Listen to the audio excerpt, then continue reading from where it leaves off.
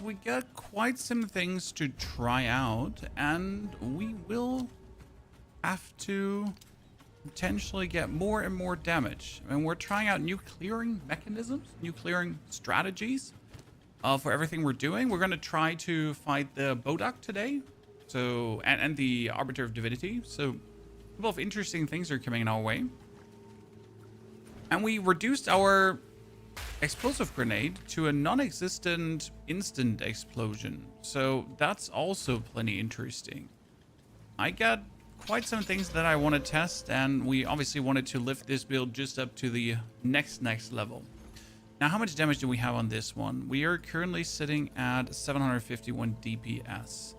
So a higher DPS crossbow, and that's what I just wanted to know. How much would I have to, like, at least 40 divines? Yeah, that's what I thought about it. But it had, like, ranks to attack skills. So this is, like huge difference in terms of, like, how much damage you would deal, right? It's 840 plus the ranks to the skills.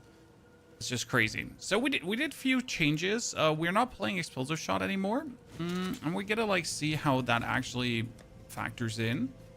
We're gonna do some maps here. We're gonna get ourselves some tablets. Preferable ritual tablets, because I want to do ritual stuff. I have to try out some ritual strategies here. Monsters sacrifice ground tribute have increased. So let's do more ritual related stuff in the ritual area, and then we get the king of the... What is that? Derelict Mansion, right? So first we're going to do this river hold here. Double. I think we did that river hold before, but we ran against a wall or something. Good to see you there. How are you doing, brother? Hope you're excitedly looking forward to the stupidity that we have planned. So instead of now clearing with explosive shot, we just clear with an instant explosion explosive grenade. You can see here, like, pretty much just instantly erupts. And we still do some armor breaks in between here, because armor breaks are useful. As you notice, I'm just rolling, throwing explosive grenades, and just zooming, right? Very, very efficient generally. Just gotta make sure that we have, like, always enough mana for the whole thing. So probably should get, like, some mana leech on physical, or mana leech on other shenanigans. I have to see. Continuing the cluster bombs, yes, because people were asking for an update, and I wanted to give, like, a bit better map clearing. So we're trying out some new strategies to lift this to the next level. We're investing some currency, because I actually, like, put in, for example, 1 divine orb for this chest piece, and that chest piece gives me bonus quality. So that's really cool, because now we're sitting at, like, 11 or 16% bonus quality. So in total, like, almost 40% bonus quality on skills. Which is actually mental if you think about it. And as you can see, like, we're very much better clearing now, instead of, like, relying on the explosive grenade. I mean, it's still not the instantious super clear that the Wyvern has, but it's just, like, a different one. I was thinking about adding totems to this, because that would be interesting if we actually get totems running as well. But for that, I'll have to change the weapon set points. But I think totems could be a solution for these scenarios here, where, for example, we have to deal with a lot of annoying enemies at the same time, right? And we just want to have them easily cleared. So this is, I think, where we're going to add totem to the build. The what is it called again? Totem. But I think that's just going to make, like, everything we're doing here even more efficient. And that's very important, right? To just lift this up to the next level. Try the Legionnaire build. Honestly, the Legionnaire build is one of the stronger ones right now. I mean, when it comes down to boss killing, it's definitely, like, some unmatched super speed. It is illegal how quick you can just completely obliterate everything in your way. So that has shown to be quite efficient, times 10. Not gonna lie to you. No, this was a dead end. Your family very well, my friend. They're doing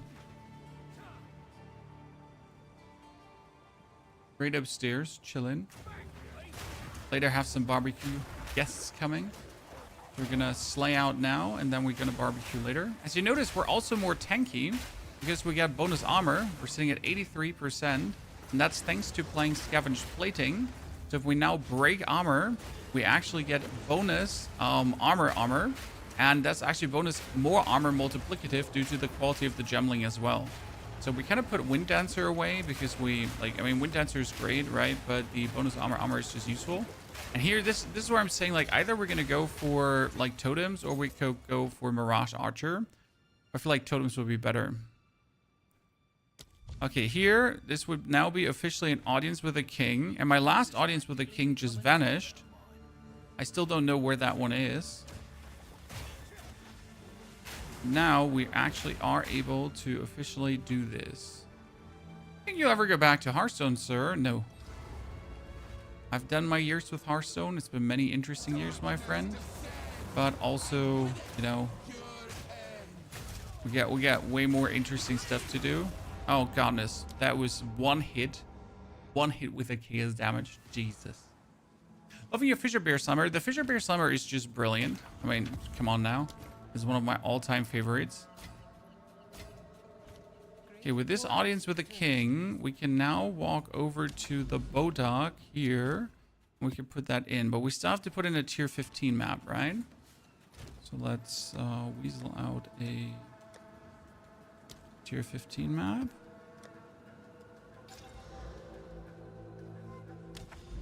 And then and finally give this. Why cannot access this map? Waystone tier 14 or higher. There's a tier 15 Waystone.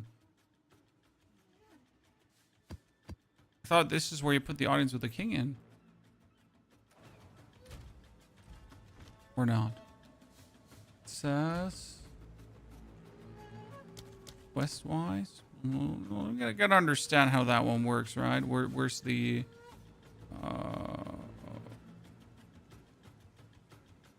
Jesus Christ, I don't even know how to pull up the quest. Get Doriani's Crux of Nothingness here. Travel to the Crux of Nothingness. Yeah, I'm trying to. Or do I just put a normal tier? I just put a normal tier 15 map in? Huh? I thought you gotta put a audience with a king in there. Not exactly a royal court, is it? I'm confusion. Is the first one for free? Okay, that was number one, Chad. Right, quick kill.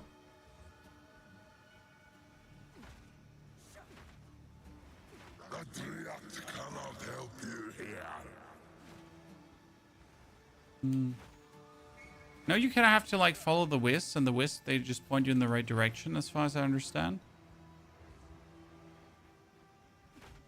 Then you know where to go. You're gonna throw this at him again. Oil the ground, chat. Maximum oiling happening. After it's oiled, you ignite it, then you break his armor. It is heavily in the eye of the beholder, my friend. Some people enjoy this more than D4, others don't. The game is definitely more complex and has technically more to offer, but that more to offer is not necessarily what you might enjoy or not enjoy.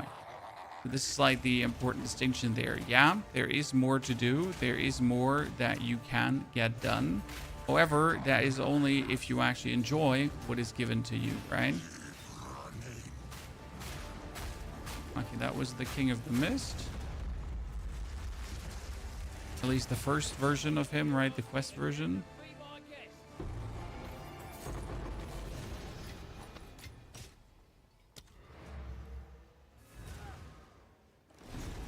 We gotta get her body. And then we'll return back to Kurteth. And we're gonna put her body here. Attach the head of the king. Yabba dabba doo. Seek out powerful effigies of the nameless. Take from them and build your own. Seek out Then with it, trenches. Our rare contains ritual altars. Use the effigy to select 5 maps. What do you mean select 5 maps?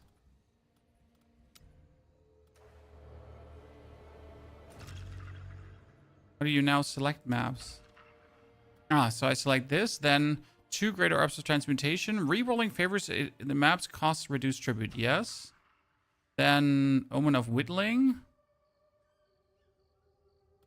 That one is actually amazing. Additional pack of what monsters? 25%. around 25%. Then... Okay, so... Now I have to complete these. I understand. Get deeper into the wildwood. And we get a bonus ritual point here. And I wanted to here. Audience with the king when offering a tribute. Yeah. Okay, and now where could we put our audience with the king though? Remain strong. Because I still have like an audience with the king, right? But what do I do with that now? You know? Can I...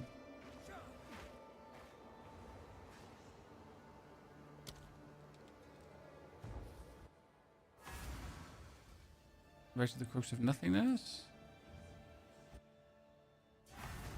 Is this build Headhunter viable? What do you mean? If you can get Headhunter, if you can use Headhunter with it? What are you asking? Yes, you can use Headhunter with this build. Yeah, obviously. When your belt, like, either you're going to take a belt that boosts your bow's rings, or you're going to take a belt for resistances. I mean, right now I have a belt for resistances. I think last time I had the one, like, last time I was playing the belt that was boosting both rings. But what was the belt called again? I always forget. What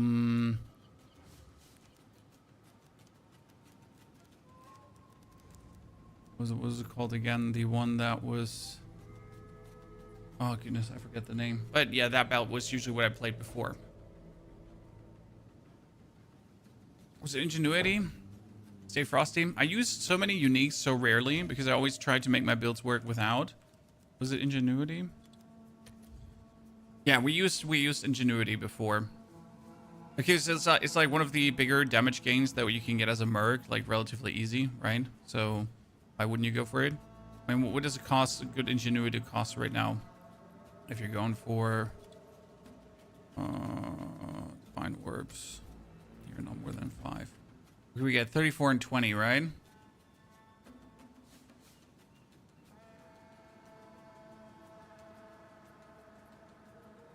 You probably want one with 2 charm slots, so bad.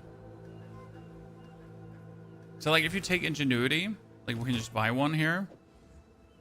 And then we leave. So like if you watch the damage, we're sitting at fully raged up. It's currently 47, and if I now go for this, right, it was like another 2,000 damage. It's just quite nice. It's like not bad. It's good. But the problem is that it would like torch my resistances right now, so I don't want to use it. But like it's good to have already, and then think about what we could do with it in the future. We tried the new cannons. Yes, the new cannons work, but the problem is that the new cannons give you 1 less projectile, and that is actually highly damaging to what we're doing. So we cannot just get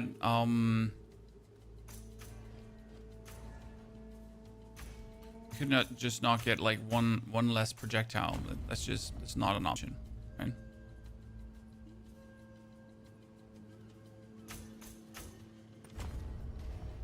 So we did this one now. So 1 audience with a king down, and I still don't know where to spend the audience with a king. That's kind of like the problem. I mean, I can go to Kirtath, obviously.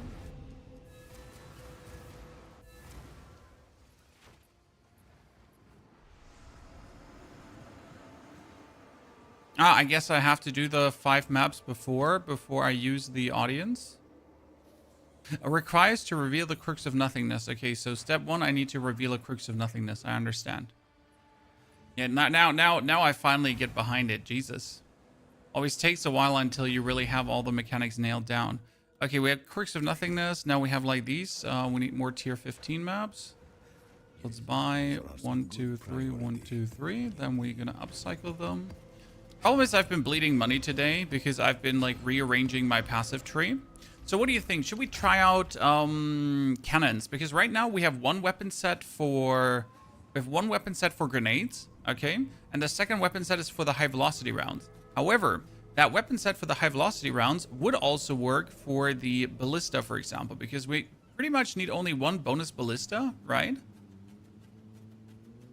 And then we would also get attack damage with totems in our presence. So I could like easily get this one up here. This is like 1, 2, 3, 4. Like this is minimal. So I could like take some of these random points out. And then we could also, like, I'm technically really close to this totem stuff, and I'm also really close to this totem stuff. So it might make sense to just add totems to that, right?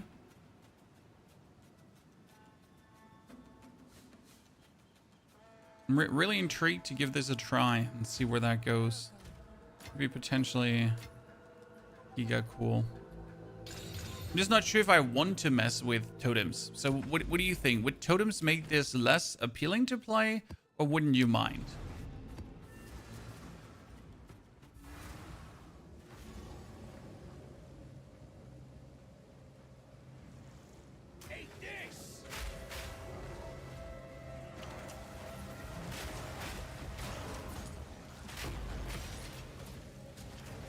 Because right now, again, we're clearing with, like, explosive grenades, as you can see. Just throw them in, wreck everything. Oh, by the way.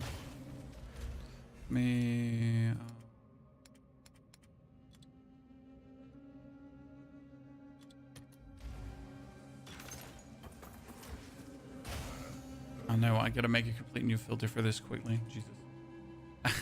I was wondering, like, what was being shown there? We gotta make a complete new filter. So that is going to be create a new filter, strict, auto adjust endgame.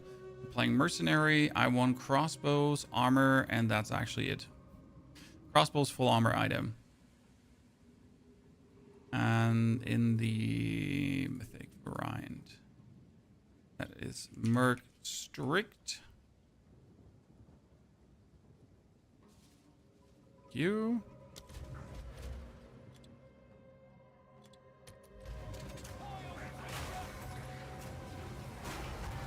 Like for these situations, I think I like to have totems. Like if I open up this area now, instead of like having to like roll around and throw my grenades, I just put a totems down and then just go AFK in my mind, you know?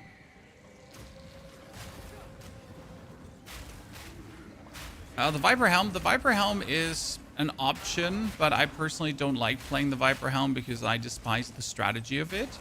Okay, that's the only reason we're not using the Viper. I mean, as you can see, we're clearing with the explosive grenade as well. Yes, that is not the problem, the explosive grenade clear. Oh, Jesus Christ, why am I taking continuous damage inside of that thingy? I didn't even see what was on the ground that was killing me there. Right? So I'm personally not a fan of playing the constricting command because I think it's stupid that the constricting command can do what it does. Being able to like have yourself like always be surrounded. It's just stupid. Sorry. No, this is not a testament to it working or not working. Okay, so do understand. This is just like me literally just disliking the way how it works. Right? Just a personal dislike of epic proportion. It has absolutely no reason than me just not liking.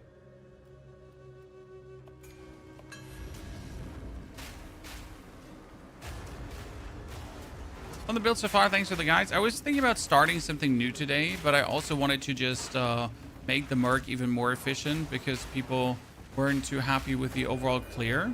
So I wanted to work on making the clear even better. I think we have already succeeded with that, like really easily. So just like the whole, like just putting a short fuse pretty much on your explosive grenades actually helped tremendously. There's something burning me on this map. I have a dowsing charm.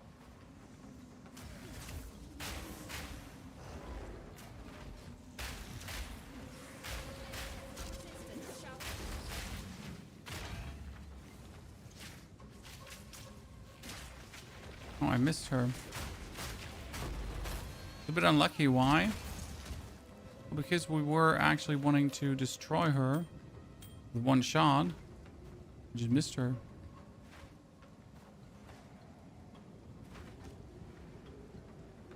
The monk is still good. Oh, nothing changed about the monk. The monk is an absolute demon still, my friend. Seriously, that monster was just in my way, blocking my path. And that's why I couldn't roll past this.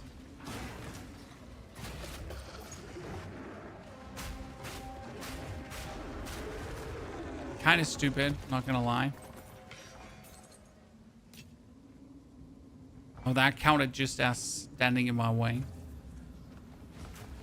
Okay, so what was killing me here last time? Oh goodness, I get staggered by blips. Yeah, I'll take it. What's killing me there last time? I get staggered by blips, chat. By blips. Okay, maybe we should get some chaos resistance. Maybe. Who says maybe? The guy that has 0 chaos resistance. Oh wow, that's 200 armor on an item just like that.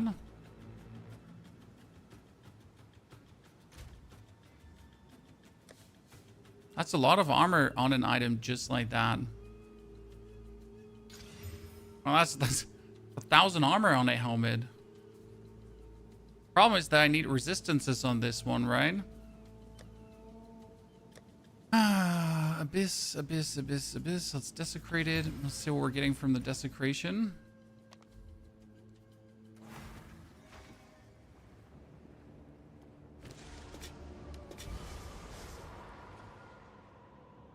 %, rarity of items found.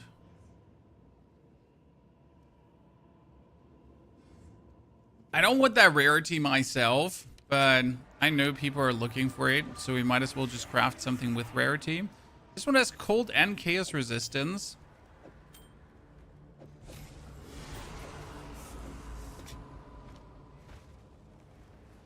Let's see, what do the other 2 exalteds do? Intelligence and life regeneration. That's such a sad piece of helmet. I mean, it started like so decent, and then you're just like, eh. What do we have here? Do that here, like mark all the stats off, but rarity. The only one that stays on.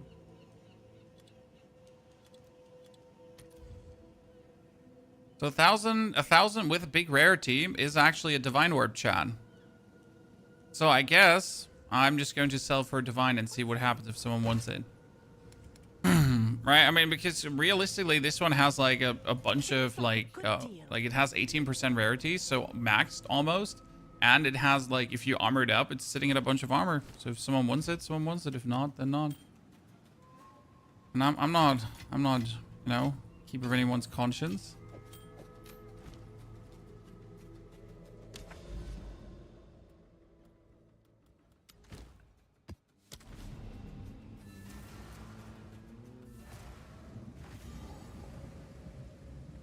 See again. Okay, we're 86 already. Gonna make our way to 90 today. I gotta say, due to him being like a full physical character, he's definitely one of my weaker ones defensive wise, because I am forced to get myself more maximum life, right? It's the trickiest part. Like, you gotta find good items that have like all the other stats you need. All the elemental damage is also being taken care of by armor and that kind of stuff. But you also need to have the max life. Oh, and you also need to have the max armor and everything, right? So you need to have like everything. Or the most upsetting things so often, like how much you actually need to have to even remotely exist, right? Really enjoy grenades. Feels a bit clunky. What feels clunky about rolling forward and just putting them on the ground and everything dies?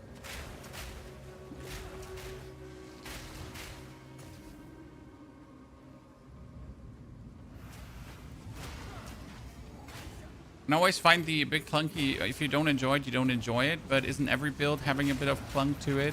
I mean, technically the monk that goes for a hollow form has to stutter stab hollow form summon to clear screens.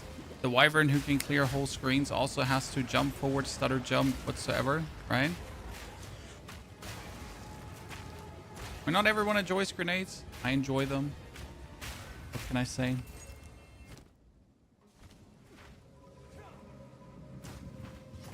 Good morning, Unframe. Good to see you there.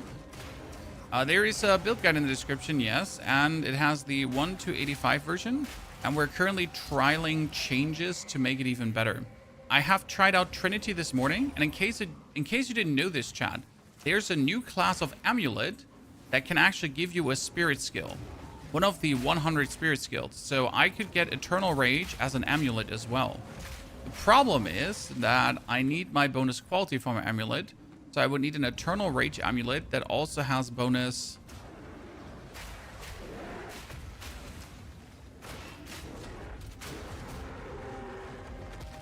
Like a bonus Eternal Rage Amulet that will also provide me with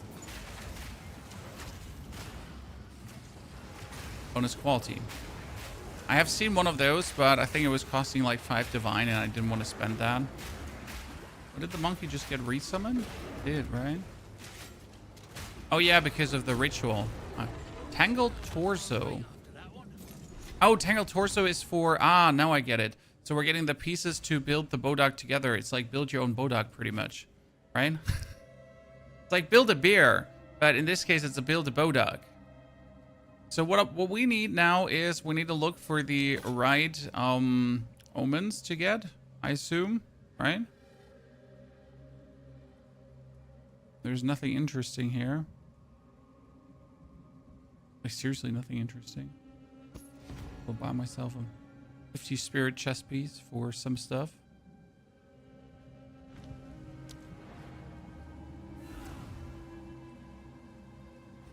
Buff crossbows, set pointers, grenades, only playable skills. Nah, you can play Galvanic Shards if I'm not mistaken. So that one is still absolutely cooking, if you like. Take your time.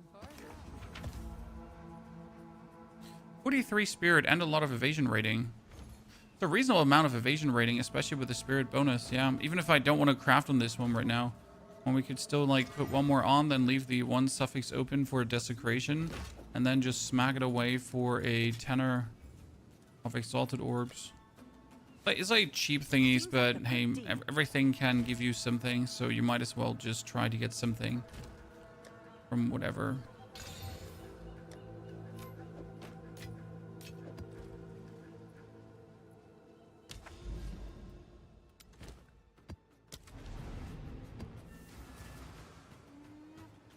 Instead of 2 crossbows, one with a talisman and pounds to move a little faster. And with gem quality buff, you can mark the bosses and get 64 with Predator's Mark. It is definitely an option. I've seen that one being played actually by quite some full grenade players, right? I don't think we need the bonus damage against bosses. That's the whole point. Because, you know, what will more damage do for us? We have like insane boss damage, pretty much. With the cluster bomb. Now might be needed down the line, depending on how the fight versus the Bodog, for example, goes. Gonna try it out against the Arbiter as well. Some other shenanigans, right? It's you who's causing this ruckus here, you little shit.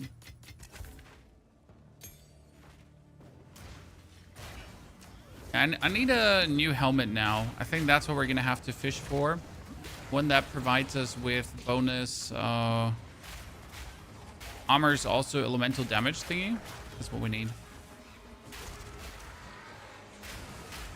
So the boss damage is already pretty good on the build. So like what we tops would have needed is more clear speed. But then again, we have clear speed. I am fine with the clear speed. You know? And for grenades, this is fantastic. Again, I could play totems and then just instead of like actually throwing my own grenades, I could just put totems down and have them do my bidding for me. But I'm just not sure how much I'm willing to invest into totems. Now, again, the advantage of the Gemling Legionnaire is that we get 1 free totem, right? This is not to be underestimated because with the others, you always have to get like an amulet that gives you a bonus totem. And then you have to get this and that and there and die. But with the Gemling, I already get a free totem just like that. That's actually pretty crazy. I wonder what happens if I put a... Like, what happens if you put a fully quality gem in a totem? Does it then also get the bonus from the Gemling? So, you know, in the totems, you put, like, grenade skills, okay? So, what if I put a grenade skill in, but that grenade skill has the 20 bonus quality? Does that mean that the grenade skill will then also get the same quality buffs that the totem skill gets? It does. So what you're telling me is that I can put cluster grenades in the totem and have the totem cluster grenade like crazy. It seems heavily overkill, but kind of like fun to mess around with.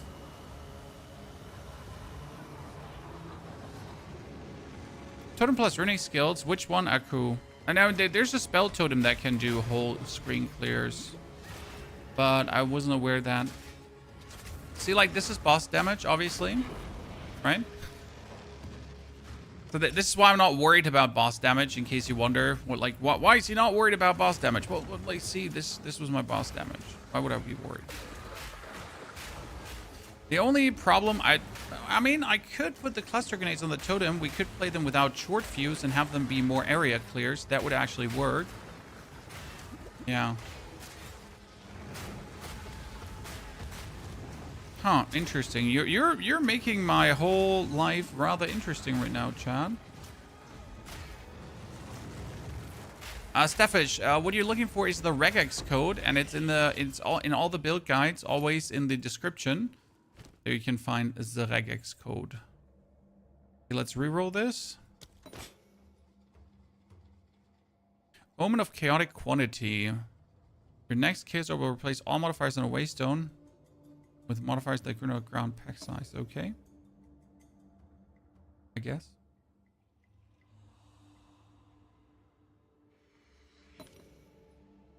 Well, the problem is if you need nothing, but you have to, like, still... Is Ranger any fun to play? Yes, Ranger is fantastic fun, sir. I mean, Ranger has multiple builds. So, for example, you can play a Mercenary. So, a Grenadier build also on a Ranger. You don't have to play, like, actual bow skills, right? But you can play bow skills, too. The cool thing about Ranger is that no matter which projectile skill you choose, it gets a bonus projectile. And you get more zoominess. So Ranger is really a very versatile class. Last season, for example, we did a gas grenade Ranger that was using the power of poison to just clear everything. It was absolutely illegal, and I could probably make it stronger this season even. So yeah, that was nice. Many things possible. Oh, he's being reborn. Break his armor, shoot him. Failed to apply the hits. What reward in Act 4? For this character, it's 15% of armor, also elemental damage taken care of. Okay?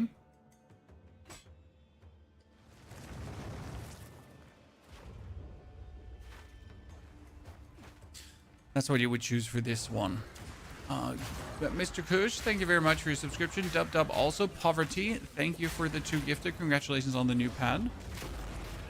Oh, ritual tablet. Don't mind if I do. You deserve every sub and hopefully thousands more. Ah, sir, I'm looking very much forward to many interesting months to come this year. When we get POE now, we get Diablo end of the month. We got, like, Blood of the Dawnwalker coming. We got the full release with console of Dune Awakening. I mean, come on now. It's go. Oh, where are you? Oh, I forgot. It's the one where they are all coming together now, right? Yeah.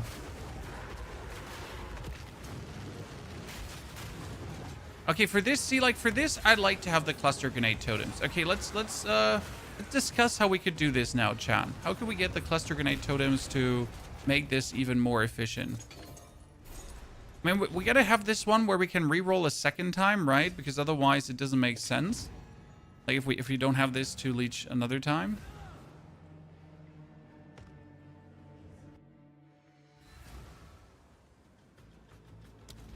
Because there was one in Ritual, right? Where it said you could... Good. Ritual altars. Yeah, additional time here, right? You want to have that one. Because re-rolling that is pretty good. This game is so fun. I want to try everything. Or should I finish the campaign at least once? I mean, you have to finish the campaign at least once. You have no choice. Like, you know, you're literally, like, you cannot get into the end game without finishing the campaign. So step 1 is finishing the campaign. Don't spend it all at once. Dirk the Merc, thank you for your subscription and support. That's 20, Dirk. 20 gifted subs, that's too much. It's coffee, no worries. Coffee, definitely. Take your time. I don't have a problem, chat. You have a you have a problem. I'm innocent. Drinking coffee.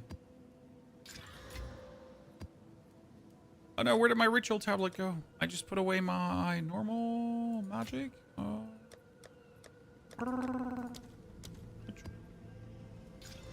Okay. It says map contains 2 additional rare chests. Yep. Okay, we got the torso, we got the mossy arm, we get a tier 18. That would be for scavenge plating.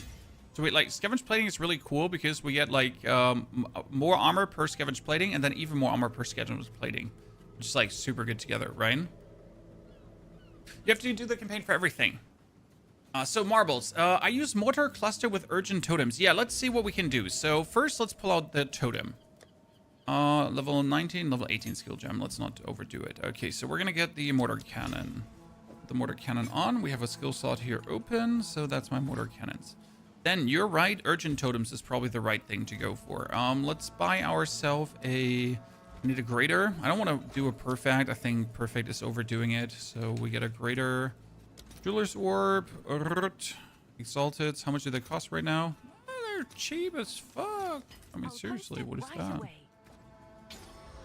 Okay, then we get some gemadoodles. Okay, you said urgent totems. Yeah, I think urgent totems makes sense because urgent totems was also giving them more. What was it here? If you place them, yeah, they have more. So because with urgent totems, this is like how quick you summon them, right? It's insane. So the good thing is that here, limit to a totem. Yeah. So if I now just quality up that set totem, for this I need gem cutters. Quickly, gem cutters cost how many exalted? I need 4. Raid. All right, your order is registered. We do this. We now get +1 totem. So that's pretty simple. But we would probably have to get a cluster grenade as well. That's the question. What would now be better? A cluster grenade?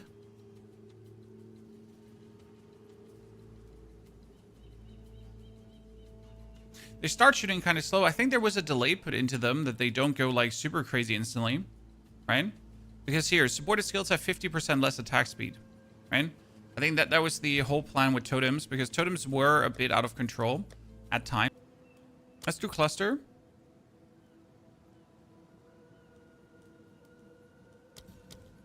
Let's see how that feels. So if I take another cluster, then I would have to. Then I would have to.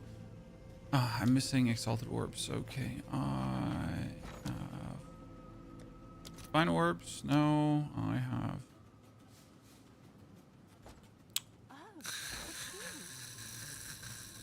I'm exalted orbs, and you.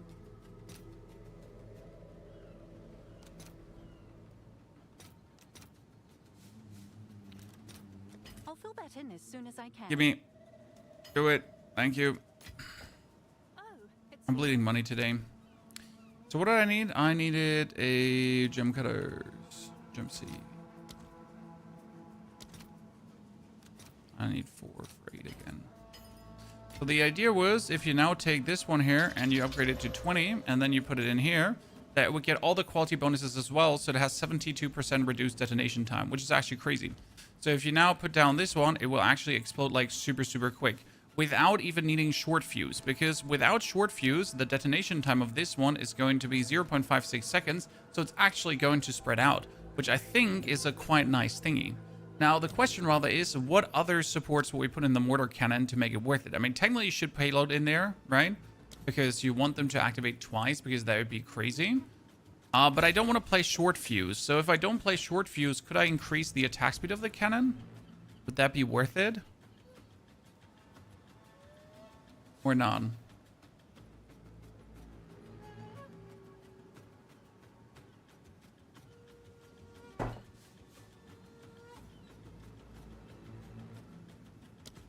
Could you increase the attack speed? Probably not, right?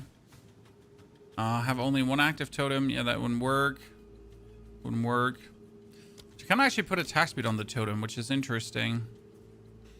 Reinforced totems to make them... Nah. Short fuse, again, wouldn't be what I want to do. Maybe efficiency, because the totem is going to be expensive.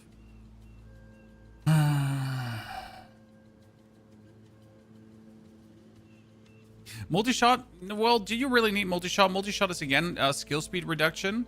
right? So I don't want skill speed reduction, and the bonus projectiles are unnecessary because we should be getting bonus projectiles enough to make it worth it. You could play Font of Mana on the totems, though, so that would actually regain some mana for you. That's kind of funny. Let's keep the totems as they are for now, like just with the 3 supports and just see how they feel. So let's go into the Hidden Grotto quickly. So, like, if I now run around, and instead of, like, casting my Explosive Grenade, I could also just put down totems. Here.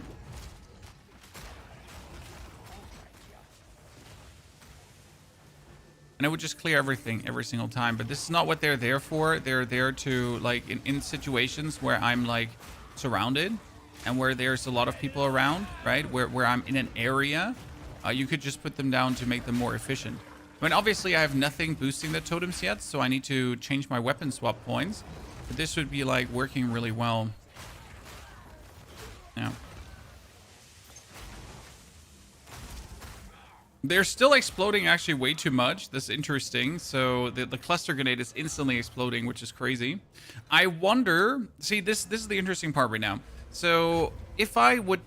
I would put the totems on the other weapon set so they wouldn't get the reduced detonation time, which would make the cluster grenade take longer and spread out more. That's the interesting part. So let's try this. Because we have, like, all these bonus attacks, but that was just for the... Let's remove these. Spend these points. I've bled so much money today. Spend this on totem. So weapon set 2. Ballista. And here another one if I want to put all 3 down, right? And you also want to go for the... Here, attacks used by totems have increased attack speed per totem. It's really efficient, and you technically would like to get to the... Yeah, this one has attack and cast speed if you have a totem recently. So actually, these ones are the most efficient because now I could do just like that. Yeah. Deliberation on mortar cannon is 20% more damage. Deliberation. Yes, I can see that. The thing is, though, again, do we even need the more damage? Again, like, how do I say this now? The totem has, like, it's meant as a...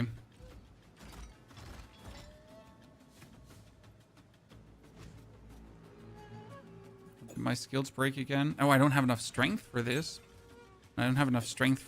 Ugh. Okay, wait a second. How much dex do I need? I don't need that much dex because I put the Wind Dancer away. Yabba dabba do. I can put a lot of dex over to strength.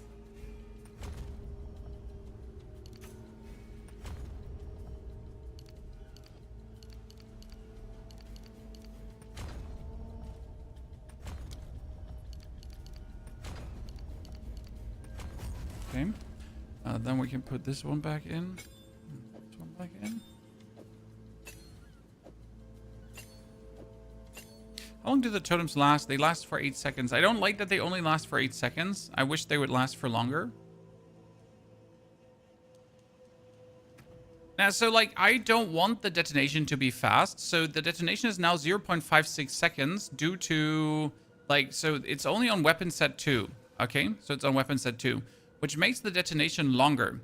Why is the detonation longer on weapon set 2? Because, where's the detonation now? Because of the difference in...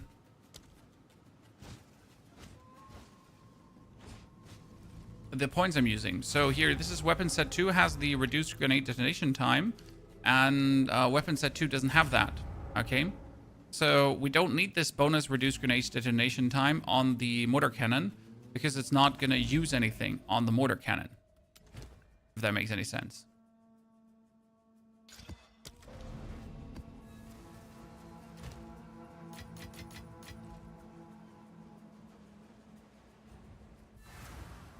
Don't last for 8 seconds. They're never meant to last for 8 seconds. They're like, the basic idea behind totems is like, I don't need them for this, right?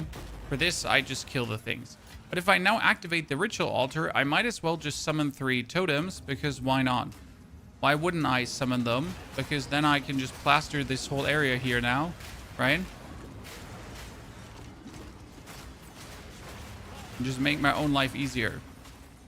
There's just like no reason to not do that, if that makes sense. You know?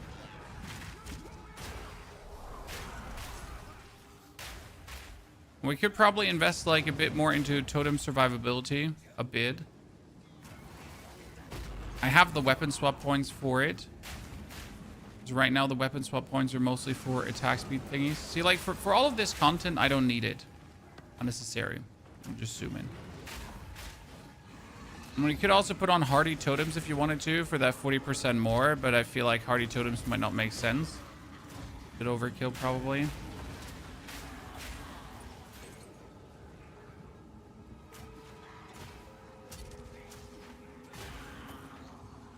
Ten stacks of our thingy up.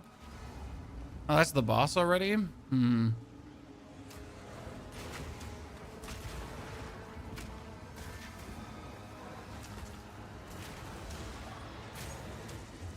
Let's break his armor.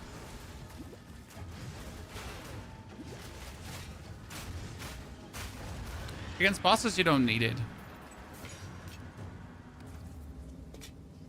Put totem down. Totem down. I like that we're just getting like 3 totems this easy. Yeah, this is a good choice. This is a good choice, Chan. Thank you for bringing this up. This was a good idea.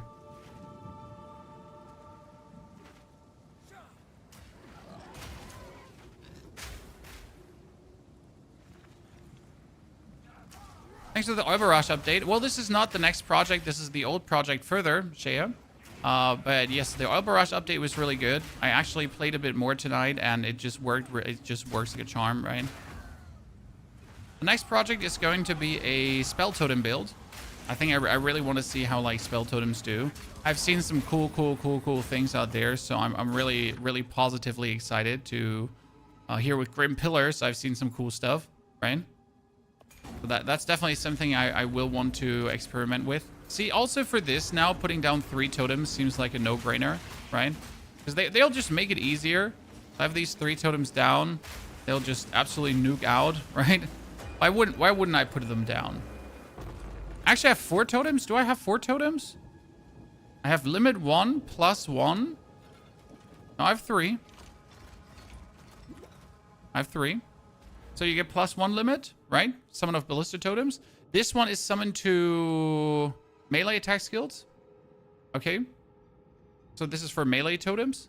I'm not sure, like, back here is not... No, that's not back here what I'm looking for. I have quality, sir. I have quality. That's limit 1 totem plus. I have 3. I'm not sure whether you're taking the 4th one from.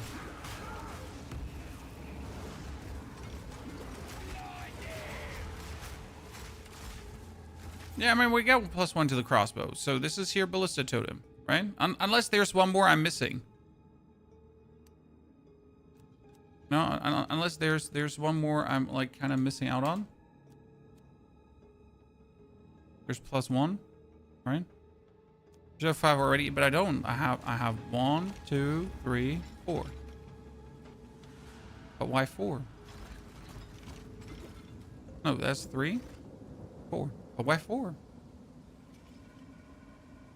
Oh, because it's 2 baseline, but it's limit to totem 1. There's no baseline 2 totems. Huh?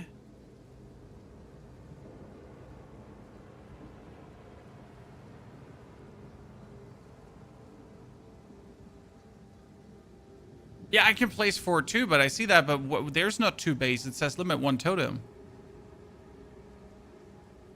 You know? Technically, there shouldn't be 4. I mean, don't get me wrong. I don't mind. I'll just take them, I guess. It's good in this piece of content. I don't actually have to do even my normal grenades anymore. I just roll around and put down totems and that's it. It's good because then I don't have to waste my cluster grenades for clearing anything else, and I can just focus the cluster grenade clear on the bosses. This is way more efficient than what we've been playing before. Huh. Hunter Hood. Charms gain 1 charge per second, 2 charm slots. That seems so absolutely unnecessarily useless. That's an Omen of Whittling. Yeah, I like the Omen of Whittling. Greater Exaltation is also fine. Well, we can reroll 3 times, so let's first get all the altars done. You go to the gym. Yes, sir. What gave me away? But I actually don't go to the gym. That's a lie. I'm sorry. I have a gym at home. Because I hate going to the gym. That, again, not true. I hate other people at the gym. You know, I'm not a social gym goer. I just want to lift heavy weights and put them down again. But I don't want to talk to you. And if I want to stare at girls, I'll stare at my wife, I guess. So, yeah. No reason to go to the gym, pretty much.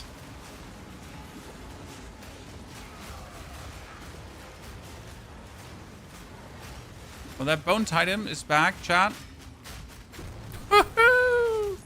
I mean, it's like, honestly, we just made this so much better. Fuck yeah. I am very happy that we choose to do this today, chat. Okay, let's reroll, correct? Because nothing here is kind of cool from what we want to have. I mean, corpse weights are nifty, but no.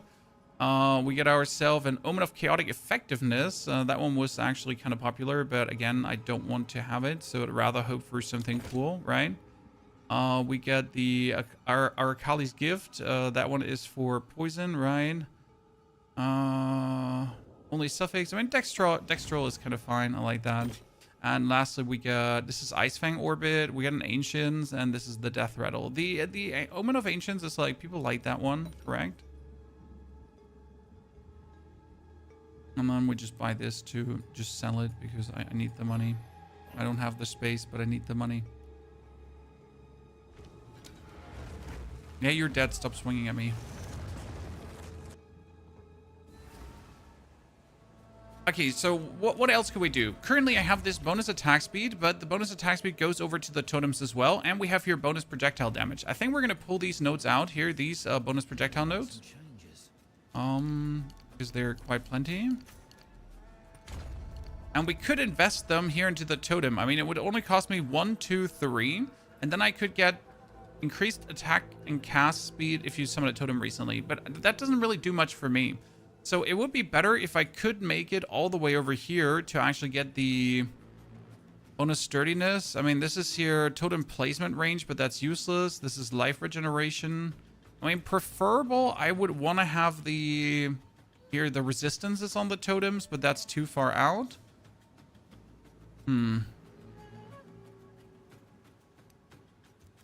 There's nothing really worth it otherwise, right, to go for.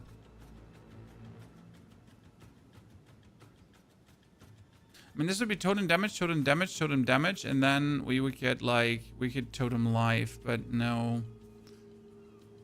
I mean, this is attacks used by totems have increased attack speed, so that would kind of be worth it to invest into. Maybe just take the totem life node, and that's it. Like here, we have 16 totem life. Then we get here faster cast speed, so these are reasonable nodes to take, kinda. I mean, then we could just, I guess we could just circle this one here in the middle, right? So just don't take the totem placement range, but take everything around in the small nodes. That's good. That's good work.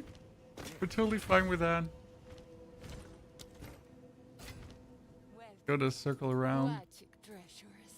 Here, this is what I wanted to have. I want an armor and a helmet that also has the elemental damage shaboing going on, right? That would be absolutely amazing to kind of boast there.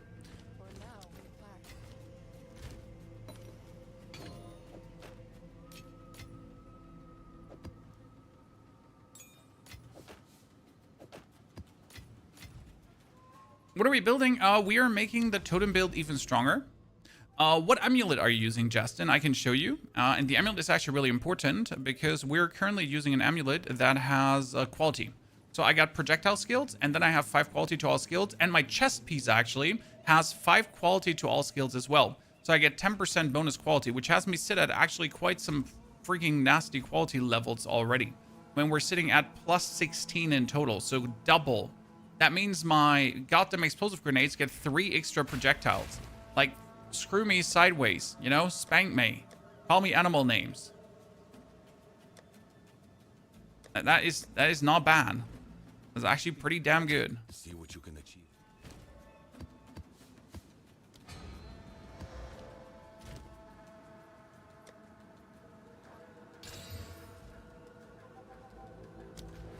Okay, what do we got here? That was favors deferred at rituals. A 10% spend provides progress towards the arms of the king. I kind of wanted to take this one here where ritual will have a chance to be built on summoning circles. You know, so you get even more bosses because you know what? Why not?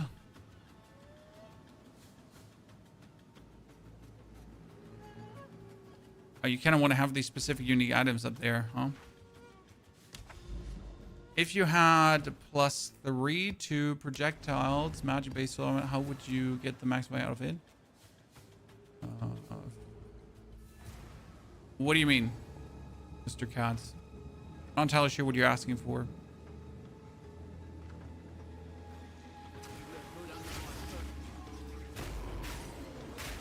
Uncut Spirit Gem 18.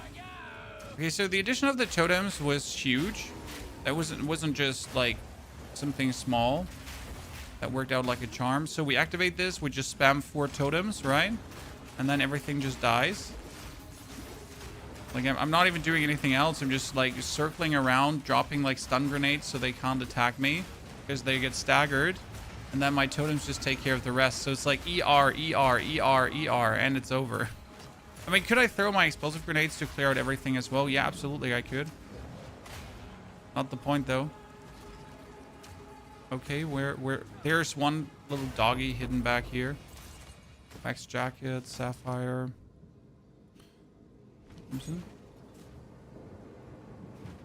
Bullrin. Bullrin. I have that. Yeah. Thank you for your subscription and support. People in the gym don't take care of the hygiene? Absolutely not. You're completely right. I mean, if you can have a home gym, there's nothing better than that. Unless you actually like the social gym part. Then, I mean, that's that, right? Then you're weird anyways.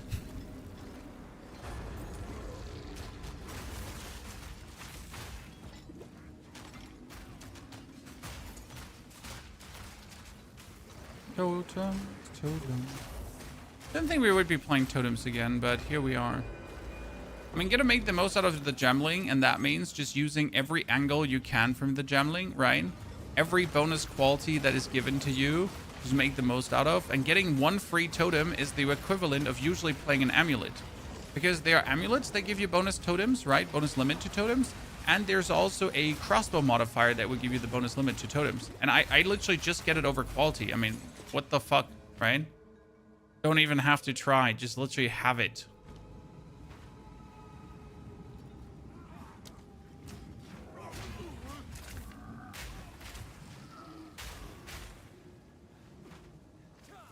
So, Lauren, thank you for the sub gift on top as well. Appreciate it. Did you swap with Wind Dancer for totems? No, Wind Dancer went out for Scavenged Plating. Because Scavenged Plating provides us with a percentage more armor. And I only need to stun enemies for that. And stunning enemies is like, yeah. I mean, I literally just throw 1 stun grenade. Armor break enemies, sorry. I just throw 1 stun grenade and enemies are armor broken. So that is incredibly simple. There's like zero like dilly-dally. Bingo bongo, no hassle. Just hit them hard, right?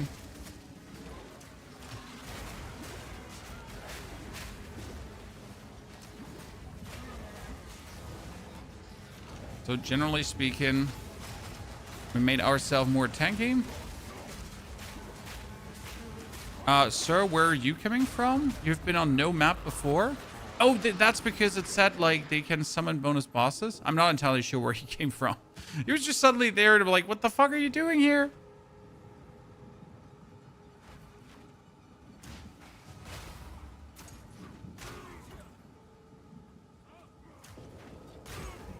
Okay, see, we're breaking armor. We have Scavenged Plating going on. It gives us more armor multiplier. And the good thing is it's more armor. It's not increased armor. So it actually multiplies up the armor value. Why is that important? Because your armor, a percentage of your armor also takes care of elemental damage, right? And if we actually multiply up the armor value, then we're instantly also increasing our elemental defense, pretty much. The only thing I now don't have is any kind of like chaos defense. We could go for a chaos defense, but the problem is that it makes no sense. And let me show you, because there's a secret node in the mercenary tree that you might have not seen before. because it's one of these nodes where you have to take other prerequisites for before you can activate it, right?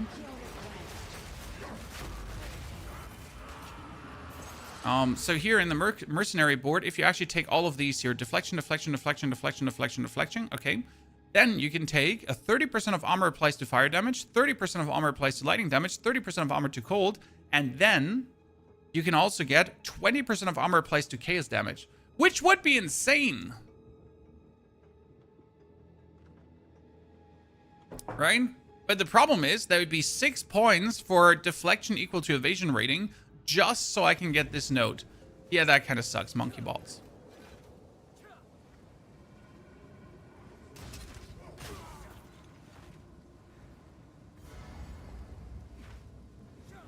We don't want that. Okay, let's get this run running. Break his armor. Hit him. Good night, my little friend. 1, 2, 3, 4. I mean, effectively, I can summon 4, but whenever I summon the 4th, it's pretty much already like out of time for the 4th, right? They only last 8 seconds.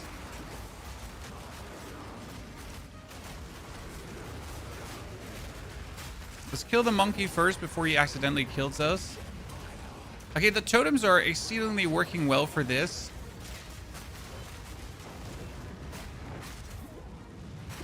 Yeah, total destruction, chat.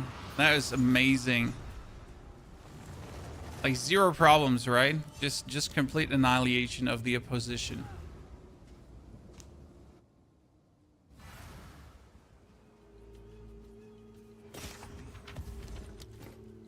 Okay, we need a better, like potentially a better crossbow for the...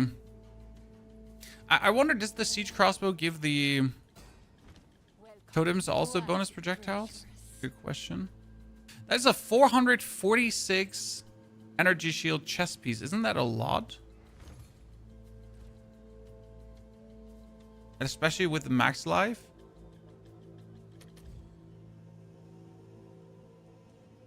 Oh, this is 500 here, but it doesn't have max life to it. It's 500 with quality.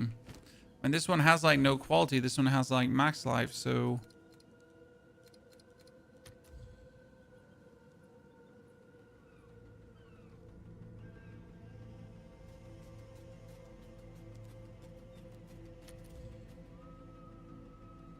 Nah, cheap.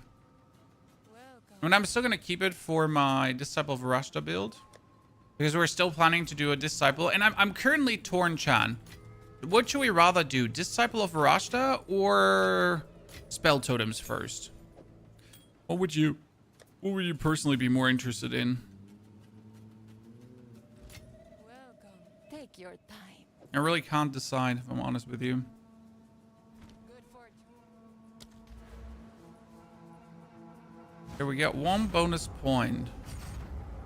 I'm not sure where I want, like, generally general points at this point, I just invest in defense, right? Because more defense would be more defense.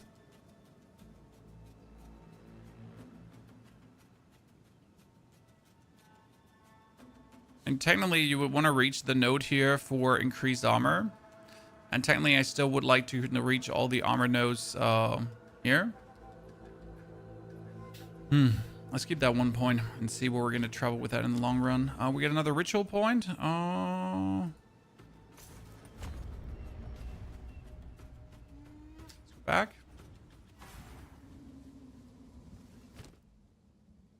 Okay, we get here nothing, right? This is Barracks Pass 2 stone rings. Oh, isn't this what a lot of people want? This 2 stone ring? A lot of people want this one. Rin skills can be boosted. By the way, this one is actually working, so we get to lock this one. For item. The fur has it now locked forever, right?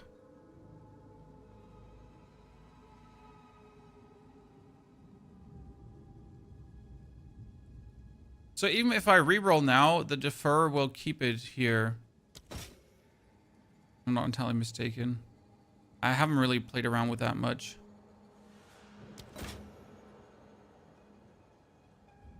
Is that still deferred? Can that still appear like later? Furthermore, there's nothing interesting in these items. The snake pit? Oh, snake pit. Yeah, I want that too.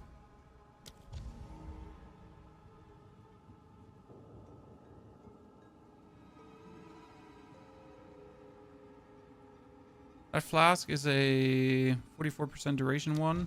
They do actually go for... No, I don't even need to defer it. I can just buy it.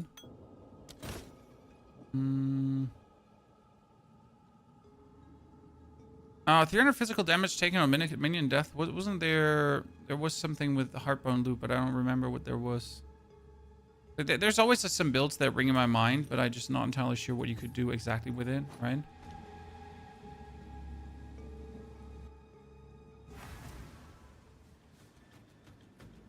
How can I help? This is what we have available. Carry on. Didn't have that one yet. And one flask. Has anyone touched warrior on this patch? There are multiple warrior builds. I've seen a Gemling warrior. Yes, you heard Ryan. Do actually quite good. So Gemling warrior was then going for like all the boosted skills with quality, right? So he was playing Gemling but as a warrior, you know. Fissure Totem still fantastic, so that one is unchanged.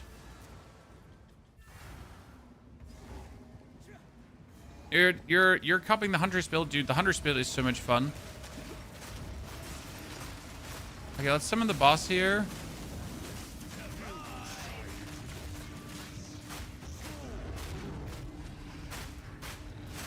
I always forget that Hask is what is he like? He's immune to fire, so I should not forget to oil grenade him. I completely forget that every single time. Siege crossbow tier 3. Couldn't have been higher tier, chat. We're still looking for a good old tier 1 siege crossbow with some cool stuff on it. And if we're lucky, we could craft a monster today. I doubt it, but we'll see.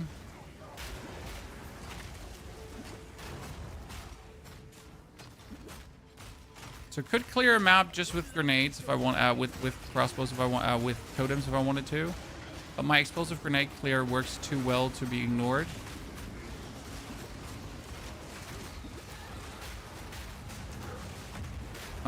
Who's here? Oh, there he is.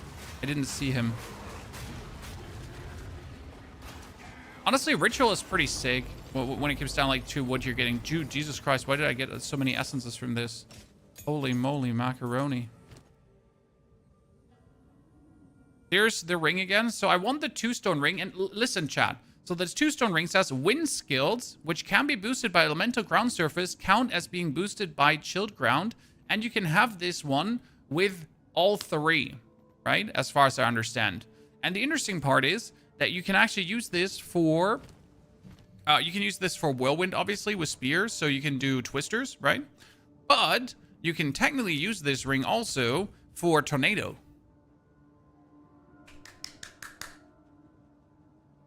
Right? Because tornado needs to be boosted by ground surfaces to get the maximum damage. I wonder... what kind of bonus does Tornado actually get from the Gemling Legionnaire? That's what I would like to know. Because Tornado has been, like, I love Tornadoes, but sadly they were good, but they weren't like great, right? They were just good. So I wonder if we could finally bring back the Tornadoes for another twirl.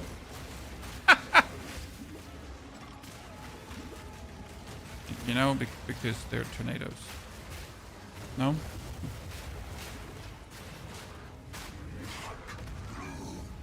Well, who's the Lord of the Pit? And why here now? Okay, I need to just quickly kill you. Thank you very much. Dude, what is this? What is this level here right now, Chan? In terms of, like, what the fuckery coming my way. I mean, that loot is overflowing. So what is, like, if I get a tornado skill, what do I need? A tier 13 skill gem for that, right? That's a lot of essences from this. See what the crossbows can do. We got one with 87 cold. That's a tier 3. I don't even want that. This one is a complete fresh one, so that get AC rating. 245 lightning tier 2. The problem is that 245 is not even good because it could have been 300, right? Just put one single divine orb on it. 169. I'm gonna have to craft around with this one in a bit, just for the YOLOs, to see what we get out of that potentially. And we could just make a full elemental crossbow out of that. Very easy. 20% increased movement speed. But unless it's taking also armor cure of Jamambo Bambos, we don't need it. Ward reduced your ES? Yeah, I mean, like, when you apply ward, you need to look out for how much it's going to take away from you, right? You can't just take ward indiscriminately and be like, oh yeah, ward's so good. I mean, yeah, ward good, don't get me wrong.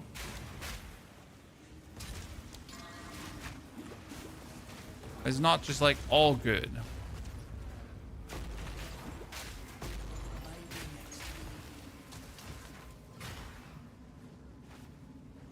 Here we got a... Do I want to clear out this? There is so many Kelgurin shenanigans here. Ay, ay, ay. Okay, we're gonna get like, how many bosses now? And the amount of bosses are gonna be overflowing on this one. Already got 2.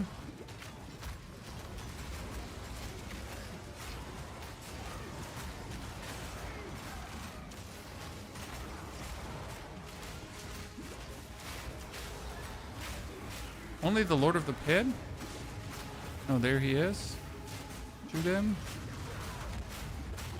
Okay, now we got only the Lord of the Pit left. Where is he? Oh, you're all the way out there. Rude. Good. Okay, we almost got enough to afford the 2-stone ring.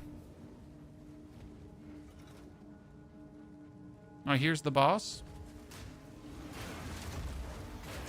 So step 1 is kill the boss and then get like all the bosses again, right? Gotta wait for the cooldown here. Okay, Lackey, 1, 2, 3, 4 on the side. Get him plastered, chat. Break his armor. The crazy part is we don't necessarily even need the cluster grenade anymore, right? I mean, the cluster grenade is still our one-stop super shop skill. We just destroy an opponent with. But technically, we don't even require it, right? We get the boss destroyed like that as well.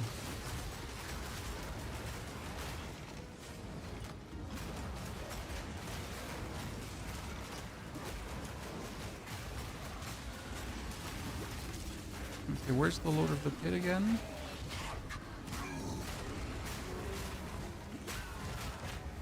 Oh, there's another boss? Oh, Turney. Okay, he's dead as well. Demon time, ladies and gentlemen. Demon time.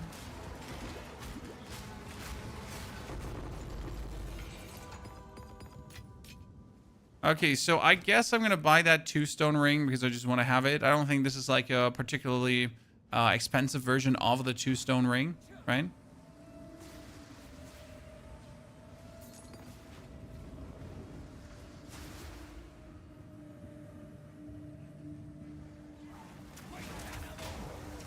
Ask a quick question. You already did, as my dad would say, but you can ask another one.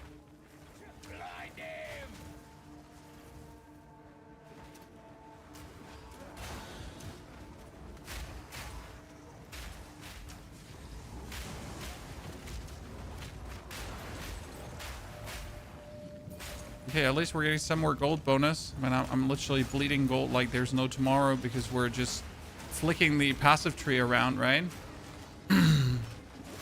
I'm following a similar bit with pin grenade. So let me tell you that pin grenade is terrible. I did it before myself, and it's not the worst way to play, but it's literally the less efficient way to play. So if you go for the whole pin mechanic, you actually have to waste points for pin. You have to make your flash grenade weaker, and you're in total just not being as good as you could be without the pin. So ground total, no, don't do the pin, and I'll show you why and what we're doing different to make up for the pin. Okay, Atlishes. It comes down to though which crossbow you're having, because you do obviously need to have a certain. Oh Jesus Christ, that is yeah, that's something.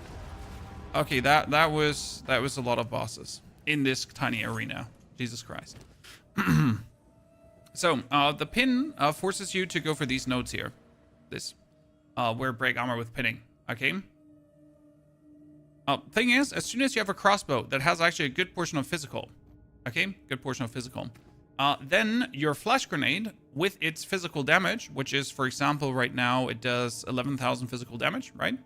And Uruk Smelting and Armor Break will break enough armor.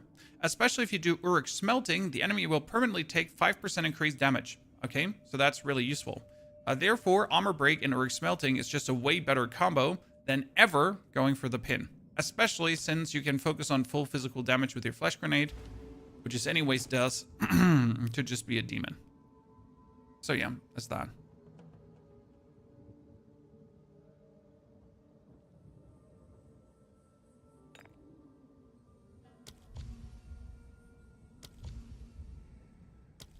Yeah, for that. This looks stronger than the monk. Not necessarily. Monk is plenty powerful. I'd say the monk is definitely tankier. I mean, the problem is that I obviously don't have the most exciting items right now. So I still have to get some more exciting items. I'm also not sure if I want to keep playing the Painter's Servants. I just play them right now because they give me somewhat better damage. Not necessarily much better damage. Okay, you know what? None of these is actually worth it right now. I was thinking like there might be something interesting here, but that's just a bunch of useless douche nozzles. Not even interested in activating that. Get out of here. Oh, I still have to kill all rare monsters. Oh no. Like usually maps that say kill all rare monsters are heavily bugged. I don't know what it is, but every single time I get a map that says kill all rare monsters, I can't finish it. Greetings. What do you think? Greetings. Don't spend it all at once.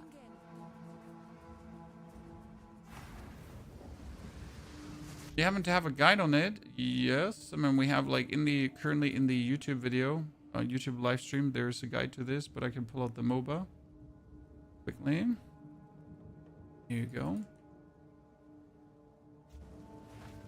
An arc build is possible. See, whenever I get like a map objective where it says kill all rare monsters, I don't know what it is, but for me it's bugged.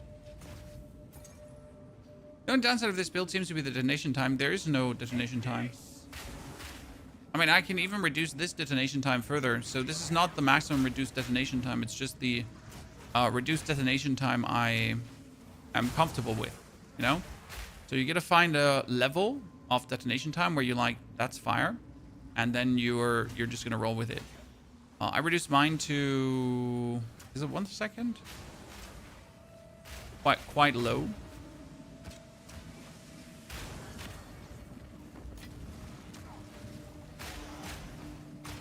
But not as low as I could, because I could just go, you know, one step lower, but then I would lose damage, and that's not really worth it, right?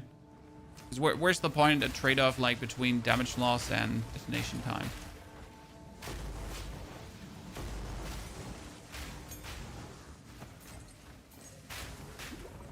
So like almost all the elites taken care of, and I don't think it's gonna... So I'm quite sturdy. Like even if I get stumbled, I just survive. But those like 4 bosses was a bit too much. Should have tried to probably stun them all.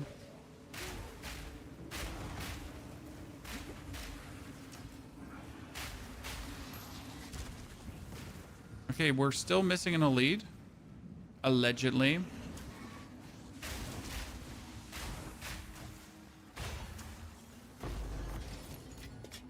And that would be all elites and map is not complete.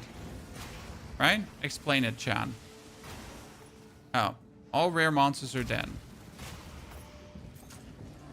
I never found a reason why that happens. What you can do is 1 second. Our explosive is sitting at clusters are sitting at 0.17 and the other clusters are sitting at 0.56. Welcome.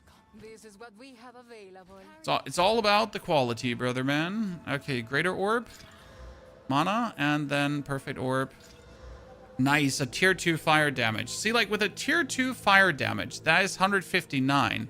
I now could add a, like, see, we have these two crossbows. I mean, usually I would go for a full physical crossbow because full physical crossbow is better. But both of these two bad bows, right? So I could now upgrade each of them with, like, this one with a fire essence and this one with a lightning essence, right? So this one could get lightning damage and this one could get fire damage. Now, what I want to do for the lightning one, though, is I would like to gamble on it. Full gamble on the lightning one. Because what we're going to do is we're going to put on...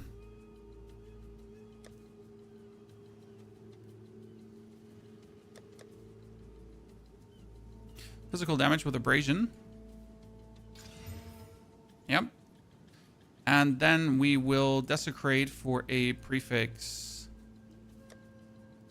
So weapon desecration, but it needs to be a prefix. Right? So get a prefix, and then we're going to bring an Omen of Abyssal Echoes to reroll. What we're hoping for now is to get the physical damage, right? Because if I now get like another 130% physical damage, then we suddenly have like an absolute mental bow here for us.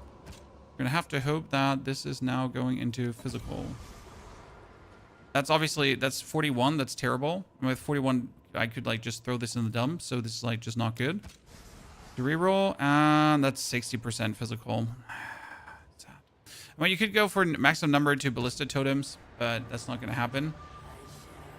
I mean, this one obviously has 155 physical, so it's vastly better than what we get there, right? I mean, it's still a 600 DPS crossbow if I probably fully upgraded, right? Now, for the other one, we're going to do it different. So the other crossbow, we're just going to slap an essence on, and that would be the essence of electricity, lightning essence here. So we get 157 lightning damage, which is pretty impressive as well. Then we're going to go back, and we need one desecration for... Oh, it's you. Currency exchange, desecration for weapons. Thank you very much. Should buy a few of them. This one, if it's prefix, a prefix. If it's suffix, it's a suffix, right? Increase attack speed and cold damage, while this one gets... life per enemy killed. Not too exciting. We didn't want to have the grenade suffix, Starb Life. We wanted to have the, what is it called again? The physical damage maximum. So there's 130% physical damage possible, right? Gotten that before. So this one gets now increased spirit of reservation of skills. It's actually good.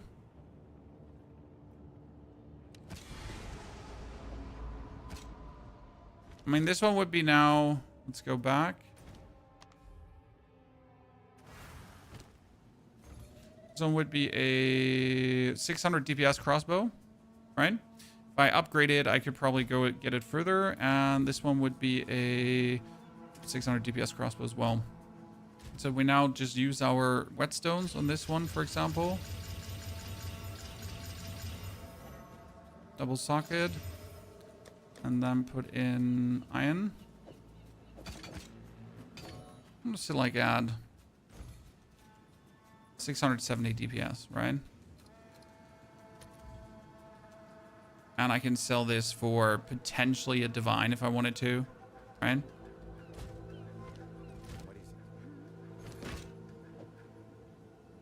So worst case scenario, I'm still going to get rid of it. Let's go for 80 exalted. Someone is bound to buy that. I mean, considering that my current crossbow, so this current crossbow has 751 DPS, right? I'm not that much higher. So I actually get reasonably close to what I have there. Mine has obviously +2 attack skills, which is nice. Oh, this one was for 80. Oops, I sold the wrong one. It's fine. It's for 80. Seems like a good deal. I didn't do all too bad on that craft. I'm kind of happy. But we now have to do the map again, which kind of bothers me tremendously because we were about to finish that Willow map, right? But he doesn't let me finish it because now I like, because I don't know what.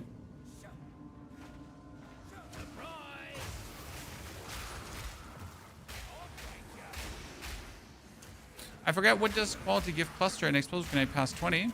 It's no. So again, like we are a Gemling Legionnaire. So in case you missed this, the Gemling Legionnaire is different because the Gemling Legionnaire gives you bonus quality options. So you're still getting cooldown recovery. That one hasn't actually changed. But on top of the cooldown recovery that we're getting, you're also getting grenade detonation time. Okay, so we're getting two things here. We get the cooldown recovery and that immense grenade detonation time. And therefore, our cluster grenades explode like super quick. They have like no detonation time. They just fly out and explode, right?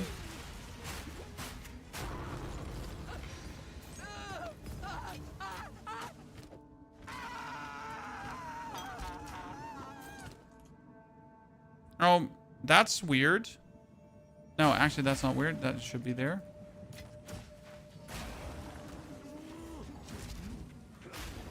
The Pakistan build going very good. We added some bonus things like these totems here. See, I could also just like walk through the level, putting down totems and everything would die. You know, instead of casting anything to kill stuff, I could just also just have my totems take care of everything. That has been the latest change to the build.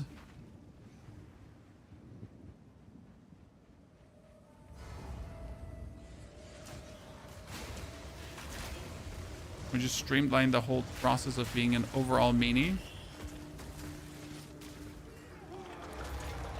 Here, 1, 2, 3, 4. Reduces resistances, break his armor. Shoot him, kill him. What I like about this build is no power charges, nothing, right? Compared to the other builds we have been playing where it's always like, we're gonna make power charges! Have you heard about our Lord and Savior power charges yet? I mean, as much as I enjoy power charges, at some point you really don't want to make power charges anymore, right? You've made enough power charges for the time being. Where's the... Oh, he got respawned, right? Yeah. Oh, he's going to be annoying in a very clustered area. Because if I have to kill him, right, while other things are wailing into me, that's just not going to be nice.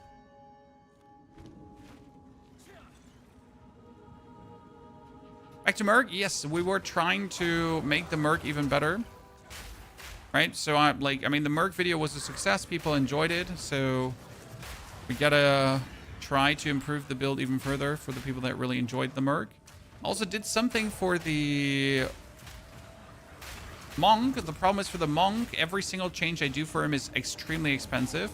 Because there's an amulet that can give you Trinity now. So in case you missed that, I mentioned it before. They're called Absent Amulets. They are from the new Breach mechanic and from the tree. And these Absent Amulets, they can give you a full goddamn skill point. A full goddamn skill. Yeah, you heard right. So you can get like Trinity completely for free without having to spend a single cent on it. Just from an amulet. Uh-oh, this area is so tiny and we're going to have to face like up to 3 bosses now. Ay, ay, ay, ay, ay.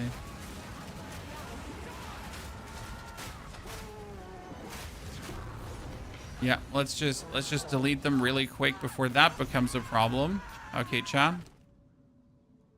The Omen, the reroll into the reroll, the Omen. Get out of here.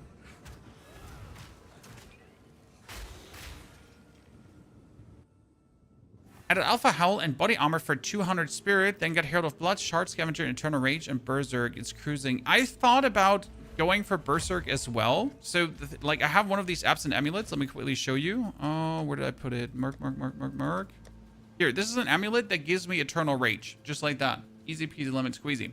The problem is, this amulet would also have to have, for it, in order for things to work, it would have to have the 5 quality. Because my current amulet has 5 quality, which is obviously insane. I mean, who doesn't want to have 5 quality, right? How can I help? Aquatic treasures. I'll find a use for it. Bring in. Who sent you? Okay, we got all the body parts. And where do I put the body parts now? now that I have all of them.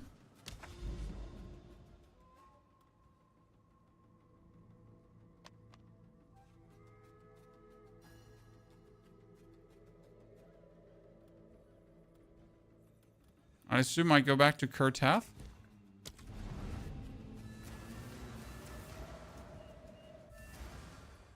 So the amulets we're talking about, again, here, market panel, the amulet we're talking about are absent. They're called absent amulets, okay? And these absent amulets can have any skill on them. So cast on dodge, summon roar. The most popular one right now would be Trinity. So Trinity, because Trinity is insane for a lot of the monk builds. It gives you it boosts your damage if you have all three element damages in a if they make sense, kind of, right? But these cost at least 1 divine orb, right? Like even the cheapest Trinity one is yeah, currently the cheapest Trinity one would be like 16 divines. It's that.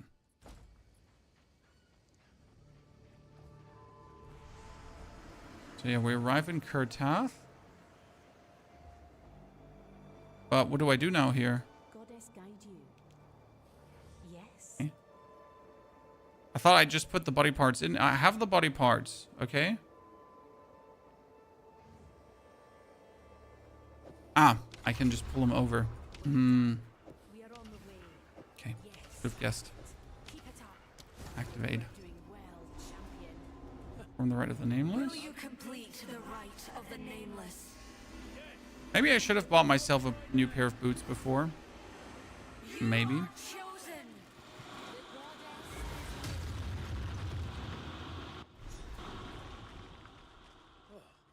Can't even see my nose in front of my face down here. Ah! I mean, it did scare me, I will admit. Oh wow, that just one hit kills me? Okay, cool. That was it? Fight over? No?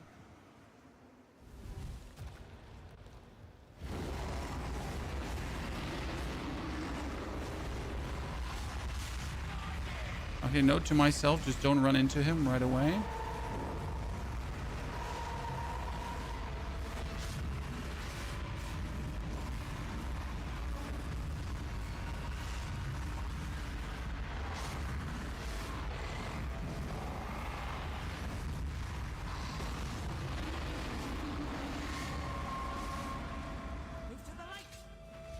Okay, I'm in the light now. I am with you. What happens now?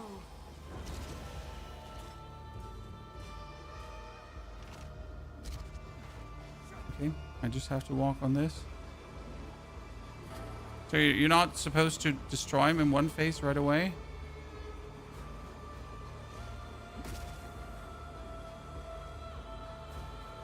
Is that just the prelude fight and then we're getting the actual fight? Ah, okay, so that's like, oh, he lands on me. Ah, I get it. Okay. So there's fight number 1 and fight number 2. I was already wondering if I'm just too weak or what is happening here. No, I'm not too weak. Okay. I'm happy with what we're doing here. And we got him. GG. Could have been a bit more efficient. I like definitely didn't hit him with the full combo here. Not a single time, right? That was nice. Oh, we get the primal markings. Yeah, I was thinking about playing that one actually. So GG, Chad. Again, could have been more efficient. We'll try to make it more efficient again. So we get him killed. Now we're cool. Thank you for all you've done. I'm the chosen one. Okay, so now, but I still don't have all the passive points. I thought I'm gonna get them all instantly. Chad. I mean, in my last thingy, I just got them instantly, every single one of them.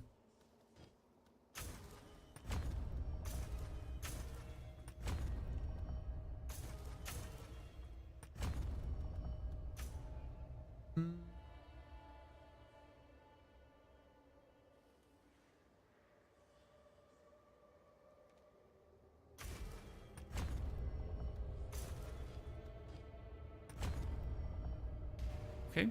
so we're done here.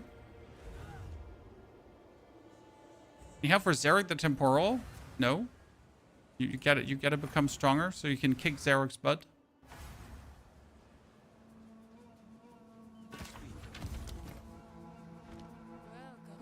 One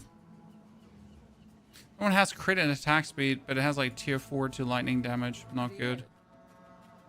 That one was here. So companions have increased maximum life, right? 50%, and then companions take damage from you, and this gives increased evasion, energy shield, and everything, plus deflection rating per missing energy shield. So it's like a decent item, right? It costs like a couple of exalted orbs. I'm not entirely sure if we're gonna use it down the line. I mean, it does give you a cool fancy pantsy skill. So, what are you running on your modder? Right now we're running a cluster with deliberation, payload, and urgent totems. Which kind of makes it like an absolute monster for area clearing. So if I just put this down, it just plonks out and goes completely bonkers and destroys everything. So that's nice. I do use it for bonus area clears. So just put it down and just see it unfold. They cost me no mana, so it's nice. We actually put weapon swap points onto them because we're not using explosive shot anymore. So I changed the build that we do not require explosive shot, and that has been a very smart and good change so far. But we will have to consider if I actually do want to play like some of these totem nodes over here that would make my totems more sturdy. Because this would technically be damage, life, and sturdiness. But it's like 1, 2, 3, 4, 5, 6, 7, 8 points. And I only have like 1, 2, 3, 4, 5 spares. So 3 are missing. I could technically pull the attack speed out of here. We could also invest into the attack speed over here. But I don't think we need this. So if I pull like these 4 points out and then pull like these points out, I could easily go over to the side, potentially. I mean, if I go 1, 2, 3 over, I could also use other weapon swap points for defense, so that's something to consider, in all honesty. What are you using in all explosive shot? Very simple. Instead of explosive shot, I'm using my explosive grenades with short fuse. This pretty much allows me to just throw my explosive grenades at enemies and they die. It sounds too simple to actually work, but it does. Okay, I want the next audience with the king so we can do the Bodog again, I guess. Right? But for this, I gotta travel like all the way to this location, which is kind of crazy if you think about it. What hideout is this? There's a website in the internet. It's called hideoutshowcase.com. On hideoutshowcase.com, you can actually download hideout files, especially from hideouts that don't cost any currency. See, that's explosive grenade, everything dies. So that don't cost any currency, like free MTX hideouts, and I just imported one from there. So like my explosive grenade pretty much instant explodes and instant kills enemies. And here, I just plonk down my totems, right, 1, 2, 3, 4, and they just instantly just annihilate everything. So here, I don't have to do anything anymore. I throw stuns in between, right, but I don't really care. I just let my totems do the shit for me. And I think this is like the most efficient way to actually play it. So a combination of the instant shotgun tech together with totems to like have more out of it. The only thing you could now do to make this more convenient is technically also slot the oil grenade into the totem, so we don't even have to cast the oil grenade anymore, because I consistently forget to do that, right?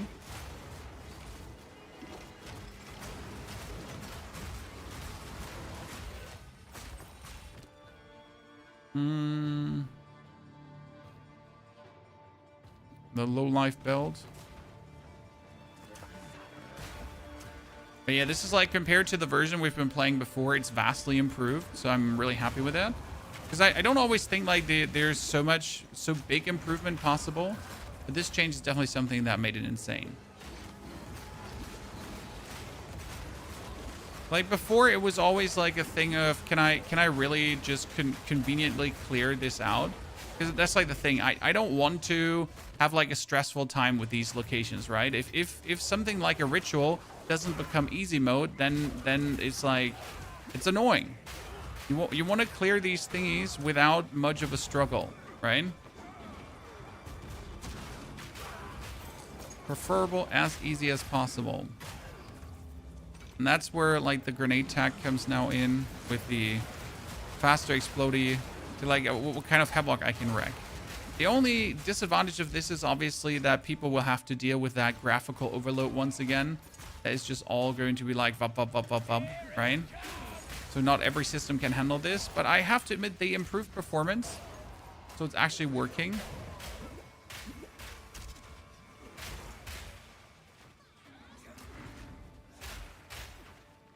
I'm so confused to level up projectile skills and attack skills. Well, projectile skills only works for skills that have the projectile skills attack. Okay, so if you have projectile skills now, like for example, that wouldn't boost your Eternal Rage. It wouldn't boost your Scavenge Plating. It wouldn't boost your Herald of Ash. But if you have attack skills, it boosts every skill that has the attack tag.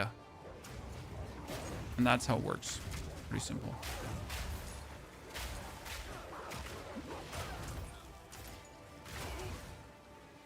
Oh, he just rolled away. Sorry.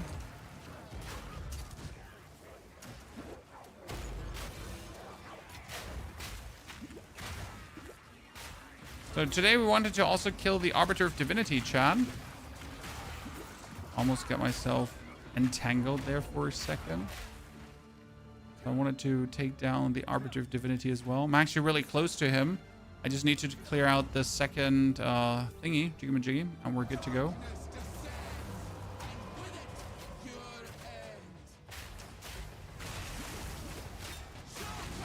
Oh, come on now, Umbral Witch. I hate you so much.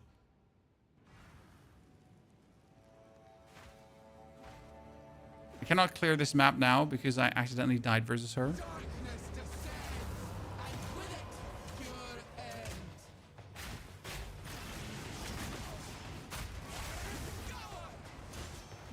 Get away from me! I don't like fighting you. That's why we're trying to just kill her with our shit instantly.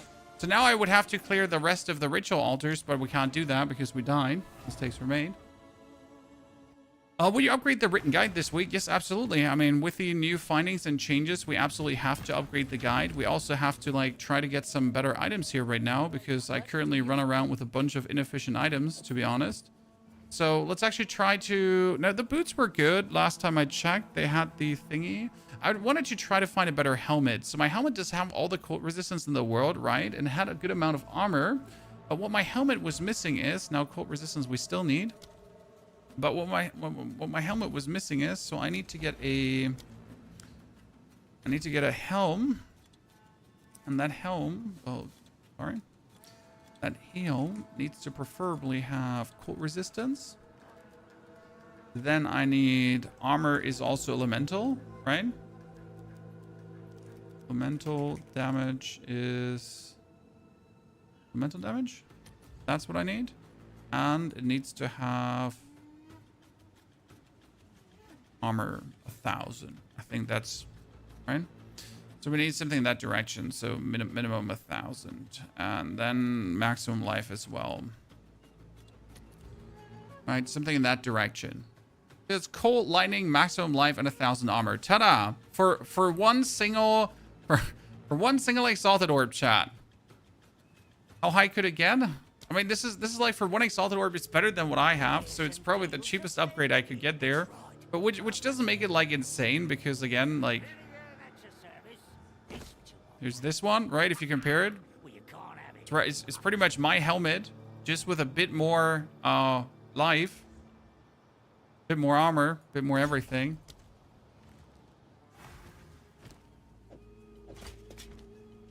And we're sitting at good resistances. I like that.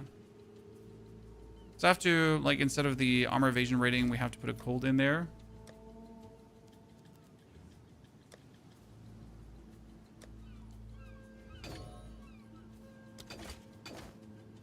To be happy.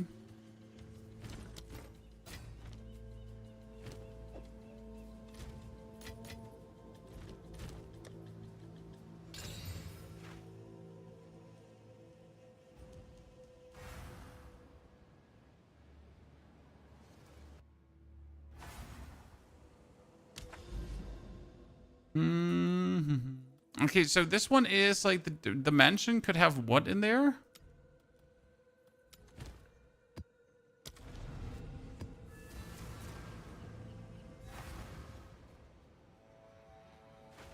The absent amulet. Yeah, the absent amulet is insane, to be honest. I am genuinely like I was surprised when I found out about it this morning. Very cool thing they put in the game, but also like extremely expensive. That being said, like you don't have to go, for example, for Trinity, because you could also, instead of going for Trinity, just go for Eternal Rage and then supplement Trinity in another. Oh, he is proximal, intangible, and he's a stupid. Okay, Mr. Like he just like there are mana patches on the ground, and he's intangible. What an absolute annoying fella. He's like, how annoying do you want to be? The answer is not allowed to be yes, Chad. Okay, how fast are these chaos balls, Chad? What am I missing here right now? Someone gave them crack. You still dabble in Werewolf's Mead? I haven't had time to start it in quite a while now, my friend. I mean, there have also been just like the incremental releases have made it like uninteresting to many, sadly. So Werewolf's Mead still one of my favorite games, especially for the just play through the story kind of part. But I simply don't have time currently to put towards the game. Right? The ARPGs have been plenty with their updates. So I didn't have much time to use for Werewolf's Mead, sadly.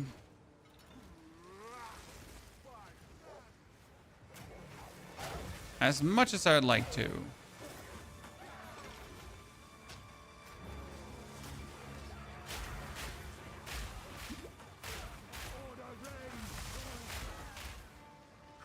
Give me out with weeklies, absolutely. Just yeetus deletus me.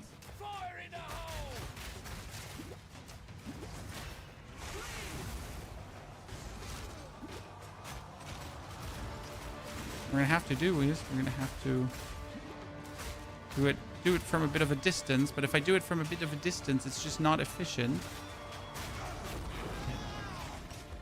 Because I need a cluster grenade here in her face, right? In her face to make it work.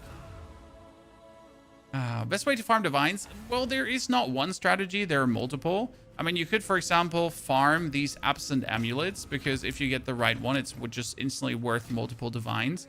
You can farm rituals. There are like whole ass ritual farm strategies that are more or less guaranteed to also print you a couple of divines per hour. So there are tons of strategies out there, like different ones that work or not work. Okay, what jewels do we have? So my jewels give me, I have terrible jewels, Chan. So this one gave me bonus armor and stun build up. That one gave me increased crossbow damage. Not entirely sure what jewels do I want. I mean, technically, I would want to have a jewel here, like a time lost, because there are two notable nodes, something in this direction, right? Small passives grant increased elemental damage. Grant increased amount of life leech. Notable passives grant increased, like something like that, right? A meaningful, like, time lost jewel. Not entirely sure. This is like small passives grant amount of life leech. This is here increased global physical damage, right? We got this totem life. Presence of area effect. This one was upgrades radius to large, and then notables get, oh, interesting.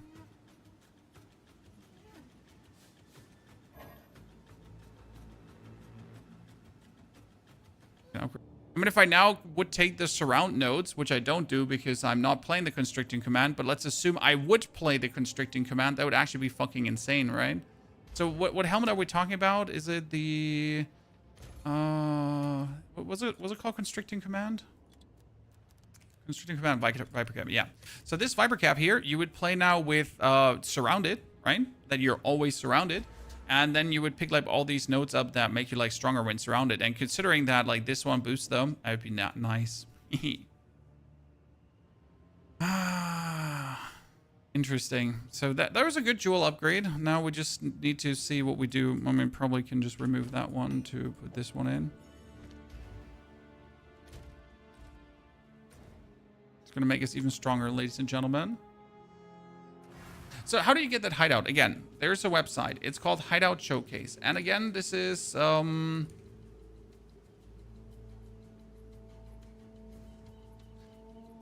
problem is that this, I think, only works on PC because I don't know how you're going to do it on console. Okay, sorry for that. My apologies. Don't hurt me. So on a Hideout Showcase, this website here, you pretty much can go for MTX free hideouts. Okay, and it'll show you MTX free hideouts that don't need a single MTX. You only need to have a certain area. So this is Overgrown Apex. This is Sacrificial Apex hideout. This is Shoreline hideout. And then you can pretty much download this and just import it into your game, and you get the hideout that's being shown here, whatever it is, right?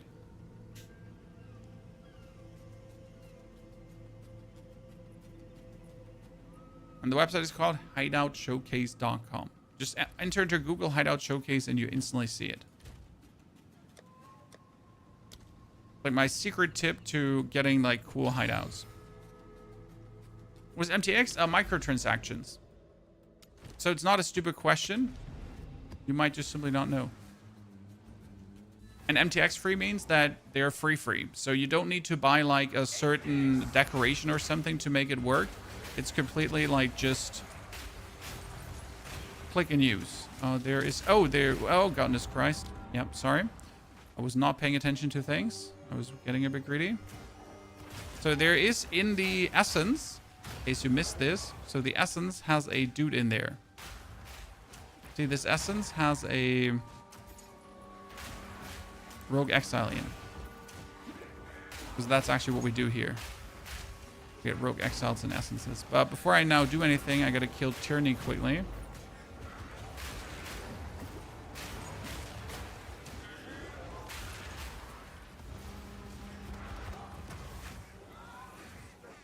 I said before I do anything, right?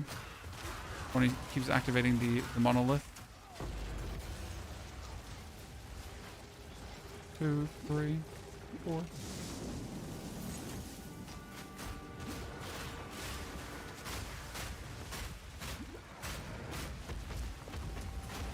And he did. A divine orb, you say? Hello there.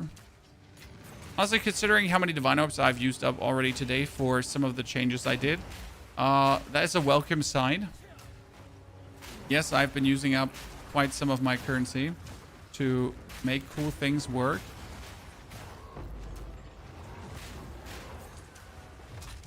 I see also for abysses, this might be like really useful. Because for abysses, I just plonk down my totems, right?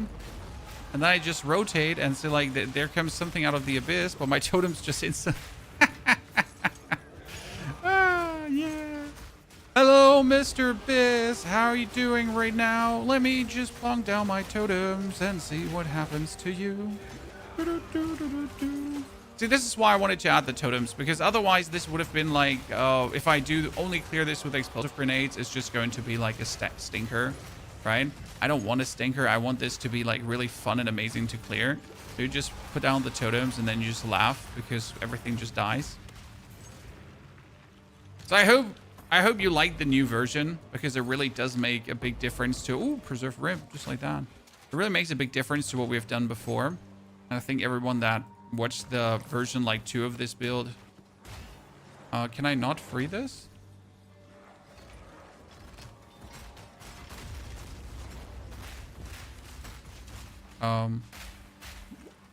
Okay. Cool, but what the fuck? I have questions. Many questions. Is the reload time improving somehow? Which reload time? We don't reload anything. This build does not reload, sir. No reloading.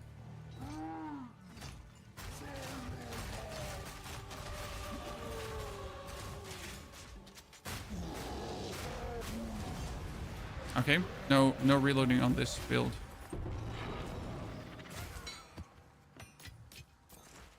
Only wrecking shit.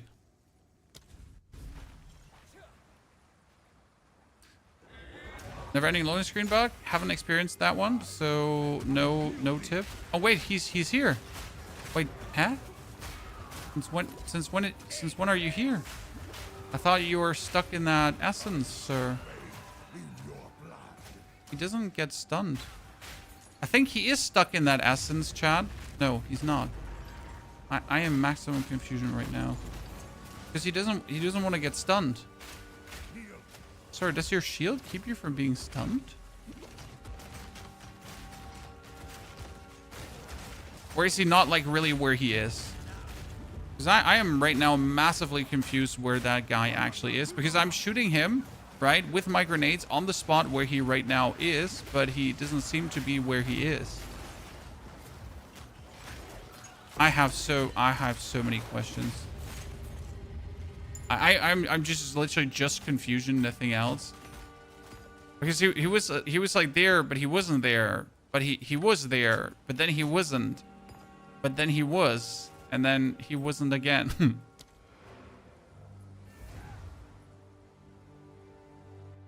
much spirit do you have? We currently have 147 spirit.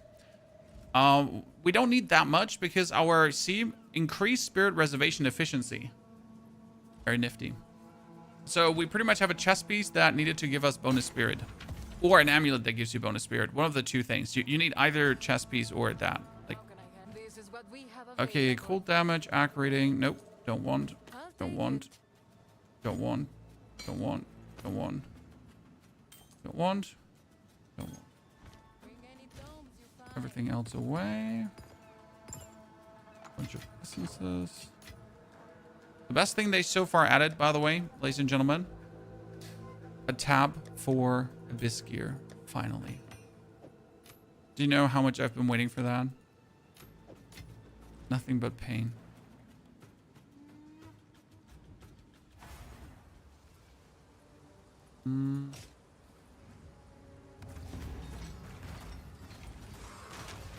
Like, also this one without the totems being too clear.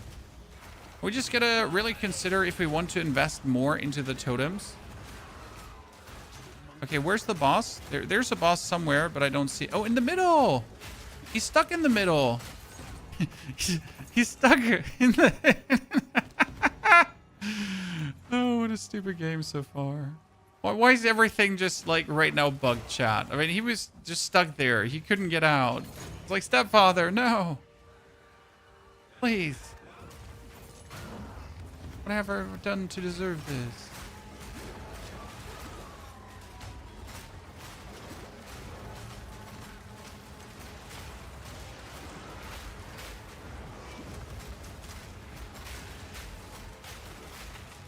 There he's again. But he's again weirdly... So something is wrong with this guy, chat. Because look, he can't even move. He's just stuck there. But the problem is I can't also hit him for real.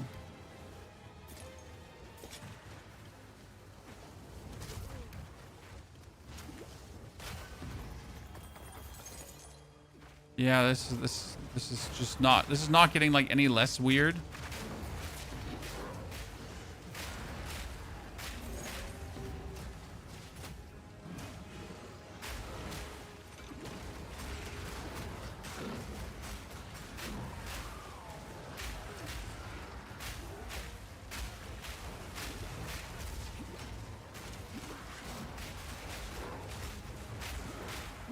There he's again, right?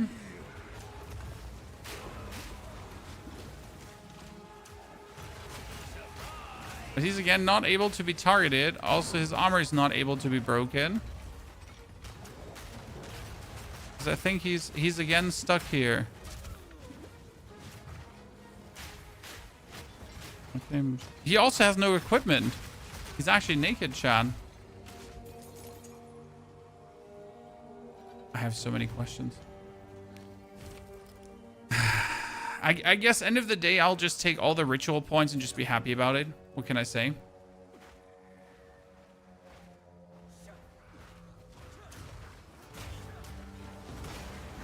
And let's check if this one is a divine orb. I mean, you gotta check, right? Chat.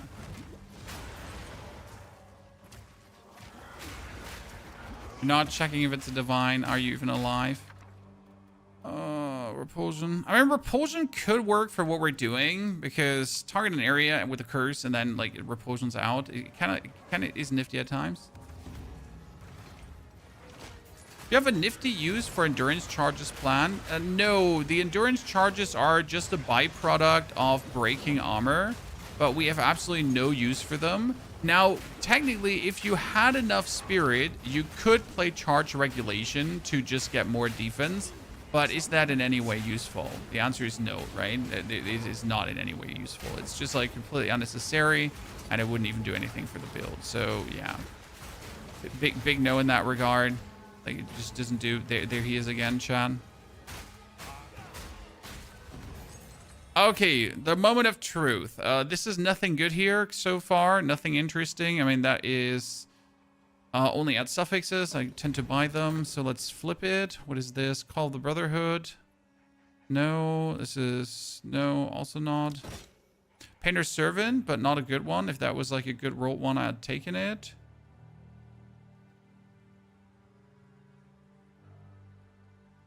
Oh, that was all the rerolls already. Well, tribute to the king, baby!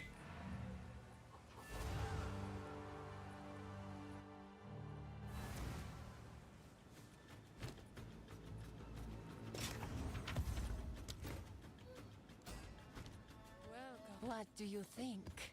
Bring in those you find. Okay, I'm kind of like trying to get into this mansion here right now, but at the same time, instead of getting into the mansion, I should really try to send it to the next Crux of Nothingness. But it's just so far away, right? If I wanted to now make it to the Crux of Nothingness, instead of like putting like rituals in everywhere, I should just rush through, because right now the rituals are useless unless I get like another Crux, so I can fight another Bodog.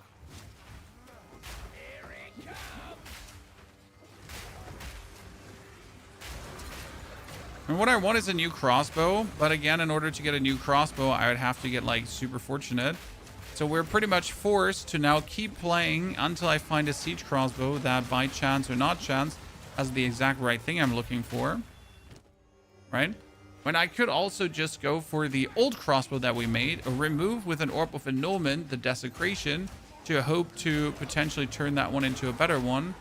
But that would cost me like copious amounts of resources just to do. How do we boost skill speed on this build? Skill speed boost for what? Honest question, not trying to be funny. Skill speed. What do you need skill speed for? I mean, your grenades are flying as fast out as they do, so skill speed does nothing for them, pretty much. Right? Again, like skill speed for grenades useless. So that's already that. That means, well, what do you want skill speed for?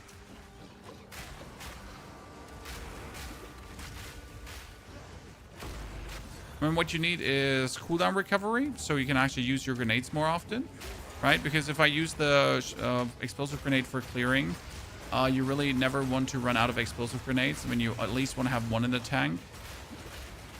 I mean, I don't need more than one in the tank to clear whatever is there out in the world, so that's that.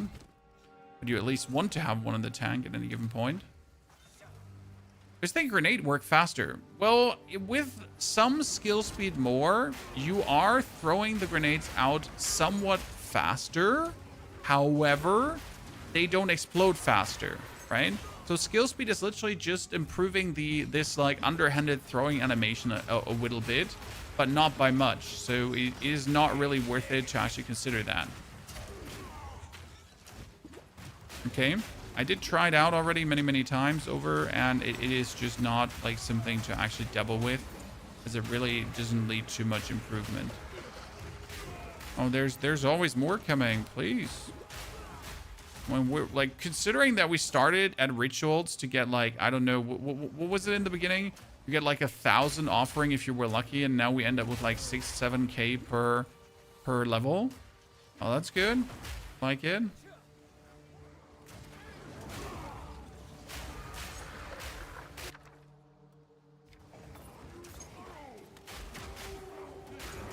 Refutation for more survival worth the slot.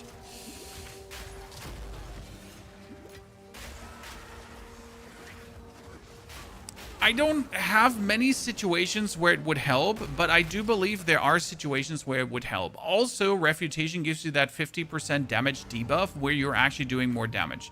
So I would say, yes, we should add Refutation. The problem is where?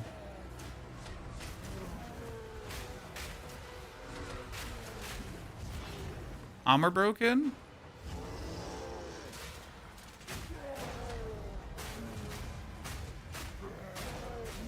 Nine.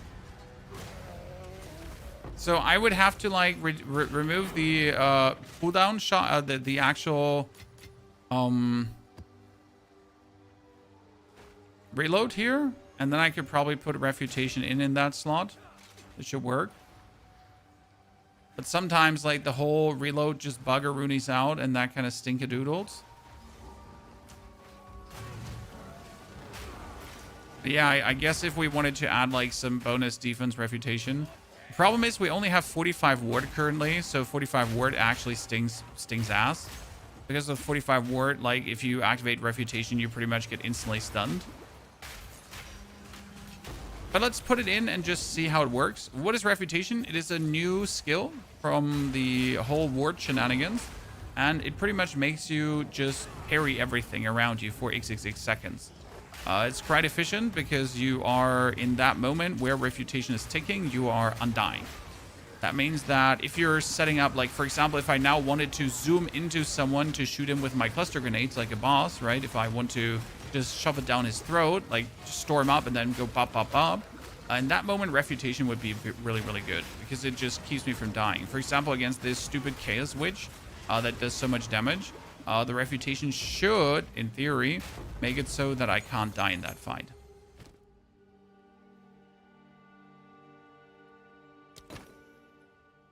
We got Visage, Quaddle Model.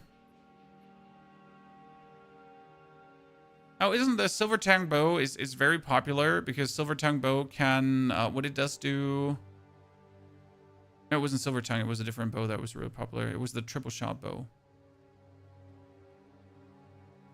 Moment of Chaotic Monsters, yeah, sure. Velacos. I have a Velaco already. Tangle Tongue, have that too. Bunnies of the King, baby. Does your Raging Grenadier survive tier 16 juiced maps? Yes, easily. Bananas. But mainly because he just pins everything and pinned enemies cannot take actions, and therefore everything is just impossible to do anything. That's the advantage of the Tactician with the pinning, that you just immobilize all your enemies and they can't like do shit against you.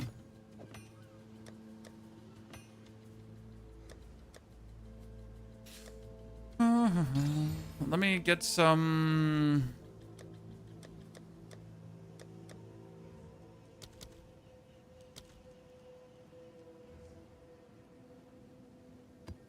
I don't want to use the temples. I just want to use whatever the temples could give me. If that makes sense. There's this rarity of monsters found, right? Monsters have increased monster rarity, increased rarity of items found. Because, like, I don't want to do breaches right now. I don't want to, like, I need to travel in a certain direction if I wanted to kill a Bodak another time. But first, we got to get the mansion done. So we're going to pull these three out.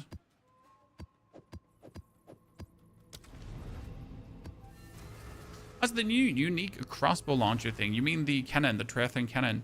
The Treathin cannon allows you to go with a fresh 1-2-65 character instantly into tier 15 maps. The Treathin cannon is absolutely overtuned. That thing is insane. Like, it's possible to get it with level 65 and it instantly gives you 700 DPS, just like that. So if you are a new merc and if you then just arrived into mapping, you pretty much can just do tier 15 maps. That's it. I mean, sure, you get to survive it too, but you know what? You get it done. Oh, we wanted to put a Refutation on. Sorry, I completely forgot, Chad.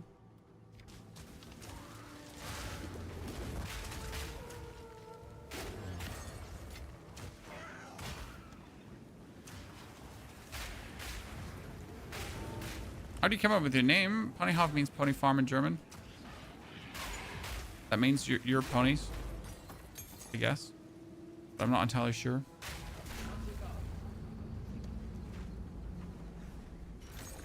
Yeah, we're talking about Redemption. Redemption is good. It's like really nice, but obviously it's weaker than a bombardment crossbow of equivalent damage. Why is Redemption weaker than a bombardment crossbow? Because you need to shoot a certain amount of projectile skills before Redemption actually works and gives you the bonus projectile. Whilst the cannon always gives you the bombardment crossbow always gives you the bonus projectile.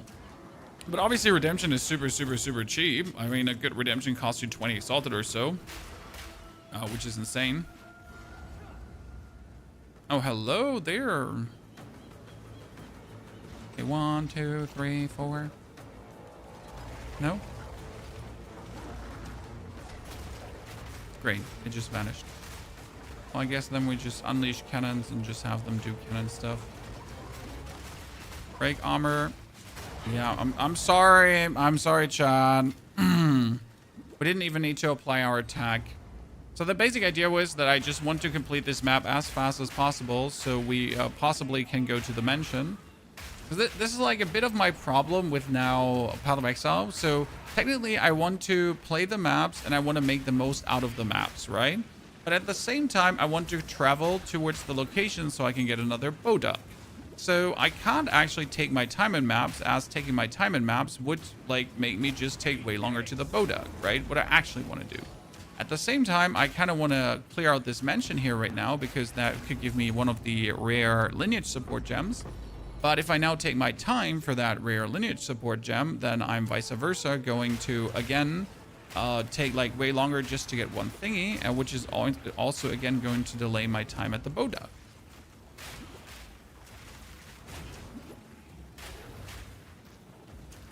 Can be weird at times.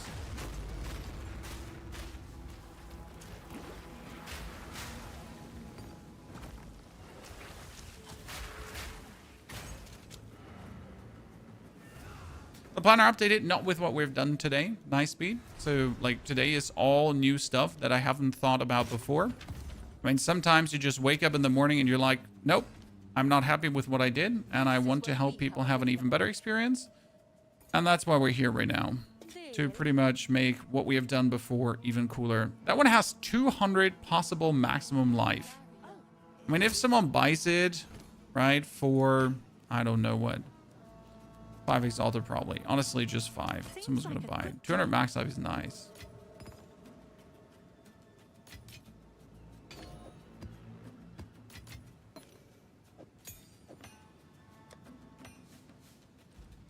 How can I help? Take your time.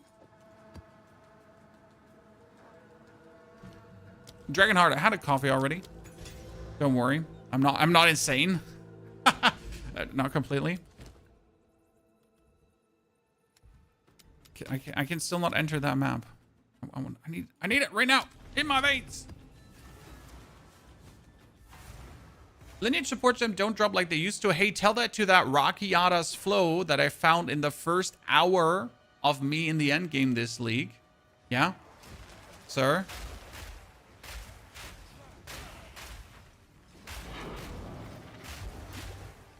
Rakiata's flow would like to have a word with you about that.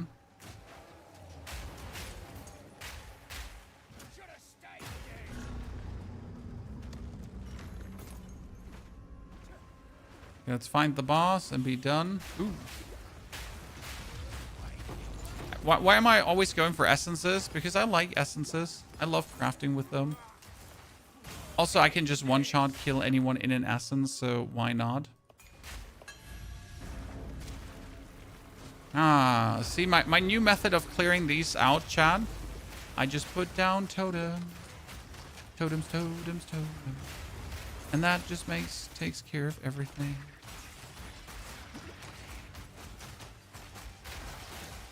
I mean, seriously, who doesn't like totems? Don't even have to use like my own grenades to clear this, right? Did you drop grenade detonation time? What do you mean? You need to be more like, I'm not sure what you're asking. So I'm still using grenade detonation time. Yes, I'm even using bonus grenade detonation time on my, or less grenade detonation time on my explosive grenade. Because usually the grenade, the explosive grenade would take way longer. The problem is I had to remove this node here, the cluster bombs. This is a bit of a nuisance for me right now. Why do I have to remove cluster bombs? Because if I use cluster bombs, then my explosive grenade takes a bit too long to explode. I don't like that. I mean, it would add another 0.5 seconds to the explosion of the cluster grenade. The explosive grenade, and I don't want that. My cluster could deal with it because my cluster explodes minimally already.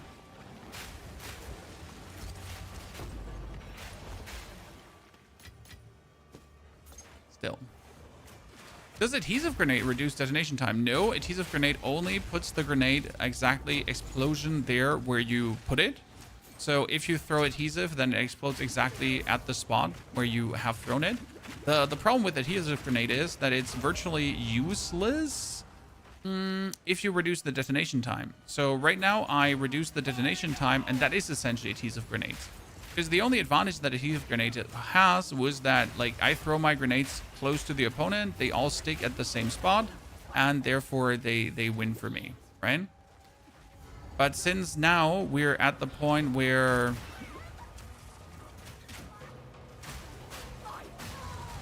oh, he removed my shot. That is so stupid. Break her armor, shoot her, finish her. So since my explosive time is so low, the adhesive grenade is a wasted thingy.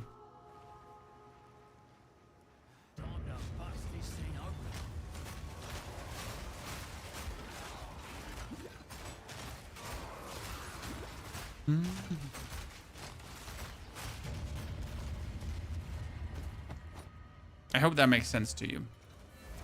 I started mapping with 80 Divine last league after Rakiata dropped first lineage camp. Yeah, Simon, me too.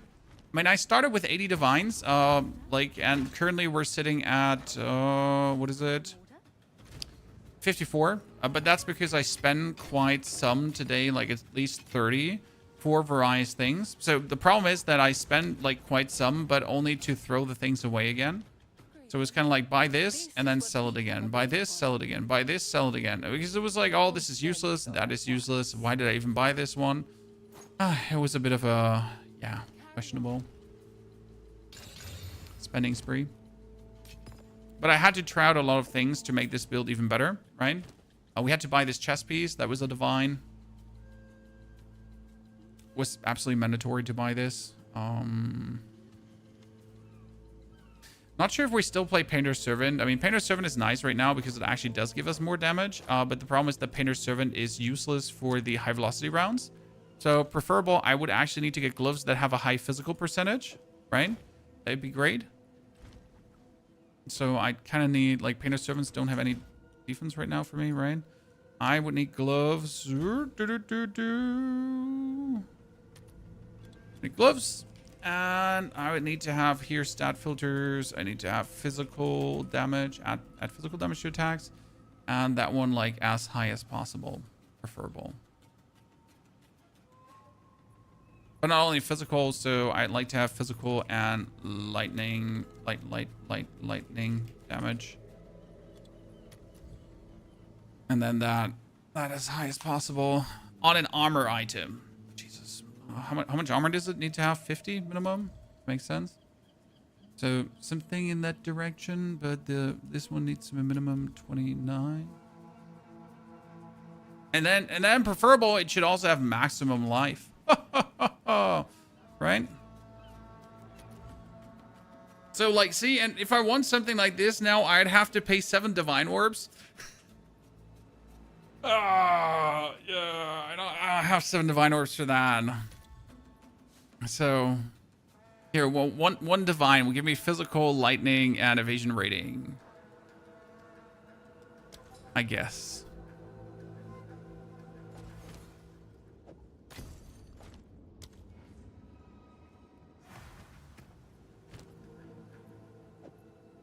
So that, like, right now, if we're looking at our damage, we're currently sitting at, let's look at the rate job. So explosive grenade is sitting at 46. And if I remove this, we're actually losing like 8,000 damage, right? If I add this, we're not getting this back. However, the difference here is that we're sitting high velocity 29. And then I sit actually so 28 versus 29, right? And my explosive grenade also profits more from these. And the difference is like the painter servant is like nice to have, but it just doesn't like do it right there. So I'm not entirely sure if I want to keep the painter servants or not. I mean, they're good gloves. I really like them. Let's sell that one. Well, what do you think? Our prices are going up a lot. Well, you got to consider that everyone has an abundance of divines, right? Redemption is good, yes. Until level 79, I would exclusively play Redemption. And if you're not playing Redemption until level 79, you're an idiot. Because, like, on level 79, you can get a Siege Crossbow, and a Siege Crossbow is obviously then better than Redemption. But until that, like, you can only wield a Siege Crossbow with level 79. So, kind of useless to play anything else but Redemption until then. We also did get rid of Explosive Grenade, and right now, I would actually not... Explosive Shot. I would actually not use Explosive Shot for mapping anymore. So I would completely get rid of it.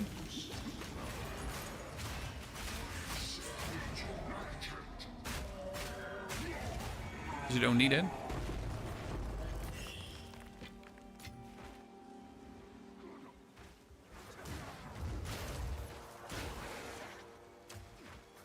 Because you can just clear everything with Explosive Grenade and Flash.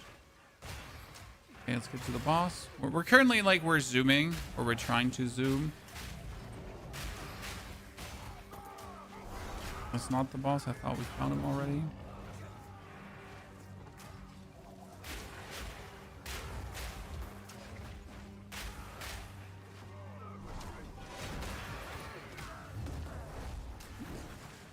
It is still worth adding lightning damage to gloves. By adding lightning damage to gloves, you at least add a little bit, you add a chance to shock. Right? I mean, it's not like our enemies survived long enough to get any benefit from it. Big time. But chance to shock is a chance to shock is a chance to shock.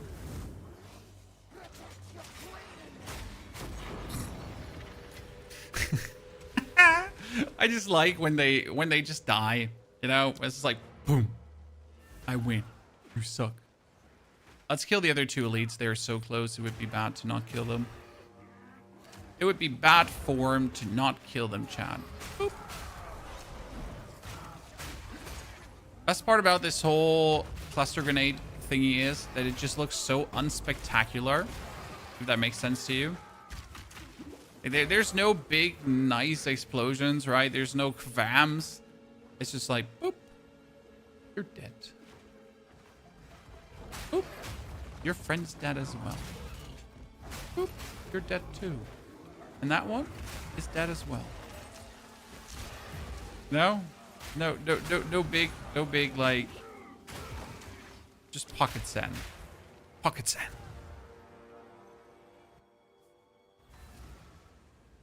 Good.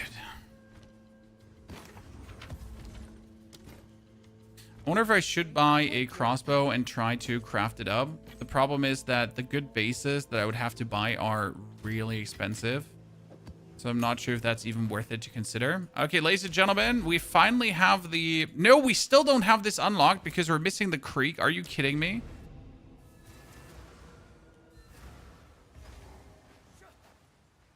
Doesn't clutter the screen like other builds. I mean, I can clutter the screen as well when I unleash my cannons, but I only do this in a select few scenarios, right? When I get these out. But they actually toned down the effect of the cluster grenades, so this used to be way worse. Like, right, what you see here cluster grenade wise, this is tame. Well, actually, it would still be terrible, but since I just reduced the detonation time, it just all goes like so quick, if that makes sense.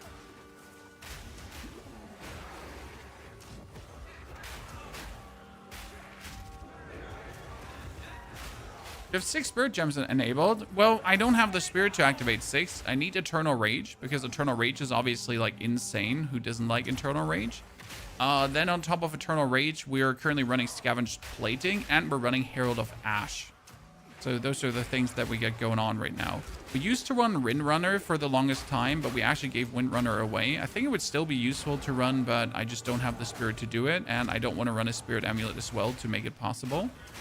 So we're kind of happy. We could technically run the Herald of Thunder as well because we do some lightning damage and we shock some enemies in between, but not really worth it. So we kind of didn't consider it further.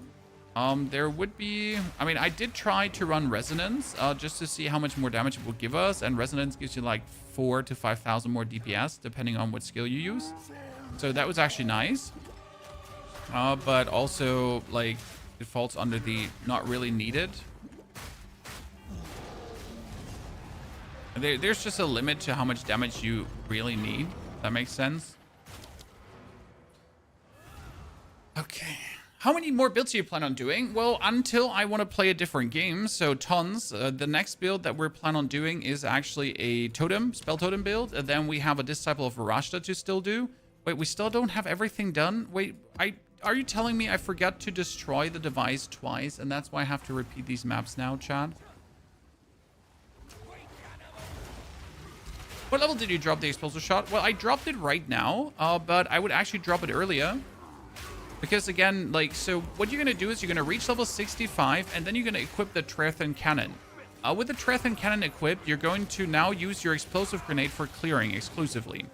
In order to use your explosive grenade for clearing, you will need to put in short fuse.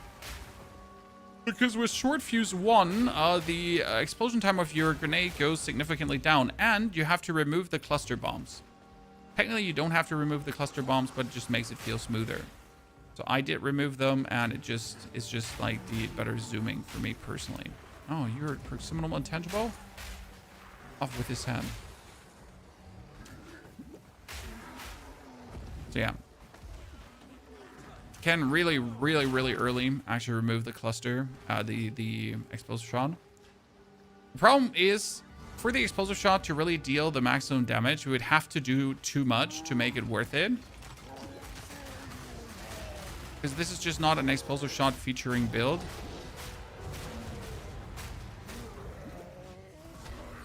Right? So it's just not worth it to invest into the explosive shot. Yeah, we forget that one. And out we go. Looking for that tier 15 map.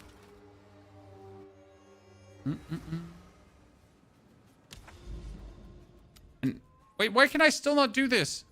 Chat, I have cleared out all of them. It just makes me repeat maps. What the fuck? I have done all these maps already. I have destroyed all these anchors.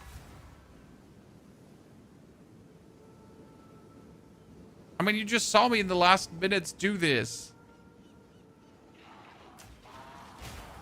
I didn't forget to clear every anchor. I clicked them.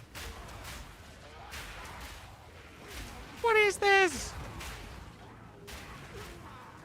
Let's just run through to get to the crocodile. Shark, sorry.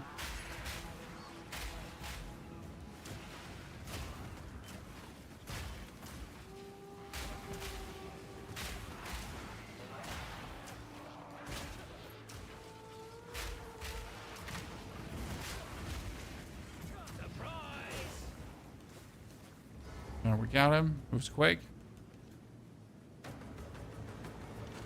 Anyone else feel like playing maps like this is stupid, Chad? Is it just me?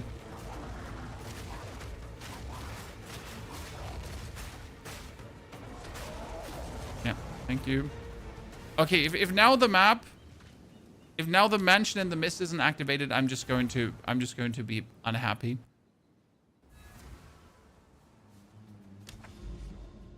Finally, after all this time.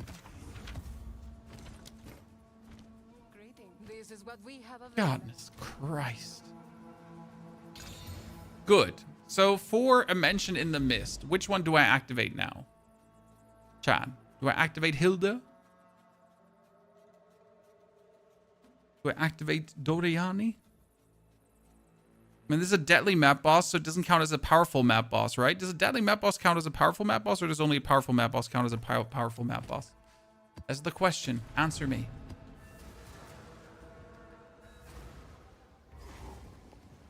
Wait, hold on. Varloch the Ashen Lord and Evelyn the Withered Rose? That's the two we gotta kill? Does anyone know what can drop here for a...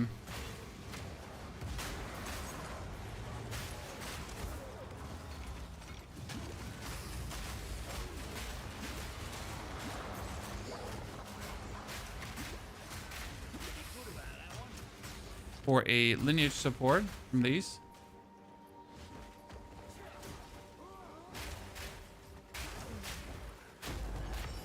Greater Jewelers, or don't mind if I do.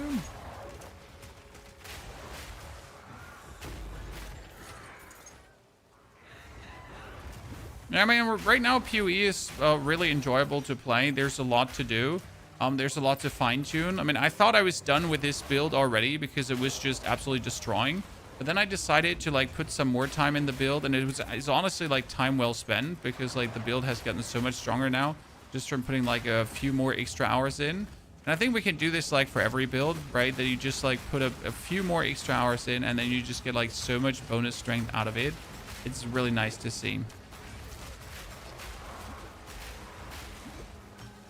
And I can like pretty much cherry pick, right? I like to make these starter builds so you have like a lot of choices to play around with. And then after I made a lot of starter builds, I can then cherry pick which one I want to like improve further. And then just like go from a day by day basis, like how and what I want to fuck around with, pretty much, right? That actually leads to a really fun game time. I know a lot of people like to like completely max out their one character before doing anything. But I just do it different. What can I say? Is your poison build still viable? Well, there was a nerf to the Pathfinder, or an alteration to how some of her nodes work. I do believe that it should still be absolutely viable, but I don't have like a definite for you. Okay, wait, I didn't find the way down. Huh? Did I not even have to go up? I thought I have to go up to find the way down, but I didn't find the way down, Chan. Eh? Mention in the mist? Do you not have to go up to go down? I mean, this went in a circle around. Eh? That makes no sense to me now. No, I don't know what to do now. Instructions unclear. The confusion is confused. Right? Eh?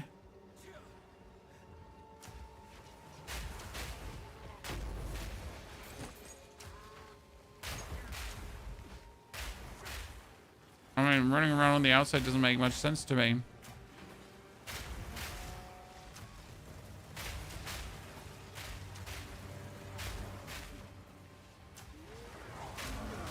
When I just simply thought I'm gonna go upstairs, and then we're gonna go downstairs, and then we fight the boss.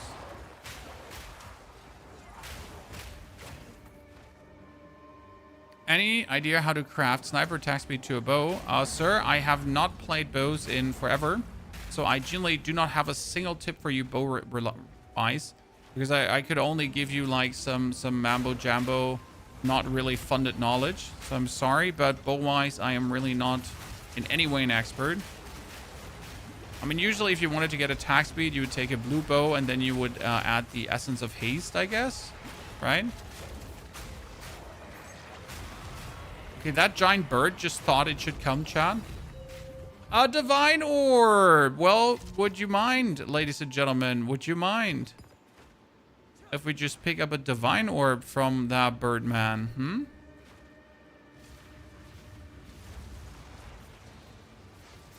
Well, well, well.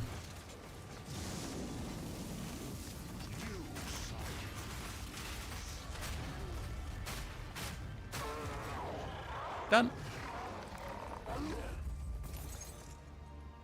And he drops only gold. Very disappointing. So yeah, how do we get now to the middle, Chan? Just like that? I just walked through the door? Wow. I mean, is this map just this short? That's it? Is that what you're genuinely telling me?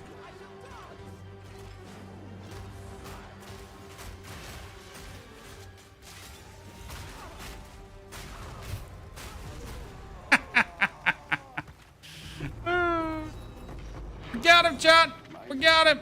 We got Einhar's Beast Ride. Supported skills can only damage low-life enemies. Killing blows from supported skills against rare monsters grant 2 of their modifiers. Isn't this, isn't that like Headhunter for losers, right? Wasn't this for people who cannot afford a headhunter but wanted to still have something going on, right? Do you have an idea what to instill on the amulet? Honestly, I have not instilled anything on any of my characters right now because there's nothing that's in any way actually worth it. Or what means nothing that's worth it? There are tons of things that are worth it, but everything is like so stupid expensive. I mean, I simply cannot afford a simple instill I would actually like to have. All of the ones that are even remotely good are too expensive, right?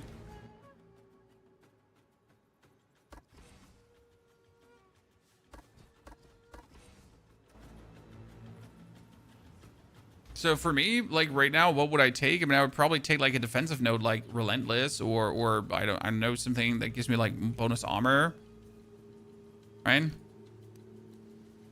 Something that gives you bonus armor, maybe armor here. This one just armor applies to elemental damage, but that's also Suffering Despair Ire. It's like really expensive, not just a little bit.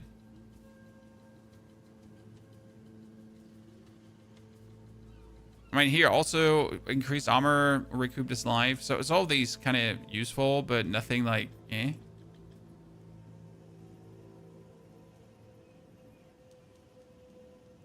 I mean, the best would be if I could take Path of the Renegade. That'd be simple, right?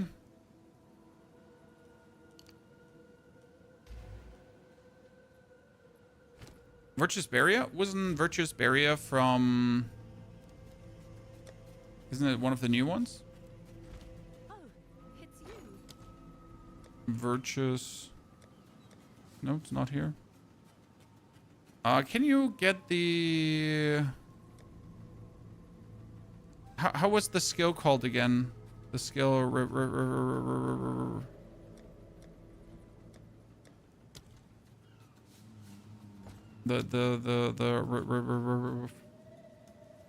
Forget the name of the skill. No, I need to log into another character because I don't remember what it was called. The skill was called Refutation. Hail.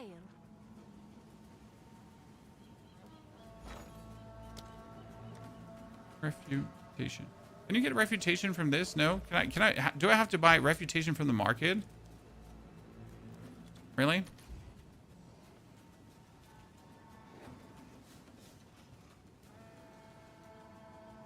Actually, I have to buy a Refutation from the market.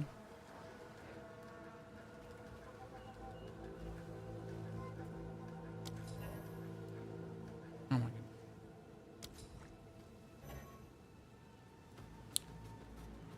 Everyone and their mom buys the Refutation. Oh, goodness Christ. All these Refutations are gone, Chad. I don't want to, like, I just... Could you stop buying my Refutations away? Thank you very much.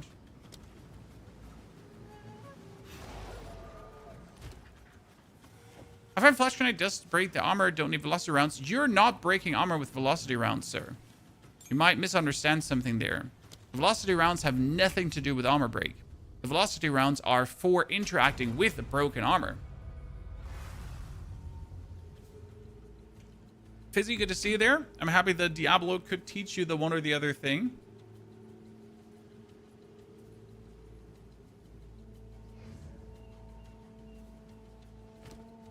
So, we get Refutation now. So what does Refutation do? Refutation makes you ultra tanky.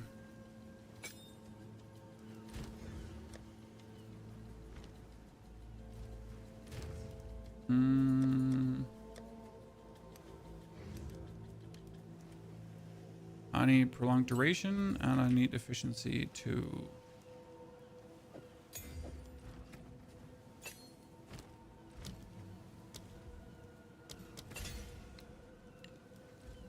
But for this, we also need to give my helmet a ward. My gloves a ward. Yeah. So Refutation, you pretty much trigger, and then you become unstaggerable. I like how it works. Okay, we wanted to clear out this one now. So I was actually getting really close to getting the Matriarch halls, and then I can kill the Origin Tower. Okay, Chad? I hope you're interested in that. Let's see what we can do there.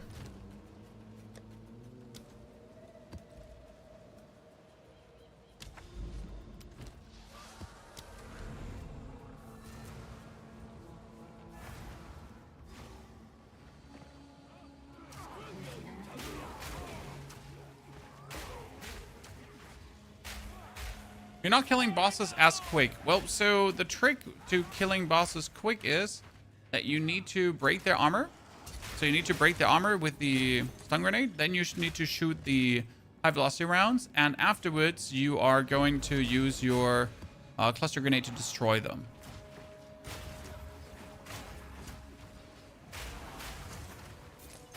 I will demonstrate on the boss as soon as we're at the boss. I'm moving as fast as we can.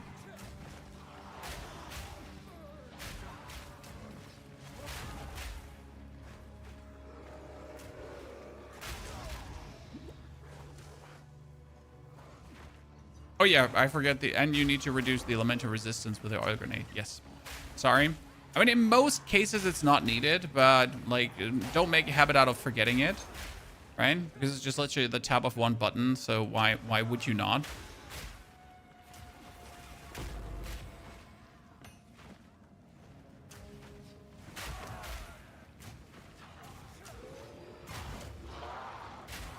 It's like, is there? You might as well use it. There we are. So we're gonna lower his resistance. 1, 2. Then we're gonna throw 1 explosive. Then we're gonna stun him. Throw the shot in. 1 shot. Oop. And 2 shot. Done. Map done. That was quick. Next map.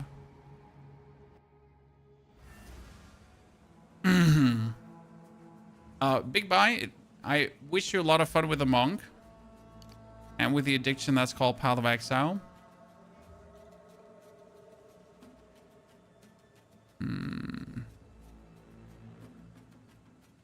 I get like still 2 skill points that I haven't spent. I mean, I could become immune to shock and ignite and chill if I wanted to.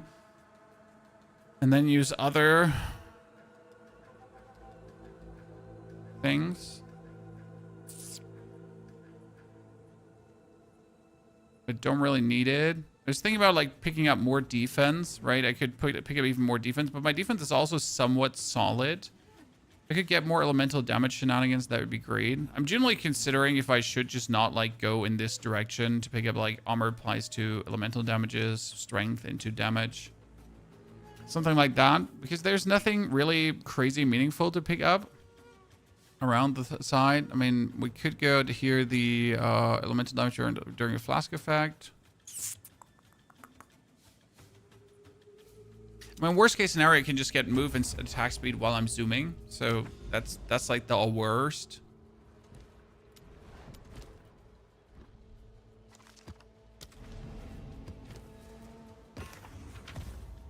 Okay, we've been not getting any siege crossbows. Take your time. And with any, I mean many, right? It's just like a sadness what we've seen. Mr. Key, thank you for the Prime Gaming subscription. Richie, also thank you for the sub gift. Appreciate it. Back guy, Erazo, Askadil, Volrin. Appreciation.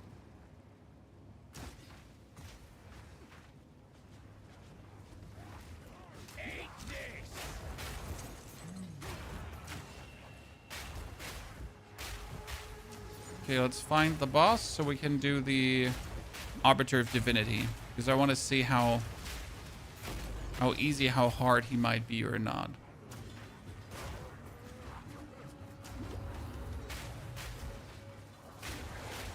Wonder if we should go like for a new weapon for the Arbiter of Divinity. But again, my next weapon upgrade is a multiple divine upgrade. And since I play so many different builds, I cannot afford that. So either I have to craft like an absolute legendary weapon, right? Or I would have to get super lucky with finding something. But I need to buy something for like 20 divines for another 100 DPS. So now I can activate Refutation and, for example, block that attack that he's doing to me. Right, Chad? Oh, he's fire. See, like that was the moment where I forgot to apply the resistance and almost got had for it. Because he's obviously, you know, fire resistant.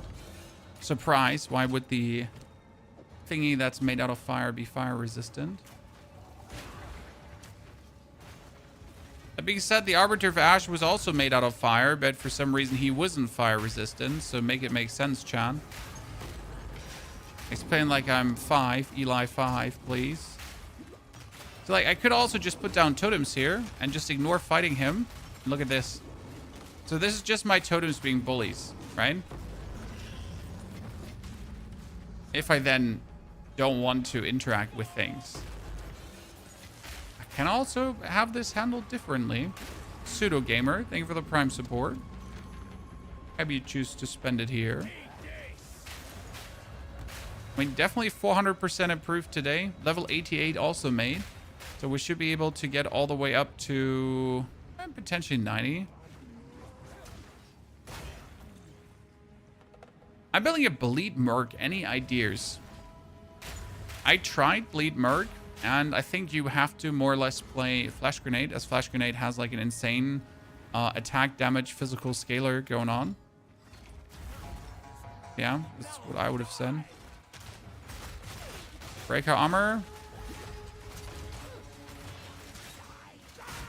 Oh. Try to kill me. Can't have that.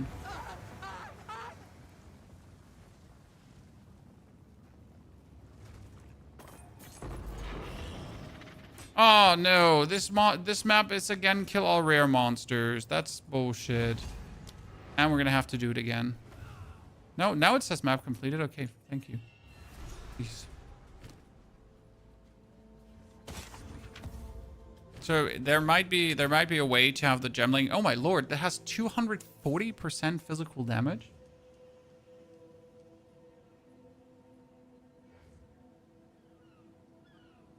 What in the cluckety cluck cluck cluck?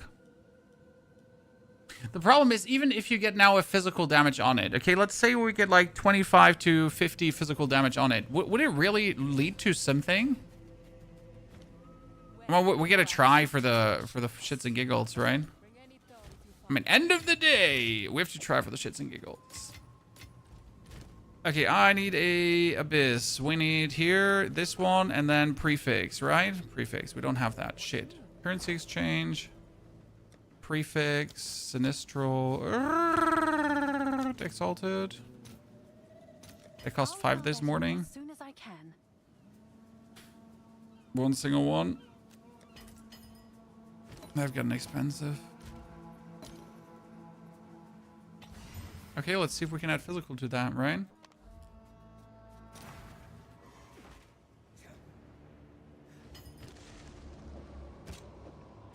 Okay, physical. Oh my lord, I got robbed. I'll definitely have to annul that and just try again, like seeing if I can get, you know, up to 50 physical. But 3 to 5 physical would still already add nothing. Chat. I'll definitely play around with that once I have enough currency to fuck around and find out, right? Because it's too much fun to not. You've received a shipment. Oh, what did I get? Oh yeah, I got my thingy. Okay, so we are here, ladies and gentlemen, the Matriarch Halls. I don't know if you've been there yet. These are actually quite challenging. Highly recommend you to actually go to these locations because they're super fun to find. I mean, the boss that I, like, the boss in the first one had, like, some time stop abilities. Or my PC was lagging. I'm not entirely sure what it was. But he was certainly a challenge. To go for multiple rounds.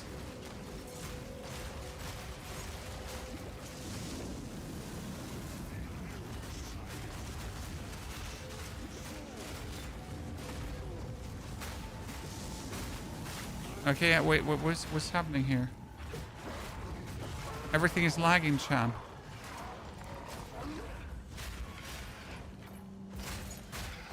Yeah, see, like, everything is lagging.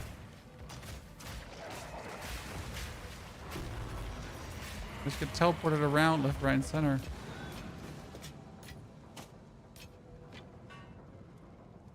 Okay. So in this level, you can get run over by the train. In case you didn't know that. So there's a train here, and it can run you over. Have I been run over by the train? Not a single time ever. I'm smarter than that. I swear.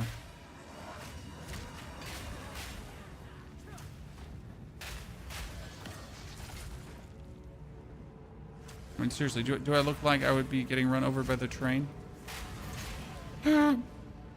Ever? I'm a professional.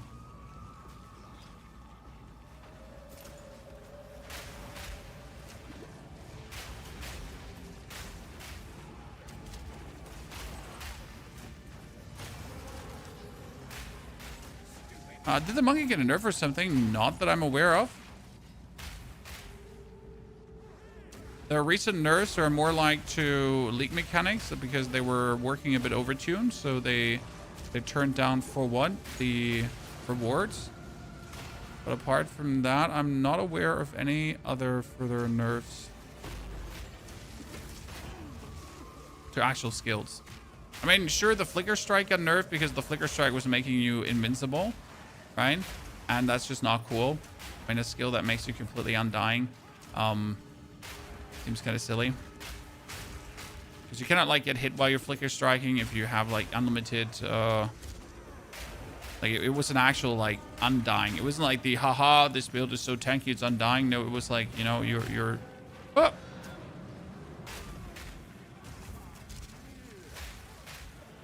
So it wasn't even a funny undying. It was just like a... I cannot get over this. Why?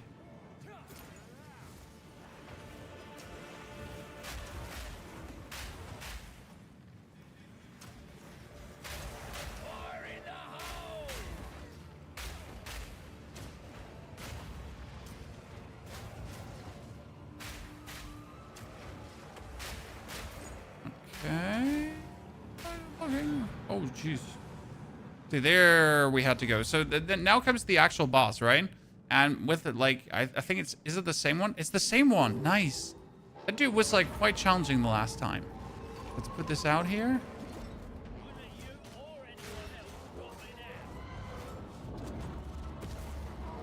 See, that's what I meant with Lagadoodle.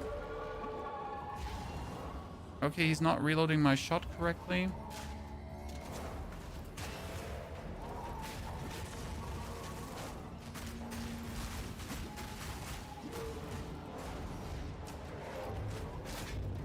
Thing is, I can kill that boss instant if the weird-ass lagging wouldn't happen here, you know? I can just wipe him from the face of the earth. But I never understood why that's happening. YouTube Live is in portrait mode. Yeah, that's because you're in the short version of the YouTube live stream, sir. We're gonna have to break his armor. Then we're gonna have to shoot him. Ah, come on now. Gotta look out that we don't get destroyed by that.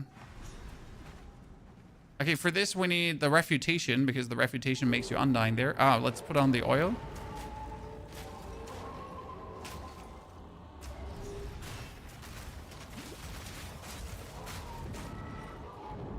See, activate refutation, and now you can just stand there, and this doesn't kill you. You notice? So I could just stand there, and I wouldn't die.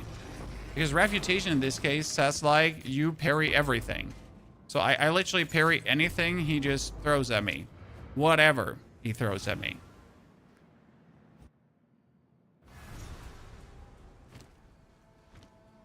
It's your lucky day. Sorry, play refutation. What do you think? I'll take it. Increase movement speed? No. For now, we part.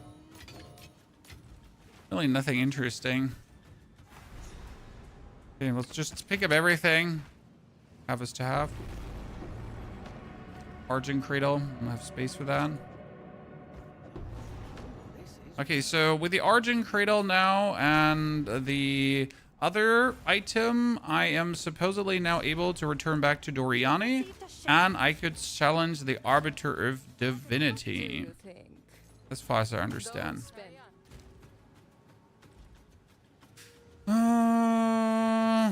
Map device. And now I can go back.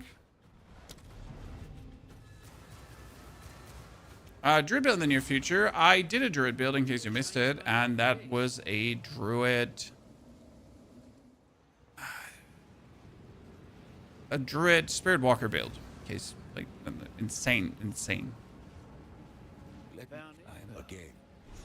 Okay, so I gotta put in the spark and the. Good. And then I activate. Stand back. And I got an origin core. And what do I do now with the origin core?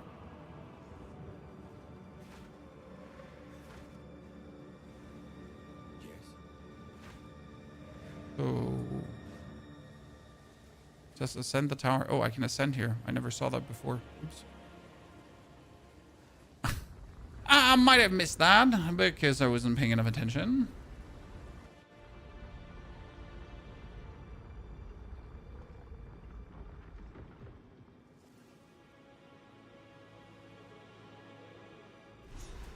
I'll put that here in the middle.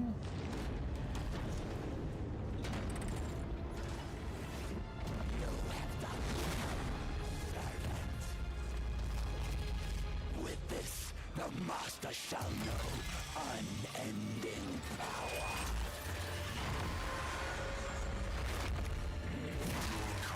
Shall never ordain the first edict.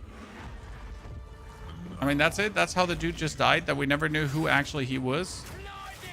Okay, reduces armor.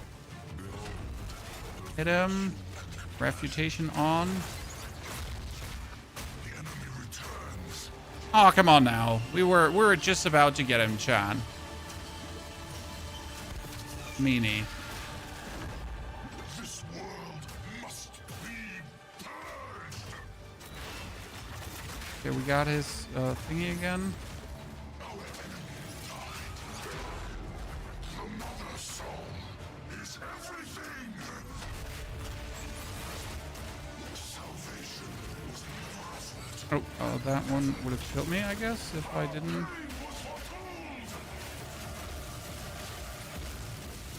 Sir, you're okay?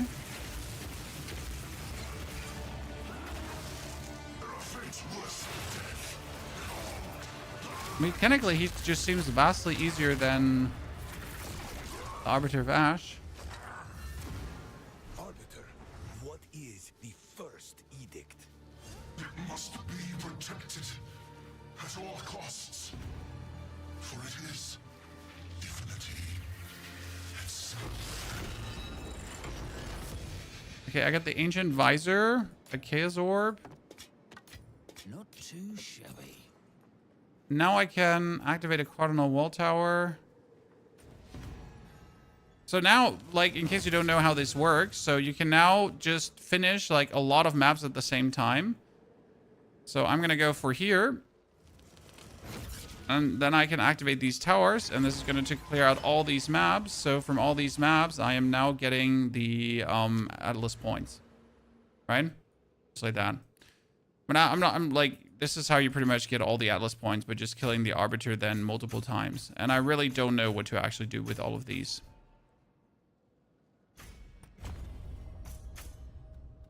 Now I have more points than I ever want to spend, so yay, I guess. Let's take these.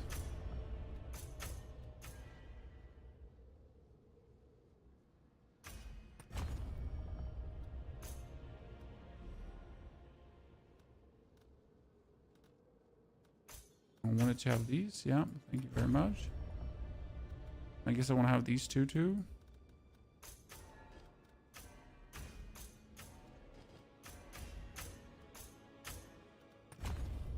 By the end of the day, you're going to have everything, right?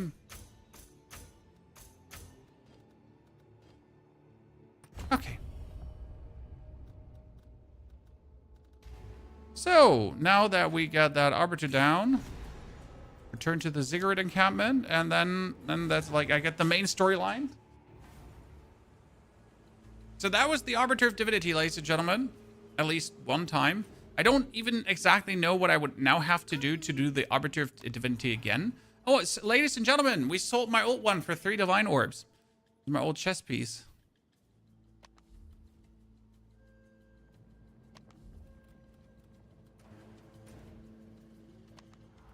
Game interludes. Go to the refuge. No, how do I get, like, I need to go to the Sigurd refuge. Yeah, traverse me there. Ah, the Matriarch and the Patriarch halls, you can find them in the endgame maps again. Okay, I didn't know that. So there are now Citadels and Matriarch and Patriarch halls. Is that what you're telling me?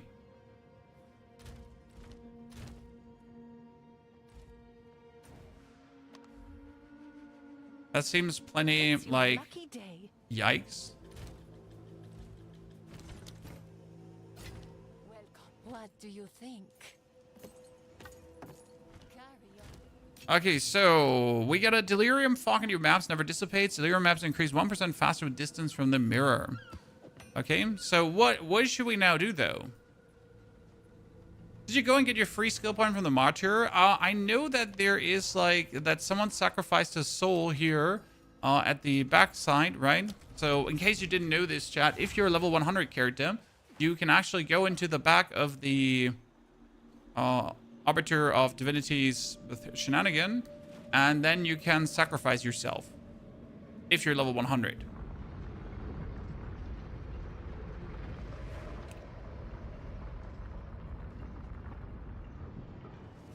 Right? So here is the... I think it's 4 people per league I throw. 4. The first 4. And like sacrifice their Klein emote of the Martyr's power. So this is a permanent passive point. Cool, right?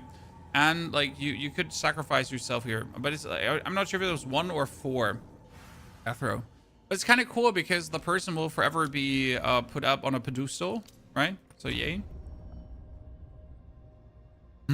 I'm really not sure if I like that movement speed. I have to find better uses for these points. Preferable something that makes me more tanky. But making a full armor character tanky is not the easiest in the whole game, right? I mean, Refutation definitely helps tons, so I'm happy with that. There's a good choice here.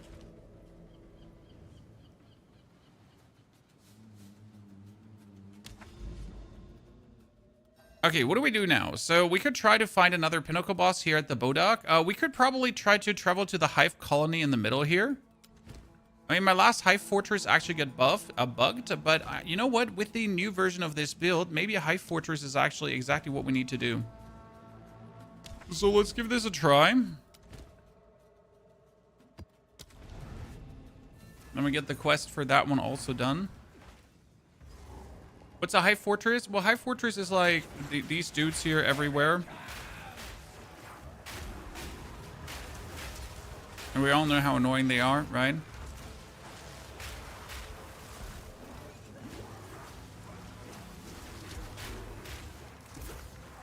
So last time I did this, it got bugged and I couldn't finish it.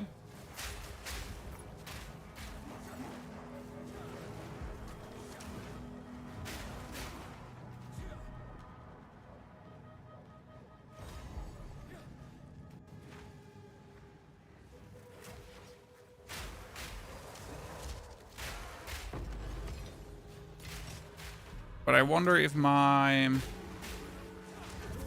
have fallen, I can't get up.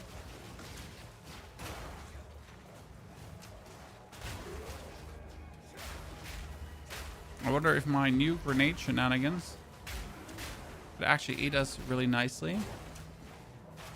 In the middle, you have to activate this, right? And then you're going to have to fight the forces of evil that are swarming you. And usually this would be somewhat annoying, but you know what? Since I can now put up like four mortar cannons.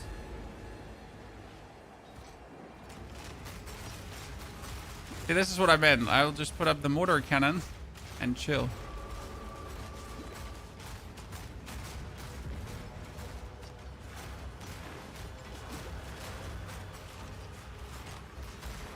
I'm just going to rotate around. I'm just going to put up totems. I'm not even going to do anything else, just that.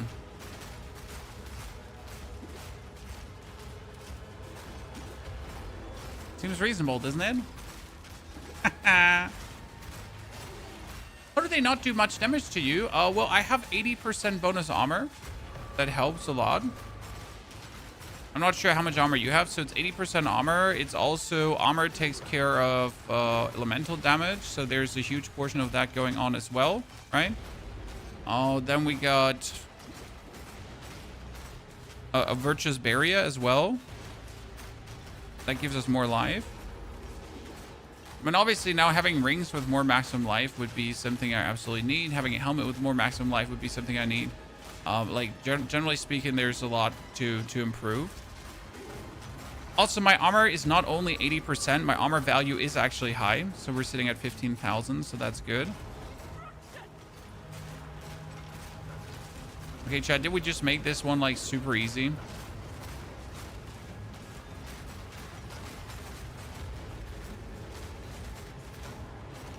I mean, seriously, this seems a bit of a no-brainer currently.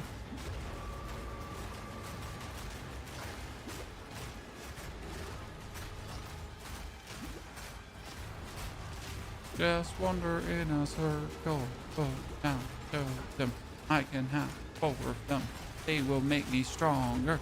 If I'm actually standing close to totems, I'm getting more tanky. Are you building into totems? No, I'm not. So the fun part is, due to the way how we're playing the build, I can just natively use totems without a single downside. So I am not building into totems. I can just use this absolutely without a single downside to what we're doing. So my cluster grenade is still the absolute nuke, but I added just bonus clear to make things better. The advantage, Pseudo Gamer, is that due to being a Gemling Legionnaire and having the bonus quality stuff up, I just get a bonus totem. So usually getting a bonus totem can be a bit of a daunting experience because you just got to do so many things to actually get bonus totems, and then you got to like have specific uniques, and you have like very lucky desecration rolls and that kind of stuff. But no, I don't.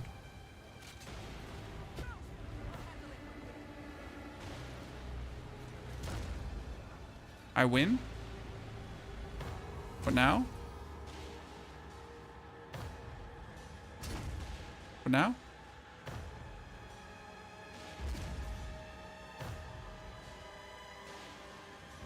Is something going to happen or not? Chan. The maze now? Yeah, but what happens? Does she just keep standing in the middle? Come back to the entrance? Is it that?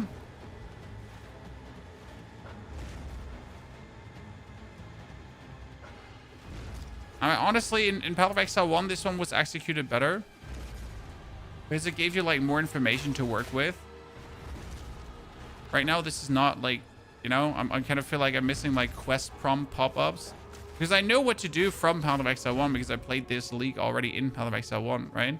But I'm kind of missing the actual explanations here. Just like you get a guesswork. We didn't get a pop-up or anything. I died. So now I destroyed the breach hive successfully, right? But I cannot get the map done. Right? So the breach hive is destroyed. But I died. But it doesn't count if you die. Right? And that's the issue. Now you have to do it again. The whole thingy. So I'm so annoyed by the breach right now. Because of like how they structured it. It's like... Oh.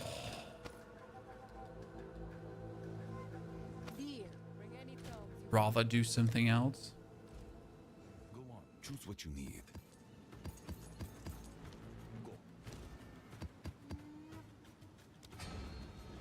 You get the 6 power charges on Monk. There are 2 nodes for more power charges. You have power charges here, +2, and then +1 power charge there. Very simple, very easy. Once you know they're there, not a biggie. Let me fragment tablets. Abyss. I haven't done Abyss in a while. So we got... Technically, this would be my last Doriani unlock that I have to do, right? But we also kind of want to move towards the bow dock. So I guess we're going to make our way slowly towards the bow dock.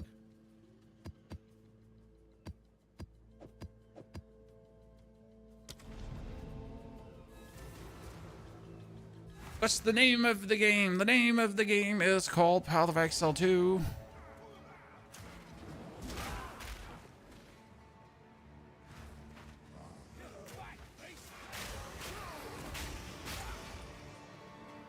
But I still fiddle like with overall survival for this. But I'm not sure if instead of going for more life, the trick would be just do more runic ward stuff, right?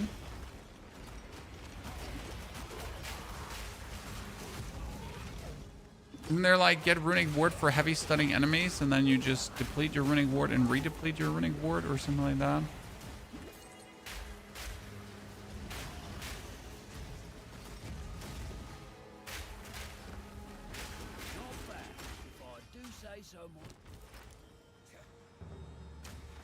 Do you think Twisters would be viable in Gemling? Twisters are viable in everything. Twisters are just so good that it doesn't matter what you play them on, they will work.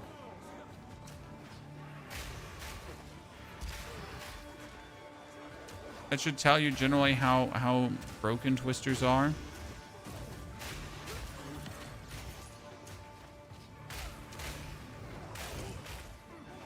Right?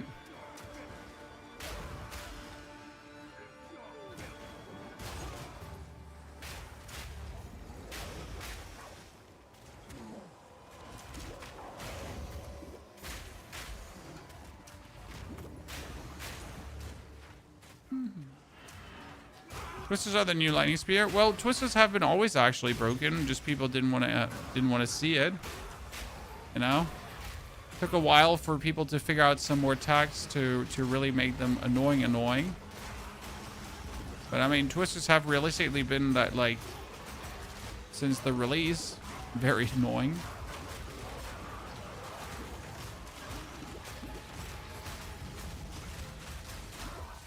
There's just other stuff that was obviously overshadowing it.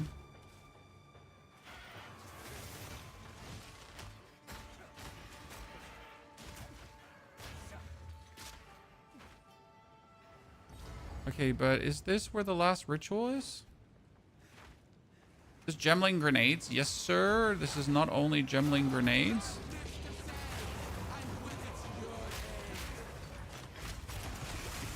Okay, let's turn on refutation so she's not annoying to us. Ha! Face shot. Shan. Stupid lady. See that one, Sean? Didn't see it coming. Okay. Refutation on again. Stun grenade. Got her. Ha ha! You won't get me, lady! Not on my watch! Oh, shit. Just 10 times better, ladies and gentlemen. 10 times better!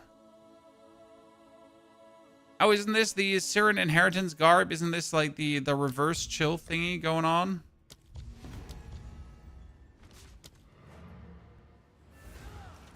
What made you choose Gemling over Tactician? It's very simple. You get bonus quality thingies happening. So these lines here, that boost everything you do. So every single skill has like some bonus quality shit going on. Bonus quality shit, bonus quality shit. And that is actually extremely efficient. So it's absolutely worth it to mess with that. I mean, like my explosive grenade gets 3 extra projectiles. You heard right. 3 extra projectiles. Just like that. Because why wouldn't it get 3 extra projectiles? How do you one-shot her? Well, so you know what cluster grenade does, right? Cluster grenade shoots out currently 5 grenades, I think. And each grenade splits off into 18 tiny grenades. That's cluster grenade. Now, what we're doing is we reduce the detonation time of cluster grenade to a fraction. So my cluster grenades explode in 0.2 seconds. Which means that the big grenades explode and they split up into 18 small grenades. And all of these 18 small grenades also instantly explode. And all of this just happens in a pinpoint little pixel. So you're going to shove down that cluster grenade the enemy's throat, and then you're going to have that cluster grenade explode and explode and explode and explode, and so quick in succession that you pretty much have the enemy hit like 5 times 18 times at the same time.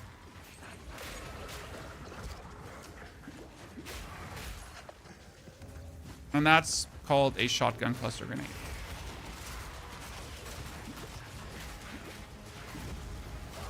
Is the bonus quality for a rain of arrows? I think it's more projectiles, which is also making it faster rain down. A lot of people are actually considering to mess around with rain of arrows for this build, which would be possible, wholly possible. Haven't seen an effective version yet, but hey, maybe no one has figured it out yet. I mean, the cluster grenade was the obvious thingy to go for because that reduced detonation time is just awesome balls. Because usually in order to get like any kind of detonation time down, you'd have to like reduce the radius at which they're like throwing things, break the armor, shoot him, and whoop.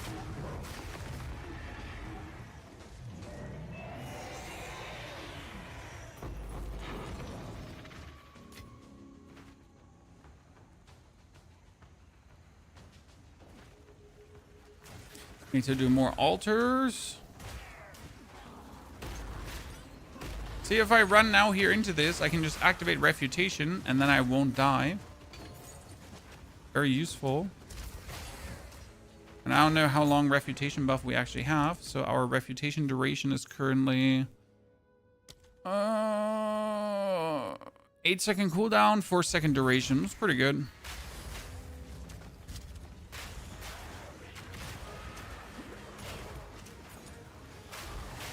Oh my lord, we just get stuck. And that's bad because now he reset.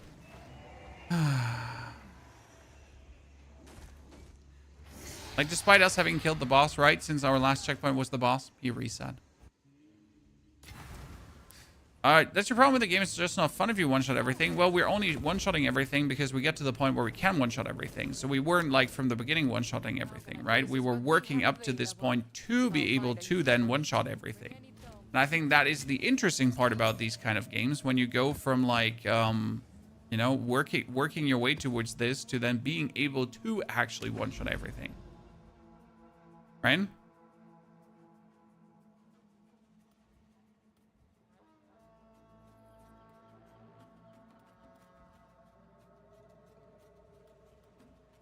I mean, everyone got to start somewhere, and then you become stronger, stronger, stronger, and stronger, and then you're able to just one-shot everything at some point.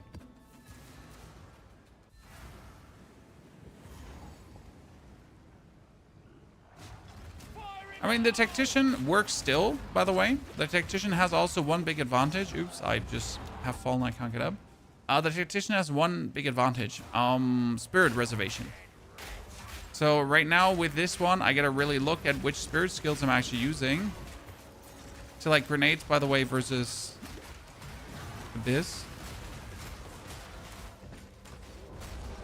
Yeah, I gotta be a bit conservative with my spirit skills.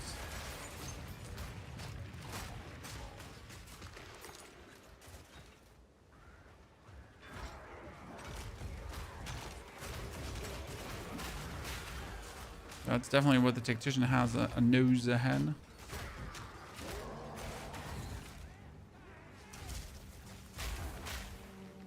Isn't this build a bit basic for you? Sir, this build uses a combination of armor break together with riven armor into an instant super shotgun.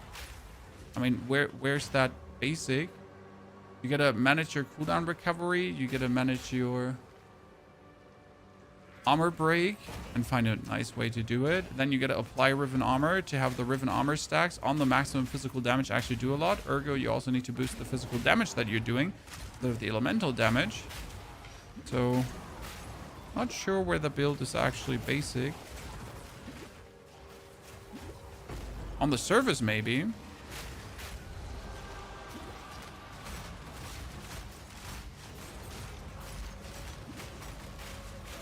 Let me assure you, there's a lot you can do wrong that will have you not do the damage I'm dealing. I'm first and foremost going for the wrong crossbow.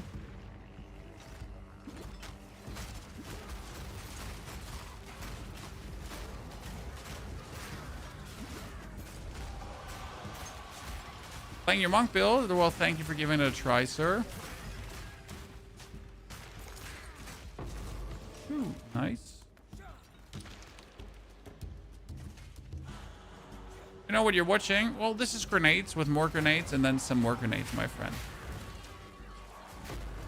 Don't worry. It's just grenades, end of the day. And then those grenades, they go and they one-shot a boss. We get like this little man here. So we're gonna reduce his resis, put down a few totems, hit him with the explosion, break his armor. Then we're gonna shoot him. Oh, well, actually, we don't even need to do that anymore. So I could do more, but it wasn't even required. He was already dead. Sorry.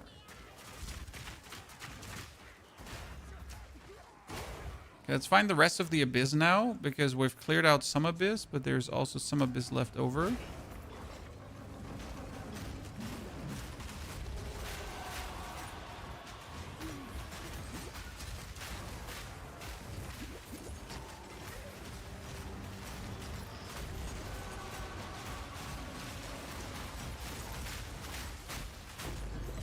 Oh, Omen of Liege, thank you.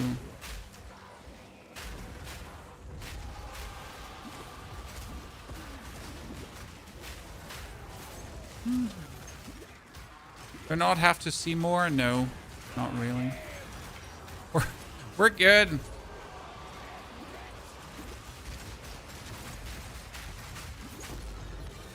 Thank you very much.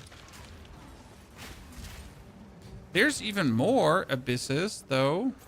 Allegedly, there is a final one. A very long one. Jesus. Carvin, Turil, good to see you there. I've played D4 a lot. What would you good class for beginner? I like the Druid for beginners. I think it's really cool and very versatile. I wouldn't not necessarily recommend a Mercenary, because with a Mercenary, you already have to get used to grenades exploding. Not instantly, but a bit later. Some people would like to give you the Ranger, but Ranger dies a lot, I guess. Then again, you're mostly ranged, so if that's what you enjoy playing, go for Ranger. Right? Is the Diablo expansion worth it? Yes, sir. I played a whole month of the Diablo extension exclusively, without even looking left or right for any other game.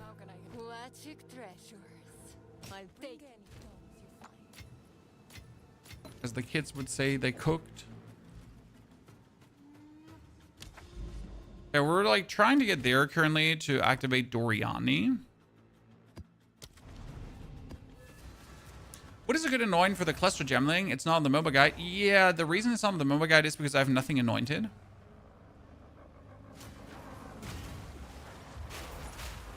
I mean, all the good anoints are expensive, so we cannot like... I'm not sure if you want to spend like 10 divines for an anoint. I don't. So as always, take the most basic anoint you can find. Something that gives you either more defense or... I don't know. And there's literally not a single anoint that's like cheap where I'm like, yeah, you really want that.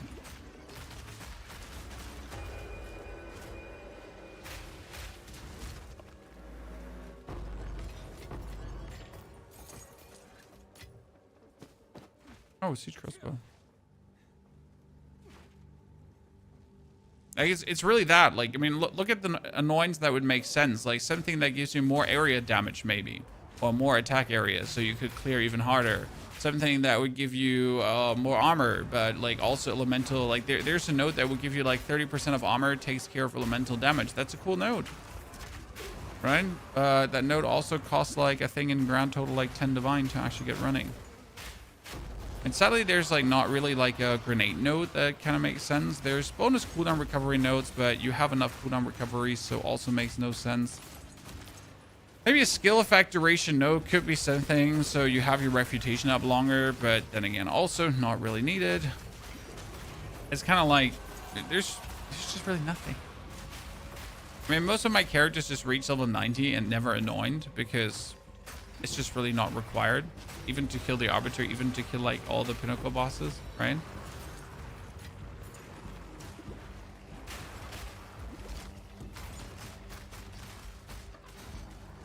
Resistance on the monk build. I'm kind of new to PSP on you uncapped on resist. POE 2, you want to get 75 on every resist.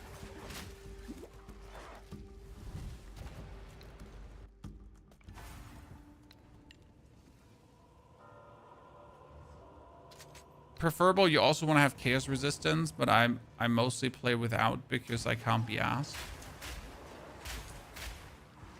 And I respect anyone that like grinds until he has the items for chaos resistance as well. But honestly, once I have good items and once I have my resistances figured out, I really don't want to care about chaos resistance.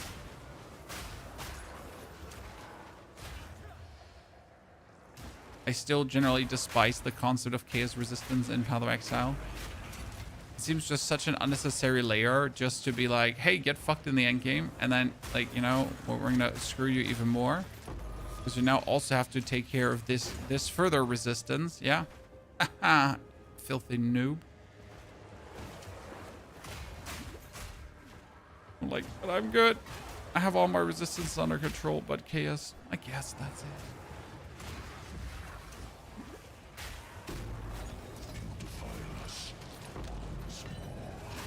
And she came back, and she was dead.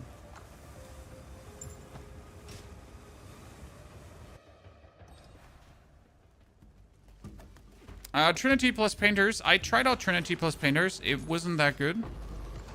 It's just like literally, so I tried Trinity instead of Rage. You would have to go for Trinity and Rage to actually make it good. But for Trinity and Rage, you would need an amulet that has Trinity or Rage on it. And if you use an amulet that has Trinity or Rage on it, you're probably not going to have quality, and then you're going to miss like out on other stuff. So yeah. All in all, that considered, I always come back to the point where I just really don't want to use Trinity. But I did try it out, and it's not bad. With 7 Divines, you should get A-list Chime. Yes, A-list Chime just actually get price reduced, so yay. I mean, you can get it for, like, sometimes 1 Divine if you're lucky. It gets so much cheaper. I mean, I've spent 13 Divine, right? Oh, by the way, Katie, sorry for missing you. Which skill's breaking armor for you? The Flash Grenade. Just breaks armor for me. Take your time. Bring any tome you find. How can I help? Flash Grenade enemy. Boom, armor broken. I'll find a use for it. For now, we're back.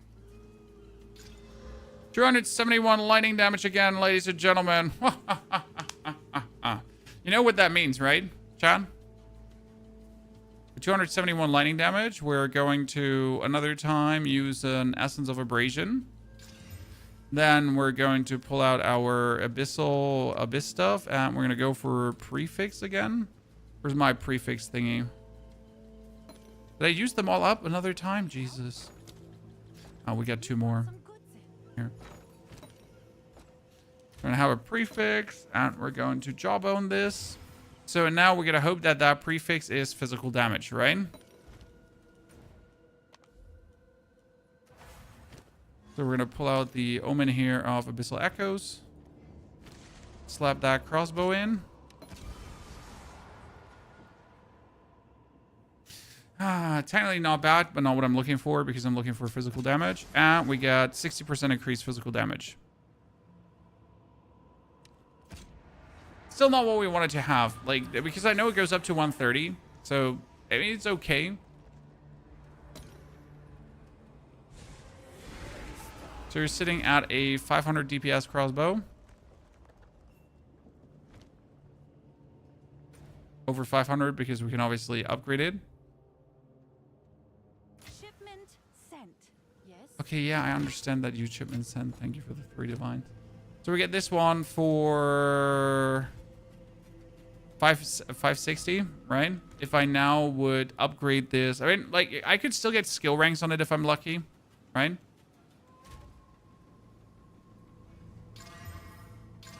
Oh, +2 to projectile skills. Woo!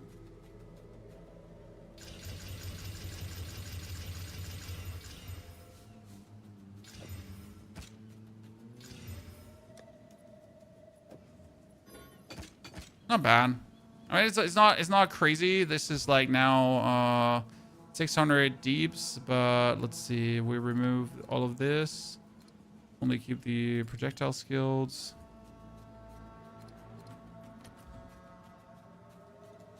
Oh, see, that's plus 3.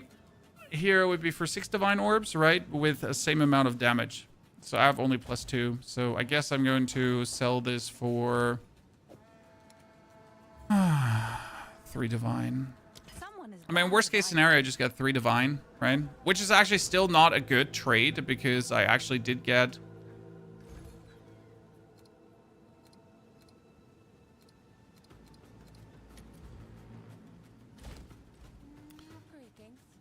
I did use an Omen of Abyssal Echoes, but I guess to have or not to have.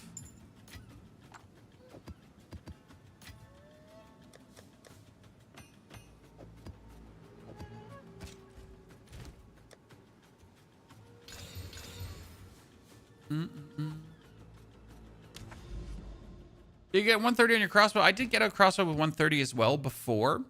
I mean, this one is, I think I bought this like for 3 divines, so I get like a really cheap, like super crossbow for almost no money. You don't get staggering palm from your belts. That's because you have not enough,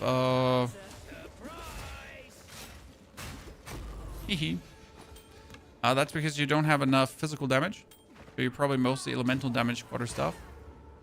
The quarter stuff does mostly physical, you're good to go.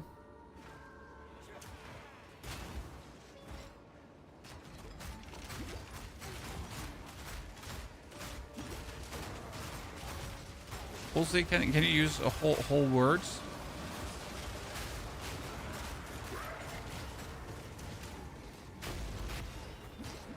Yeah, so like if you play Staggering Palm, you want to mainly physical stuff. It's like one of the limitations of playing Staggering Palm. Can be annoying because you're kind of like forced to consider that.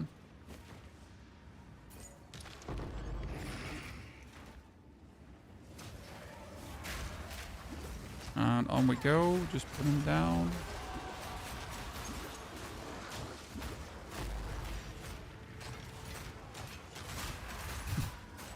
I like just deleting these poor elites that come out of the abysses, and you just shoot like one cluster in their face and they're gone.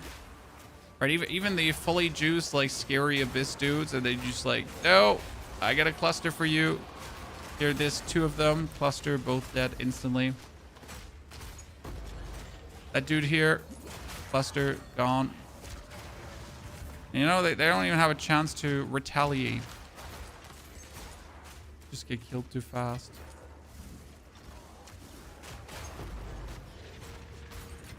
Poor lads. For this build here, it is better to have a good portion of physical. But it doesn't matter that much. The problem is the lower your physical is, the less damage your velocity rounds are going to do. And the velocity rounds, we need to multiply up the damage of the cluster grenade. That being said, if you have a full crazy physical crossbow with like 900 DPS or what, then you're still going to do amazing damage. You're just not going to do absolute insane top end damage, right?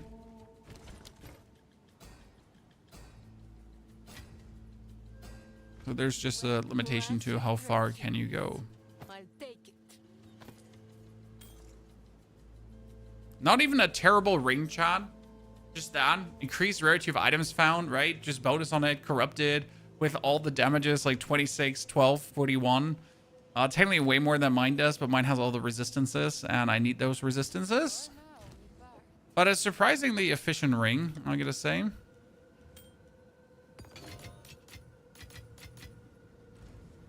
This is what we...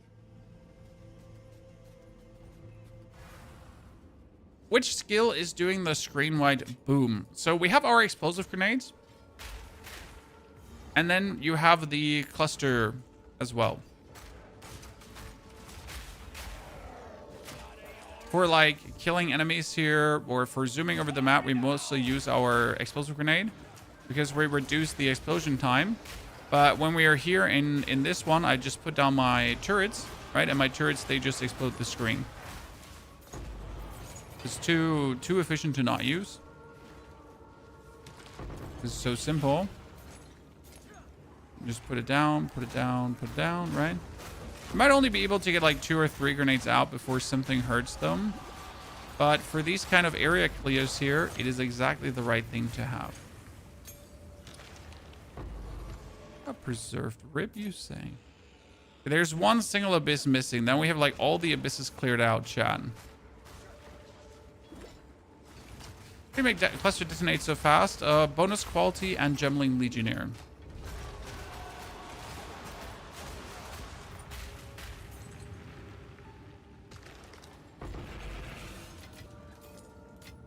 Okay, where's the Lady of the Lake though, John? I mean, she's probably like here. Yeah, probably. Can you explain how Rakiatas works? Rakiatas trades the enemy's elemental resistance as if it was inversed. Which means if the enemy has 40% higher resistance, he instead has minus 40% fire resistance. Axelinas, you loved the beginner's guide. I'm happy that helped you, brother. Okay, let's oil the ground, Chad. Put down some totems. Break her armor. Refutation. Shoot her. Delete her. Ta-da! Oil her up. Always oil her up before Welsie. Right? Greetings. Take your time. Gonna put in the bonus effort. Can't just delete her.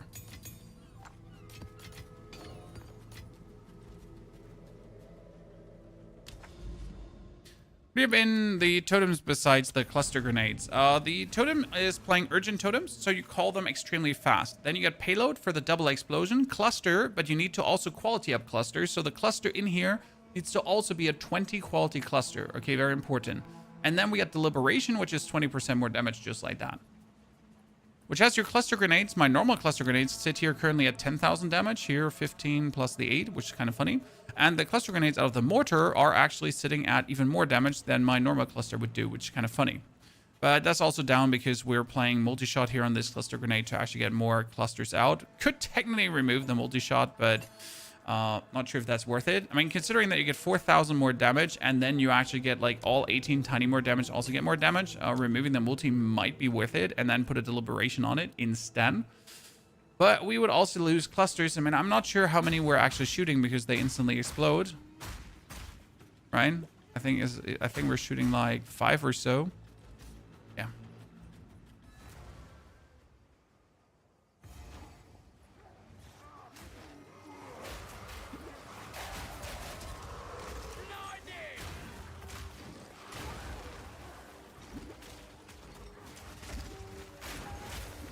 Cluster's just unfair against bosses. Even if you don't go for the instant cluster explosion trick, cluster is just unfair against bosses.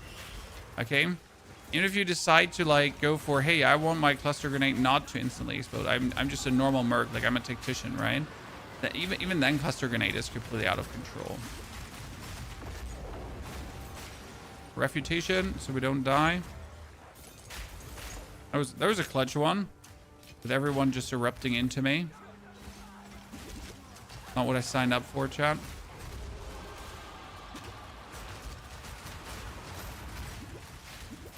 Okay, we got it covered. I'm using redemption. I mean, you're gonna use redemption until you have a siege crossbow that's better than redemption. I mean, my redemption currently gives me 700 DPS, right? And my siege crossbow gives me 780 DPS plus the skill ranks. That is obviously more damage than redemption can provide, but you would have to have one that at least has the same DPS as redemption, and that would give you the bonus skill ranks, and then you could like say goodbye to redemption, right? But those are the minimum you would kind of like want to have before you say goodbye. And that's why redemption is like so heavily broken, because you can keep it for such a long time before it becomes obsolete in any way, right? Okay, I'm really happy with our progress today, ladies and gentlemen. I really like to rush another time towards the Bodog. That would be cool. Hopefully next charge. So tomorrow we're going to start a new one, and it's either going to be a Disciple of Varashta, because that was heavily buffed. It's crazy how good it is. Minion build. Or we're going to go for a Spell Totem build, which was also heavily buffed and looks like so cool right now that I kind of really want to play it. I saw like a few fellow creators actually put down some really nice builds, so there's some inspiration out there already, which is cool. Always nice to have some groundwork done by others. But yeah, I'm like really like looking forward to actually play totems. But I'm also really excited to play the Disciple of Varashta, because it just got so much buffed. It's like stupid. And the Disciple was already super powerful, and now it's like super powerful times 10. So yeah, what are we going to do there? Like, I really don't know what decision to make, if I'm honest with you.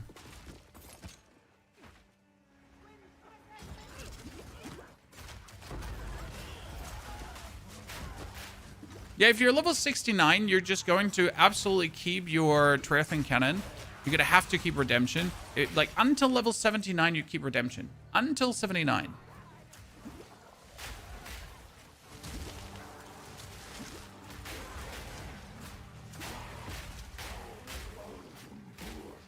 And you're not even going to consider anything else for that time, because it would just be a waste. And it's really cool because you don't have to like waste any resources for in-between crafting or anything. And then when you're level 79, you can start going for siege crossbows.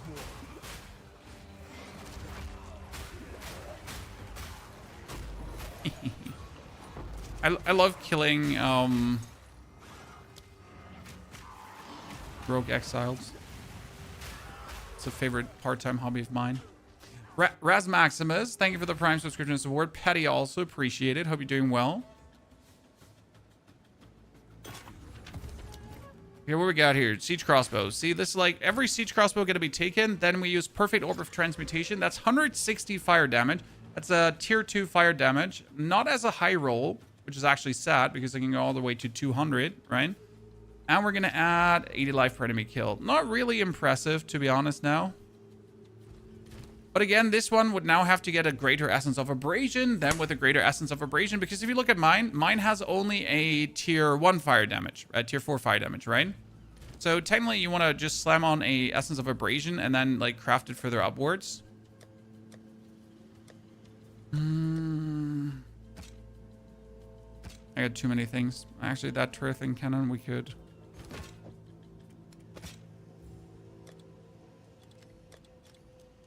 Here, let's make someone happy. This is a good one. Doesn't cost much. How can I watch treasures?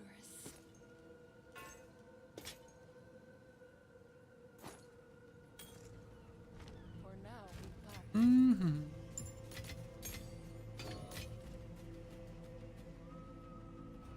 part. When will the guide be adding? So we have two chances. I either might go off in like an hour or so, and then we instantly make the guide, or you're gonna have to wait until tomorrow. I haven't decided yet, because we still have to see if I want to do a few other twerks to this right now. I mean, the grenades is like the totems are given, right? They're gonna stay. The only thing we could do now is we could tweak a few things in the passive tree to make stuff even better. So that is an option, because there's always stuff you can do better in the passive tree. When I am happy generally with my defense, and I know that the only way how to get more defense would be just getting more life now, because that's a real problem, right? How do I get tankier? Well, I just get more life. How do I get more life? Well, I spend more divines, right? And there's no magical way to get tankier with like something like this. I just have to spend divines now. And then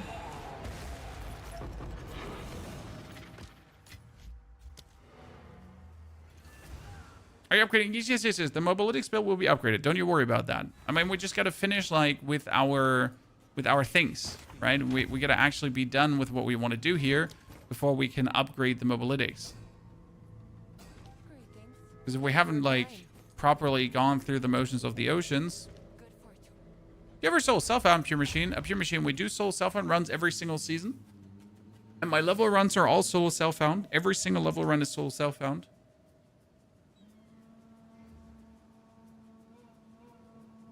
I'm still unsure about these points. So this is something questionable that we can talk about, right? Because getting like the totem damage here and the totem life, I could still invest that over to the other totem side. But that's just not happening, right?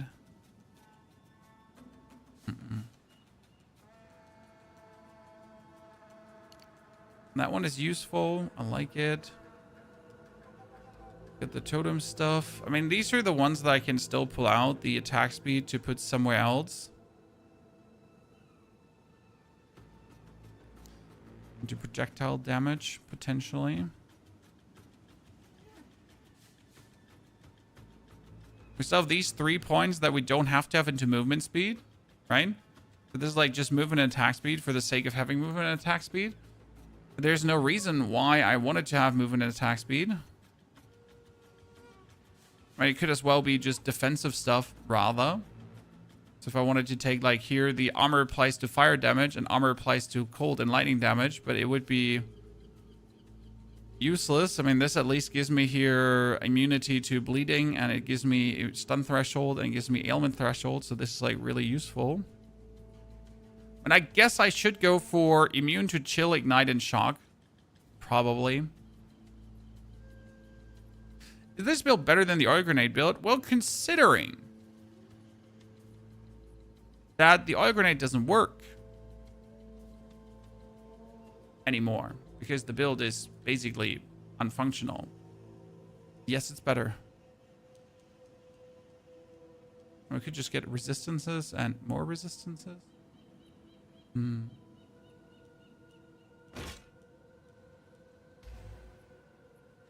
Sir? What are you doing here? Someone's just buying something. You bought it. My Magi Talisman. Thank you for the 50 Exalted. Appreciate it. I mean, 50 Exalted is nothing, but I guess to have or not to have. The oil grenade build. The oil grenade build was a bug to begin with. So this is something you have to understand. The oil grenade was never not a bug. The oil grenade has always been a bug, okay? That the full oil grenade ever worked was not cool. Okay.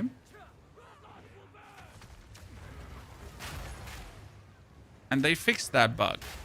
So the old oil grenade build is not working. There's no compounding of ailments anymore.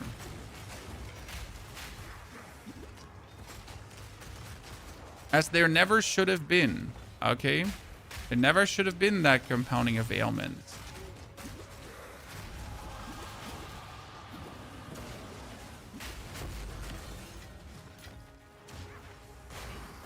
Gotta keep that in mind.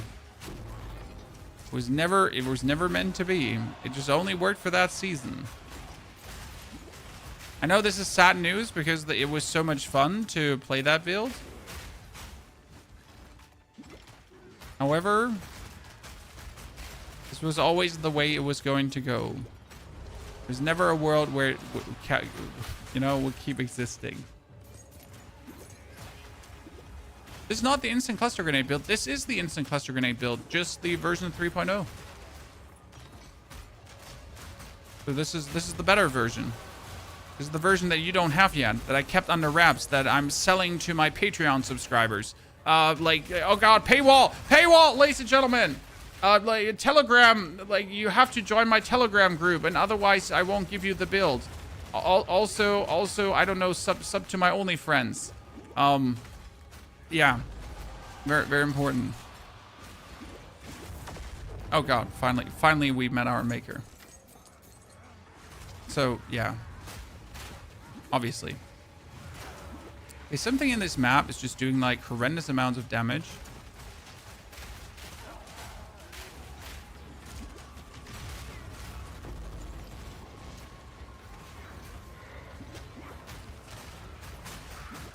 Yeah, something is here on this. I don't know what kills me here. I genuinely don't know.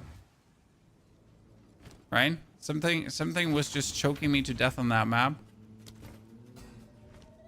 Should have looked at the map modifiers maybe. But again, who cares? Oops. Those are mine. Please give them back. Bring any tome you find. So we're going to have the update coming. Again, though, I'd like to make myself even more tanky. Again, though, making myself even more tanky is a matter of buying even more expensive equipment. The thing is, you know what I really had to do to make myself more tanky? I would have to level up a shaman. Why a shaman, chat? Because shaman can put in bonded runes, okay? Look at this. This chest has bonded runes in, and one bonded rune gives 5 quality to all skills. Yeah. And the only way that is actually possible is if you're a shaman. So I would have to level up a shaman only for this. So I could put in bonded runes into my own equipment for my other characters. I think this is probably something that all the high-end players do, because let's be real, leveling up a shaman to the point where you can use the magi is it takes you like an hour, 2 maybe, super quick. Is there a full guide for this? Yes, YouTube has a full guide, the 1-65 version, the day 1 update, and this is here the planned day 2 update of the build. And then we might have a day 3 update when we have like enough currency to splurge to like buy some more defensive items.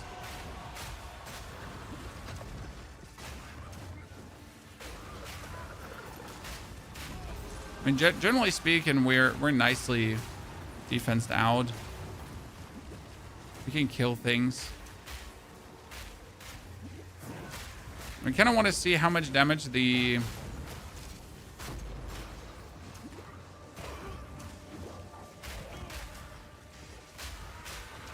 cluster grenade attack would do against the Arbiter of Ash. I mean, I killed the story Arbiter of Ash, right? But the story, what's the story Arbiter of Ash? That meant a joke.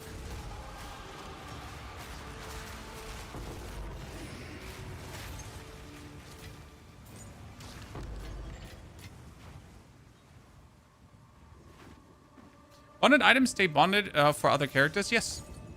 I mean, how else would I have a bonded item chest piece? So if a shaman socketed the bonded items, then that item exists with that bond. And they can be sold. That's why making a shaman is generally very profitable. Right?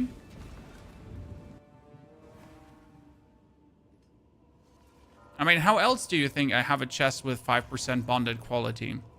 It's not because I have a shaman myself, it's because I bought it from the market. And that's only possible because a shaman actually got that item. So yes, making a shaman is probably one of the most financial literate decisions.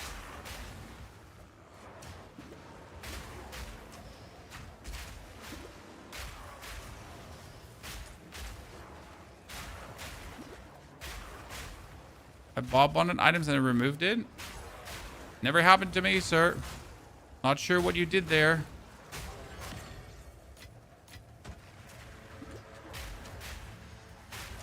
And I'm not trying to sell you any cheats. It's just how it works.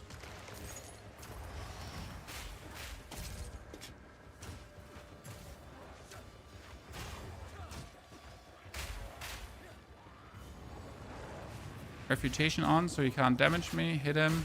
Kill him. He comes back. Kill him again. He comes back. Kill him again.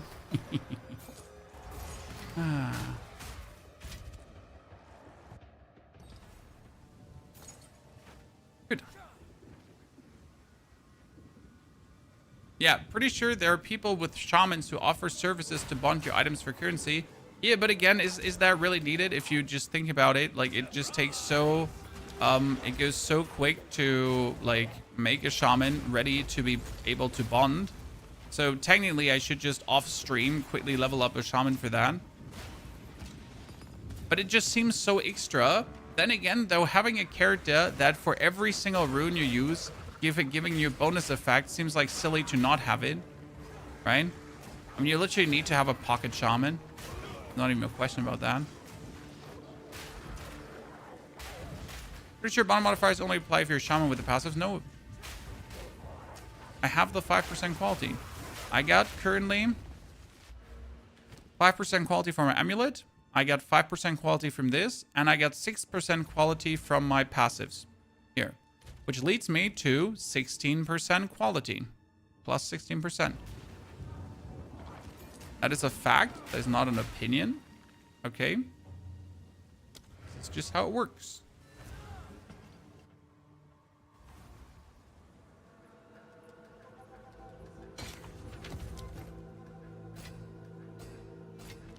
Welcome. This is what we have available. 282. I mean, there's possible to put a prefix on this, chat. If you somehow get a prefix that is like full, you know what, I'm just gonna put an exalted on and we'll see what happens. That was fire damage. Kind of sad. I mean, it's still like a 510 DPS thingy. Here, like 3 exalted, I guess. I'm sure Someone buy it, please. I don't want it. We get a siege crossbow. Siege crossbow. Reduced attribute requirements. And 253 lightning damage. I keep making them with lightning damage, Chan. It's never physical. I'm kind of sad. Like, how many with lightning damage have we made now? It's like too damn many. That's fire. That was the 422. And then we had the other one with lightning damage as well. Let's just keep making them. What is it? These are as expected. Indeed.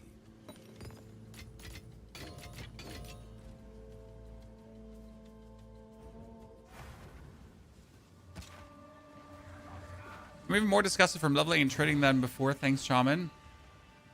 Here you go. Use it, sir. Use that knowledge to your advantage. Fatal, good to see you there, partner. Thank you for gifting 2 subs away. Congratulations on your pet. Oh, we have the executioner here, right? Let's see how much fragments to the arbiter actually cost, because I would kind of like to once again delete the arbiter.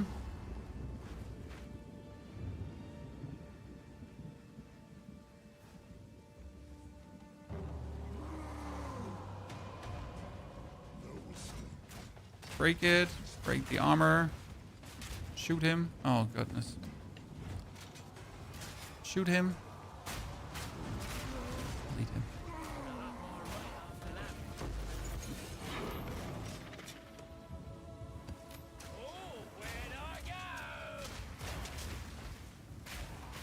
Sometimes he just swaps the ammunition, and I don't know when he does that, and it's so annoying when he does that.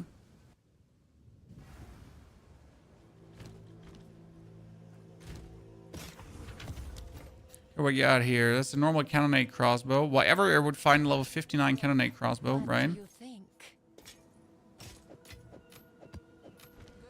Okay, fragments for the arbiter. I have 2. I actually only need the 3rd one. I have the right, left, and I need the...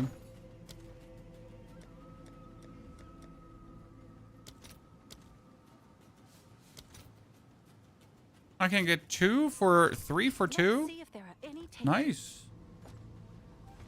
I think the arbiter is not so interesting to many people anymore, right?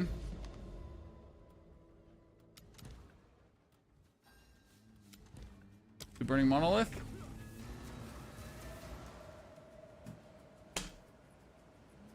Not sure what to expect, chat. Let's see. We killed him with our wyvern already because we wanted to know how well the wyvern will perform against him, right? Ever received your free skill point? Have, my friend. Okay. I'm not sure if we do need a better crossbow because ours is only 750 DPS. Which is far away from the pinnacle, so we could get another 100 DPS, right? But maybe 30 divine orbs. I really don't want to spend 30 divine orbs for that. You want to reach a certain level of damage, but you also really don't want to spend 30 divine orbs, right? Okay, ladies and gentlemen, let's see. Arbiter. The thing is, we don't have to build like any charges up or something. Like, I am literally going to just break his fire resistance, right? Then break his armor. Break his armor. Shoot him. That's it. That was his first phase. Done. Now I can't use my other grenades because we need to have it recharge. So we need to have my clusters recharge. Affliction upon her will soon be erased.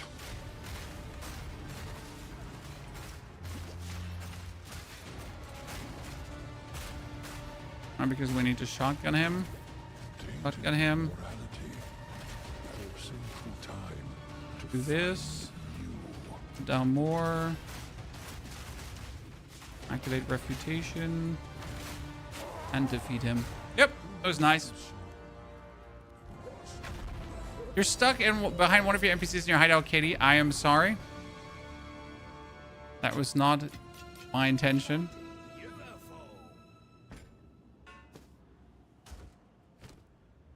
We got full everything. So that was the Arbiter. That worked really good, right? I mean, that was not hard. That just worked. Okay. What do we get here? We get this helmet. Solos Ipsa. Equipment and skill gems have increased attribute requirements. You can socket 2 additional copies of each lineage support gem in different skills. It seems kind of nice.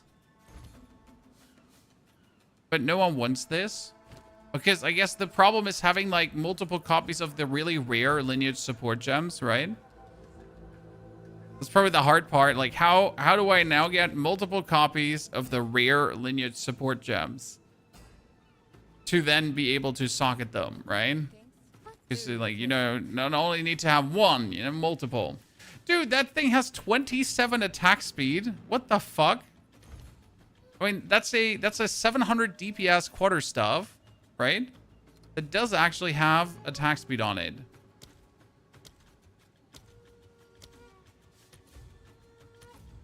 Nothing even remotely here.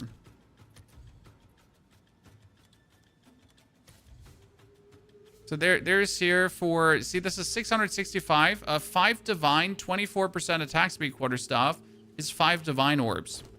So if I now take this one, and I guess if I put a suffix, you know what, we're gonna desecrate a suffix on, right? Yeah, we're gonna desecrate one on. I mean, obviously, there's no questions asked. Yes. Choose what you need. Funny, just getting lucky items. Useless to time is of the essence. I mean, that's crazy.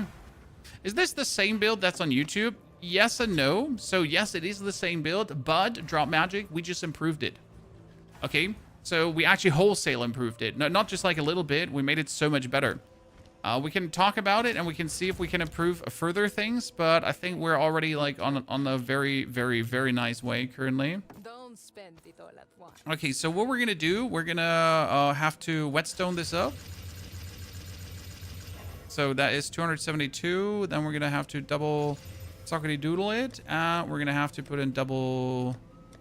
I mean, this one could receive double lightning, so it would actually have like some lightning damage, I guess. Right? And then we're gonna desecrate for a suffix. I mean, this is just for selling, so we don't have this for anything else, right? It's complete for selling. What are main cons of this build? High fire res mobs or gun cost or some epics worth 300 divine? You have to buy yourself an amulet with quality of all skills, which will cost you 1 to 5 divine. Then a chest piece that preferable also has quality, which will cost you 1 to 5 divine. I mean, have to, should in the long run, and that's it. There's nothing crazy expensive in this build. Leech physical is life. Chance to build an additional combo on hit. That one literally doesn't hurt to have. Okay. Oh, what should I sell this for, Chad?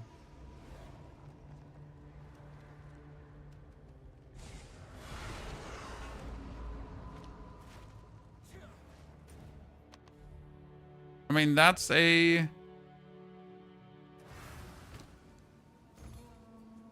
716 DPS staff with a lot of attack speed and cold damage. Cold damage in this case actually being important because a lot of people might like the cold damage. Also has chance to make combo on hit, and no one actually has something even remotely like this. So I gotta remove the Skull Crusher from that one. And the requirements. So if we're looking for staff, this is an 18 divine staff, minus 716. This is the only one that has chance to build an additional combo point, right? I removed the chance for additional combo points. We're sitting with our 716 DPS. Probably at a potential for a couple of divines. Let's see. I'm going to do, because of the bonus combo, we're just going to put this up to 3 and see if we can sell it. I mean, it literally cost me nothing to make this, right? All the resources I put in, and be nice. Isn't the cooldown making things feel clunky? Okay, let's jump into a tier 15 map, and then you decide if you feel like this is clunky or not. Okay, this is always the easiest way to do it. Open this up. We're gonna jump into a map. Steaming Springs. So we are clearing currently, for the people that missed it, with our explosive grenade, and we reduce the cooldown of the explosive grenade. Okay. Plus the detonation time. So I'm going to throw the explosive and everything dies. Then I'm going to throw the explosive, everything dies. Throw my stun grenade to break some armor. Throw my stun grenade to break some armor. There's an elite. Explosive grenade dies. On we go. Stun grenade. Explosive grenade. Explosive grenade. Stun grenade. Stun grenade. Get staggered because I was sprinting a little bit too much. Survive because we have a lot of armor. Stun them all. Kill the dude. And I could also put down totems, and just keep zooming because my totems will just clear out everything. So I don't necessarily even have to throw things, right? There's the boss fight. Totem, oil grenade, thingy, break armor, hit her. Oops, I forget. We didn't actually break her armor. Oops, break her armor. Then kill her with your cluster. It wasn't gonna do stupid things. That was definitely not the rotation for her, but still quick enough, but not the rotation. Sorry, it was screwed up. And then you just keep zooming, and if you now find the abyss, because that's what I'm looking. If you find the abyss, you just put down your totems. So we're not fighting this with grenades, right? We're just putting down our totems here as soon as we find this, and then we just have our totems do this for us, because your totems will 100% unload. Like, even if it's only 1 or 2 unloads, and then whatever elite comes out, you're just going to quickly delete this. And then you keep doing this, right? There's an elite again, delete this. And then you just keep putting out, like, the totems, and they just take care of everything. So now if you think that's clunky for you, then that's clunky for you. Okay? Can't change your opinion on that one, but this is how it plays. It's rather smooth, honestly. It wasn't that smooth yesterday, like in the 2.0 version, because the 2.0 version was trying to clear with so the 2.0 version was making a mistake. It was trying to clear with the explosive shot, and I will have to say that this is just not the build that clears with the explosive shot. So my Raging Grenadier, for example, absolutely demon, can definitely clear with the explosive shot. But this one just doesn't profit from it, right? I cannot make the explosive shot work as good as I need it to be the main star of the show. And that was like what was holding the build back. Once I understood that I needed to change that, like, right?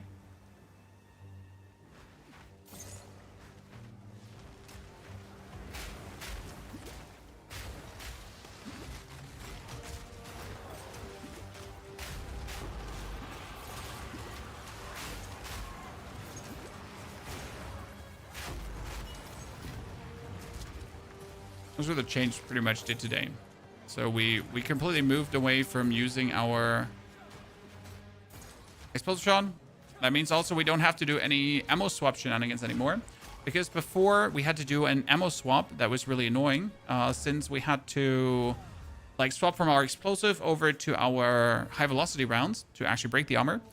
And we're not doing that anymore. Since when do we use totems? Since today. This is what We just added this fresh. Okay, that's a lot of armor for boots, but it's only 15%. Is this build going on YouTube? It's already on YouTube, but this version is going on YouTube. The improved version, yes. And then tomorrow we're going to start with the next build.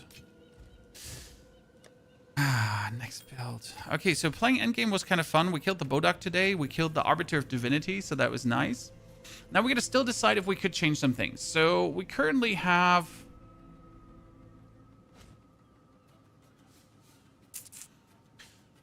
We currently have the stun. This one has short fuse in, which is insane with magnified area. We actually do need magnified area too. We've been playing magnified area 1 for the longest time. Shame on me. Mainly because I'm too lazy to make it 2. I'm onto armament, payload, multi-shot.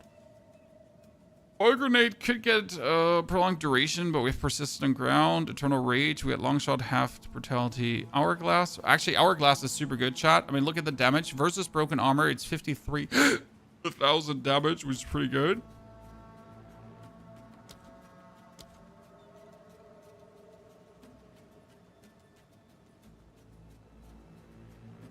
Our cluster grenade is happy. Scavenge plating. We have magnified area 2 fire mastery. The mortar cannon has cluster, deliberation, payload, and urgent. And refutation has efficiency in that. I mean, what I need is one more green. What are we doing here with the green ones? We're trying to get both bonuses. Oh, it's you. Using a random green one, like multi-shot. Oh, multi-shot is in already. Cooldown recovery, corrosion. Yeah, what's it? We emptied the build on mobile. Yes. So let's see if the bonus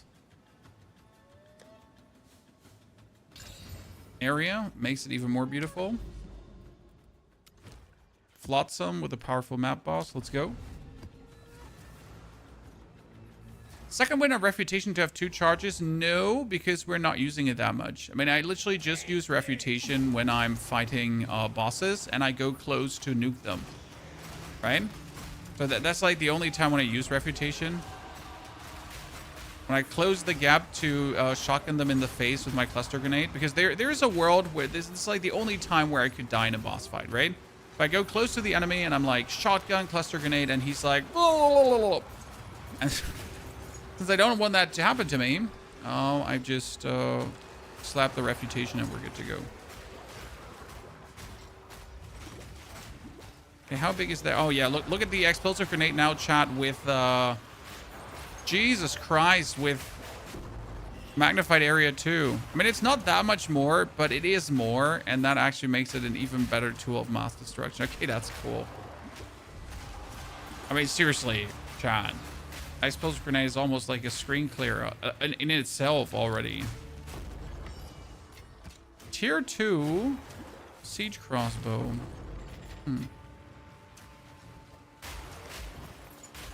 You look at that, ladies and gentlemen. No one really high in the Atlas. I mean, it was before, it was never really worth it to go high in the Atlas, right? This time it's at least fun, like clearing out the fortress, then trying to find the Bodog and the others. I mean, you kind of want to at least clear every pinnacle boss in story mode, right?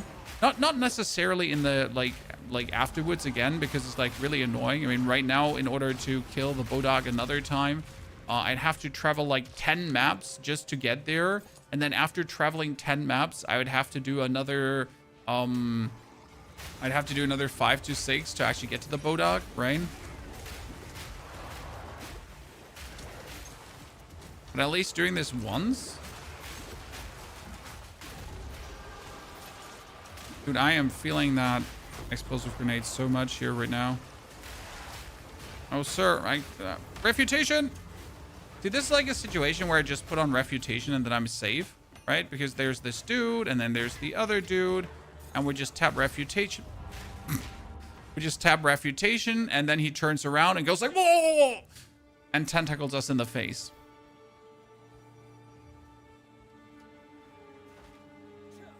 That's the moment where the refutation run out.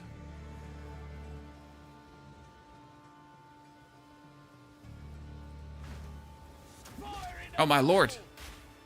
Okay, you know what? We're just going to kill him under safe distance because we can. I mean, like, seriously, we can. Right? That's what we get grenades for.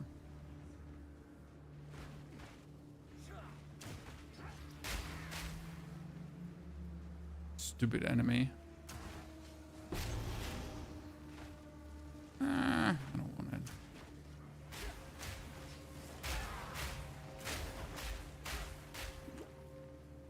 Like tier 4 rating on it. Not even remotely interesting.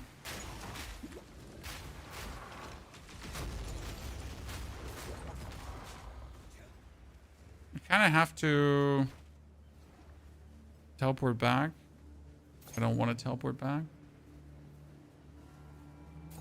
So as you notice, there's still a slight chance for death every now and then. But to be fair, if you make sure that you don't stumble as often as I do, you're good. I mean, there's a reasonable high amount of stumbles that just happen for zoominess. Oh, hello there. Another. Yeah, I'm not sure where that killed me. Like, he just puked me in the face and it just killed me instantly. I mean, unless this map is giving them bonus crits, I want to know. I don't know what it gives them. Dude, you just ate my face. Were there any nerfs to this? No, it just got buffed. There were no nerfs to get buffed. So the actual,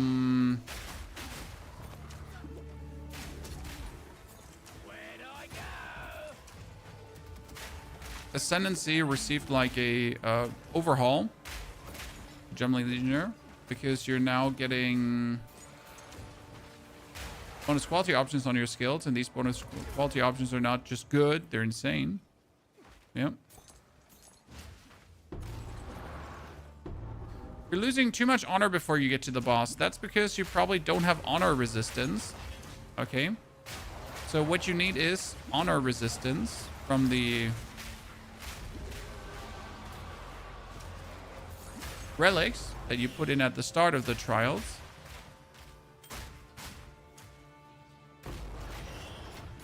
A nearby map has been overrun by the abyss. Yas, my favorite thing when that happens, chat.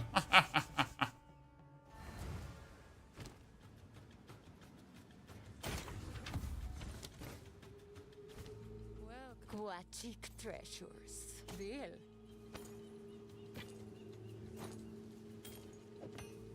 Okay, tier 2. Wow. I got a tier 1 mana. Cool. Cool. There's a tier 1 crossbow, chat, and I get a tier 1 gain 38 mana when on enemy kill.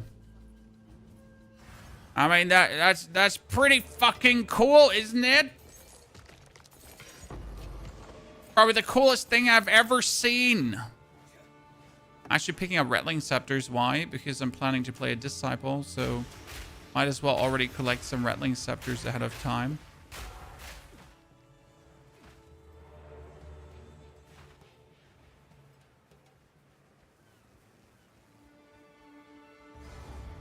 Okay, let's get to the Capitan. El Capitan. So El Capitan is going to get my... Oil him up. Gotta oil him up. Oil him up. Then break his armor. After breaking his armor, shoot him. Put on Refutation so I can get close. And then eat him up. Good night.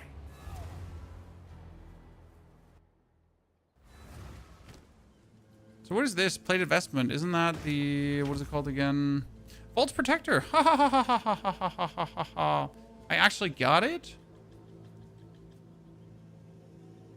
Vault's Protector is like for easy power charges. Gain a power charge on critical hit. It's like if you want to use it, you can actually use it. So that has increased damage, added cool damage resistances, and 45 spirit bonus. No ranks, but you know what? Not terrible.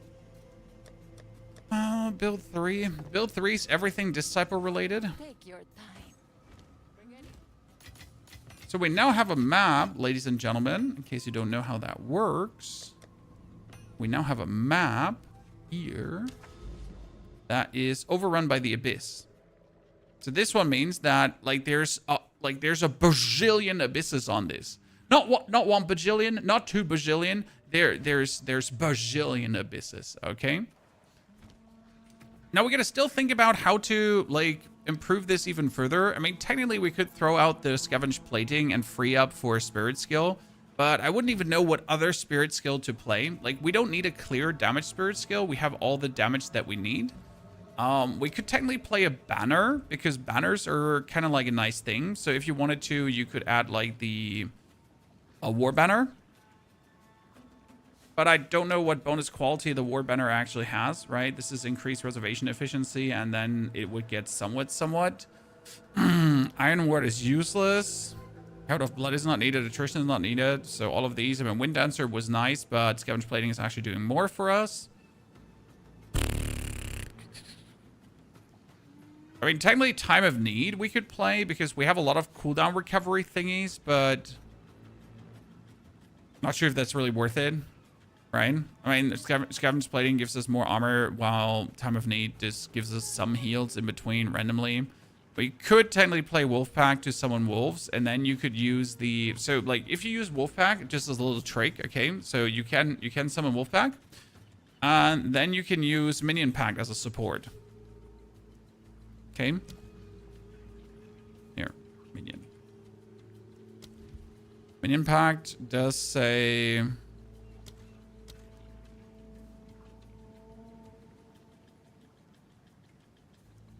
Supported skills remove 100% of your maximum life from a nearby minion and use to deal 35% more damage. So if you have the wolf pack close to you, you can just use your skills for 35% more damage. But yeah. It would be lovely to be slightly less squishy. I mean, the only way to be slightly less squishy with a strength-based character is to obviously have more strength, right? And to get more life. I mean, my gloves have 68 life, that could be 100. My boots have 42 max life, that could be 150. My belt has 144, that could be 200. Right? So we could at least get like what we're talking about, 150, 200 more life. My chest has no life, and that's 200 possible life missing, so there'd be 400 life more. My rings doesn't have life. Again, that would be another 100 life. My other ring doesn't have life. That would be another 100 life. My chest helmet has 49 life. That's also 50 to 100 life missing. So we could at least have 1,000 life more. Especially since my strength modes also gives me 2% increased maximum life for each strength mode. Ergo, I would not only get 1,000 life more or so, like, right? I would be sitting at like roughly, I don't know, 3,500 life or something. But again, for that, I'd have to be like really, really lucky, because if I'm now looking for a bonded chest piece, and that this is where my problems start. So if I not make it shaman, I'd have to look for bonded and then quality. So this is like augment bonded quality to all skills, right? And those are the chest pieces. Now, obviously, I want these chest pieces to be fully armor. So 1,000 armor here, right? And there's just like, and I want them up. We could obviously buy ourselves a more Invictus, right? That would be funny. This is more maximum life per socketed fill and increased armor evasion rating per thingy. Actually, that, you know, we could buy this one. Because this one gives us quality, lightning resistance, chaos resistance. It would give us armor applies to chaos damage. Damage taken bypasses energy shield. And you know what? That one would actually be a decent one, surprisingly. And it's only a divine orb. Quite cheap. Fuck around with that. I mean, I like this 50 life, so this is 200 life for this, and it would actually give us bonus spirit. So it would be really cool. It's also 48 spirit. It's actually the perfect one. So for this build, surprisingly, it would be the perfect... I'm not going to buy this, because if any one of you is looking for this, it's great.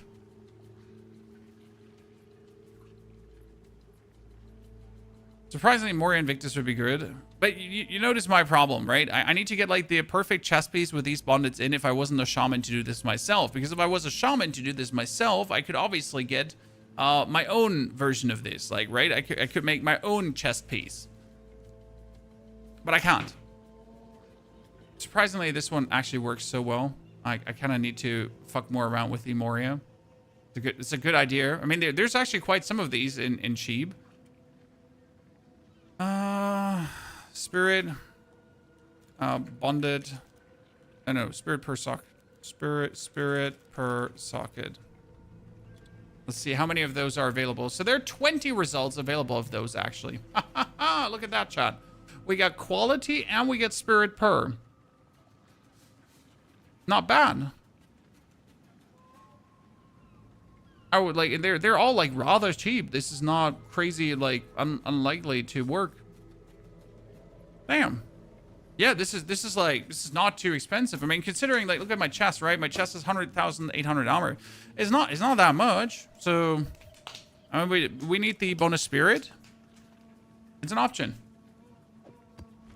However, that being said, chat, I think we're gonna wrap it up here now. This was the Mercenary. I will want to put this in video form, so if you're lucky, we should be able to get the full video form of this out in the next 2 hours. I got barbecue guests coming, but I'm gonna try to rush it, so I got this ready for you. So thank you for coming and watching so far and enjoying.